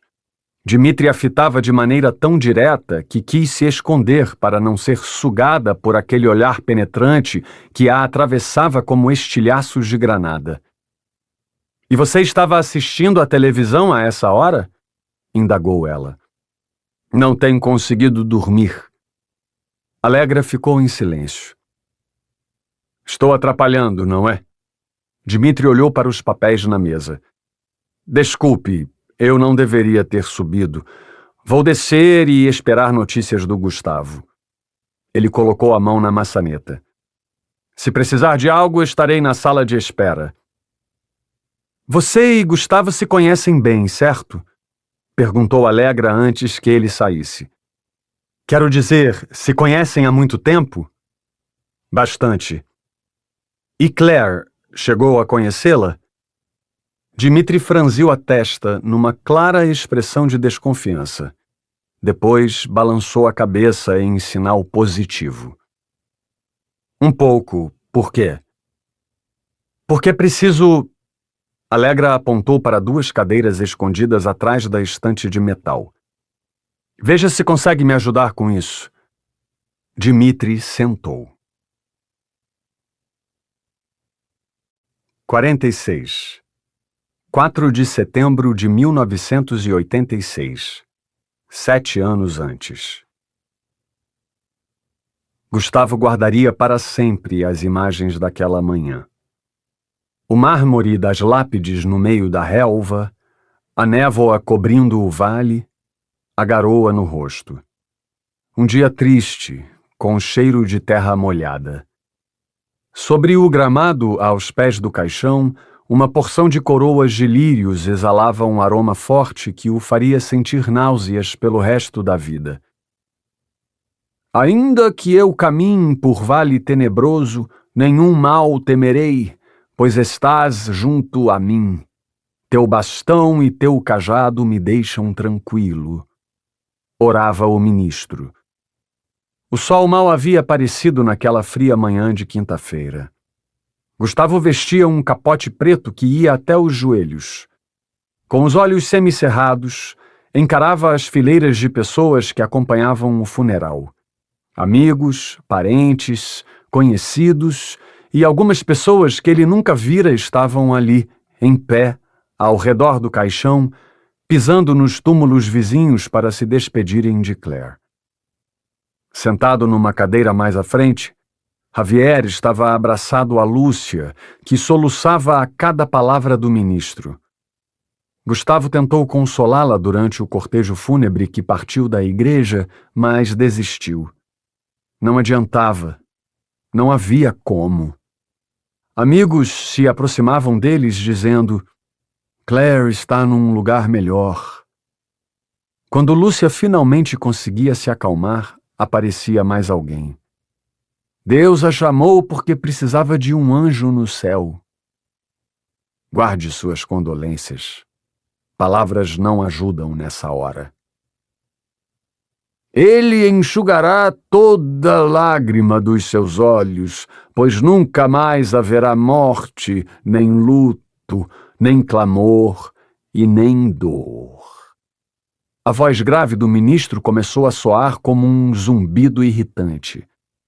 Uma nuvem desceu sobre o cemitério como um manto. Gustavo fechou os olhos. Não havia mais lágrimas. Ele tinha derramado todas sem trégua durante 4 dias. Foi difícil, quase impossível. Não deixava ninguém tocá-lo. Dormia com a cabeça enterrada no travesseiro, tentando sentir algum resquício do cheiro dela. Sentia uma dor insuportável. Não queria ter que viver sem Claire nem mais um dia. O médico tinha receitado comprimidos, mas ele os jogou na privada. O uísque anestesiava mais. A mãe o segurou pelo braço, trazendo-o de volta à realidade. Um músico começou a tocar o teclado que tinham instalado embaixo da tenda de lona. Uma música triste. Um salmo daqueles que só se ouvem em enterros. Gustavo sentia vontade de vomitar enquanto as notas subiam e desciam, acompanhadas pela voz do cantor, que falava sobre perdão e redenção. Às 10h48, o caixão começou a ser colocado dentro de um buraco escuro na terra. Todos os presentes se aproximaram. Lúcia precisou ser acorrida por membros da família. Alguns dos voluntários que trabalhavam com Claire começaram a depositar flores ali. Eles vestiam camisetas brancas com a foto dela na frente. Gustavo se abaixou e pegou um punhado de terra úmida. Atirou-a no túmulo. O barulho do barro acertando a madeira do caixão causou desconforto. Quando o ministro terminou a oração, as pessoas começaram a conversar, mas ele não prestava atenção ao que diziam. Alguns rostos passaram como fantasmas na sua frente, mas Gustavo nem sequer erguia a cabeça. Sua atenção estava fixada no buraco escuro onde Claire ficaria para sempre. Um pingo de chuva contornou seu nariz e escorreu pelo canto da boca. O frio havia enrijecido seu rosto. O caixão tinha descido totalmente quando a música parou. Ele olhou para o céu e depois para a mãe. Você está bem? Clotilde não sabia o que dizer. Não, disse Gustavo. Mas vou ficar. 47. Anchorage, Alasca. 31 de dezembro de 1993. Na sala de gravação do hospital, Allegra mal olhava para Dmitri, com medo de que ele visse a agitação em seus olhos. Se me perguntarem, devo dizer que você nunca me deixou ver essas coisas, não é? Apontou para as fotografias do corpo de Claire na mesa. Deve existir alguma lei que te proíbe de fazer isso. Que te deixei ver o quê? Ironizou ela. Dmitri tinha tirado o paletó, revelando uma camisa branca amassada. Ele estava inclinado na cadeira, procurando um ângulo em que batesse mais luz para avaliar as fotografias. Seguiu a sequência de imagens, mas às vezes retornava a uma ou outra. Seu rosto pálido, de traços expressivos, parecia determinado. De vez em quando, os olhos claros se fixavam em Allegra. Esse é o corpo de Claire? Perguntou ele. Allegra fez que sim. Ao analisar aquela fisionomia revolta, perguntou-se se tinha feito a escolha certa ao pedir ajuda. E esses são relatórios de casos parecidos. Dmitri apontou para o restante dos papéis na mesa. Tarde demais para se arrepender. Ao todo, 5 mulheres grávidas ou em idade fértil desapareceram na região nos últimos anos, explicou ela. Pelo menos 2 têm ligação confirmada com um homem de palha, Elsa Ruger e Angela Lazar. Não podemos descartar nenhum outro. Dmitri coçou a orelha enquanto lia as anotações. Certo, murmurou depois de alguns segundos, quando só se ouviam os motores dos videocassetes. Lembro-me do caso Lazar, mas nunca imaginei que pudesse ter ligação com um homem de palha. Pois é, tudo indica que sim. Allegra empurrou os papéis em direção a ele. Antes de você chegar, eu estava seguindo a cronologia dos desaparecimentos e era justamente a vez de Claire. Dmitri se inclinou outra vez, afundando a cabeça nos ombros. Aquilo nunca deveria ter acontecido. Ele mirou a foto do corpo mutilado. Claire era uma pessoa doce. Que tipo de Deus permite que uma voluntária protetora de ursos morra atacada por um urso? Allegra puxou a garrafa térmica para si. Pode me contar o que aconteceu na época? Eu te deixo ver os relatórios e você me conta tudo o que sabe sobre Claire. Eu morava próximo da casa deles quando tudo aconteceu, mas não fui até o local na mata onde a encontraram. Dmitri bebeu café. Você e o Gustavo já se conheciam? Já. Ele e Claire iam se casar em poucos meses. Tinham preparado tudo. O Gustavo ficou destruído. Começou a beber demais, faltar ao emprego e arrumar confusão por onde passava. Contou. Ele nunca comentou nada sobre isso? Allegra fez que não. Dmitri hesitou durante alguns momentos. Não pense que ele estava tentando esconder, explicou ele. Não deve ter sido fácil passar por toda aquela merda. Acredite, eu já passei por isso. Esticou as pernas embaixo da mesa. Deve fazer uns 2 anos que ele aceitou o que aconteceu e voltou a viver normalmente. Por isso não o culpo de não querer tocar no assunto. Deve ter sido difícil. Demais. Numa tarde você está junto à pessoa que mais ama e alguns dias depois a encontram desse jeito. Bateu o dedo na fotografia. O funeral foi com o caixão fechado. Você esteve no funeral? Eu e quase toda a cidade. Claire era querida por todos. Trabalhava naquele projeto ambiental e dava aulas para uns moleques que não conseguiam boas notas, relatou. Entendo. Allegra respondia com frases curtas para demonstrar que estava atenta. Então foi um acidente. Um urso, ao que parece. Isso deve constar aí. Allegra olhou para o relatório.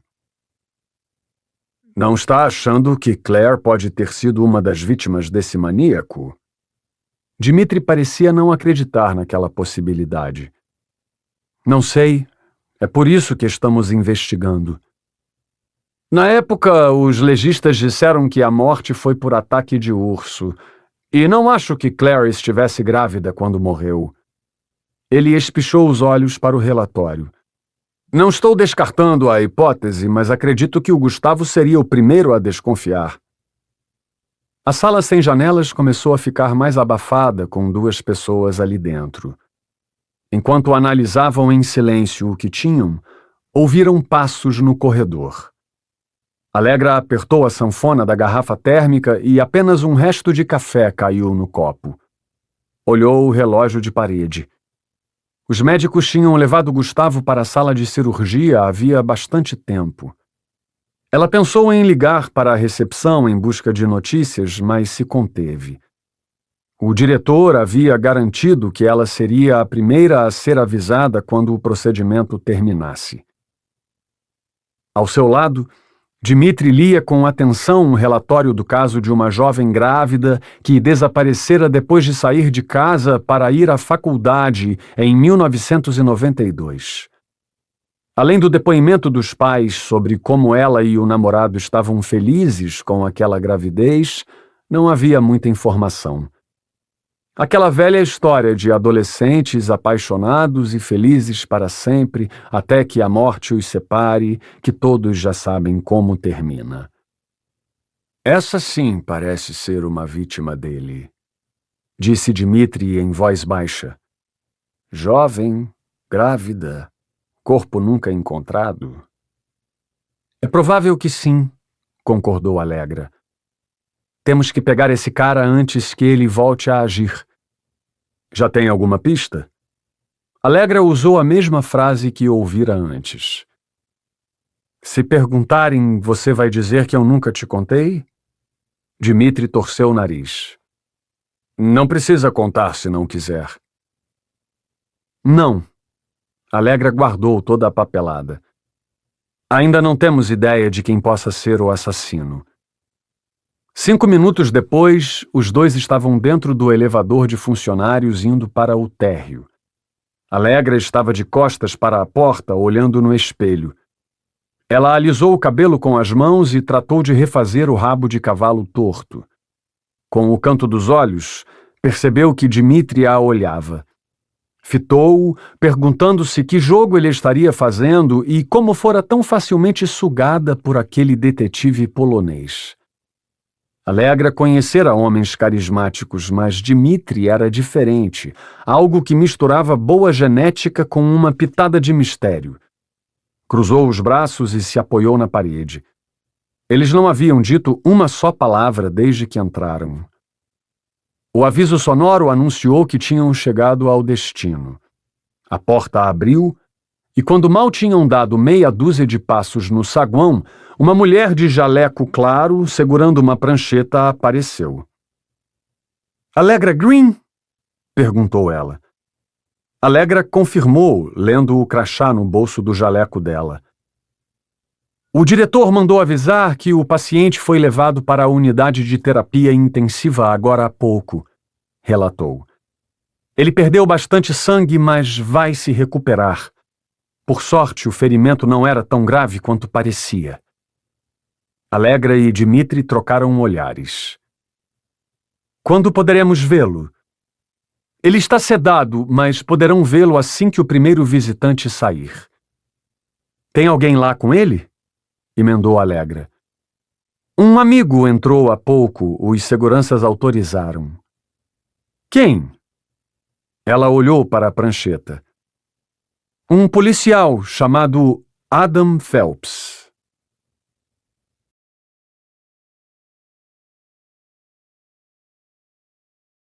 Olá, obrigado por assistir até aqui. Se você curtiu o conteúdo, não esqueça de deixar o seu like, se inscrever no canal e ativar as notificações para não perder nenhum vídeo novo. Seu apoio faz toda a diferença e me ajuda a continuar trazendo conteúdos incríveis para você. Um forte abraço e até o próximo vídeo.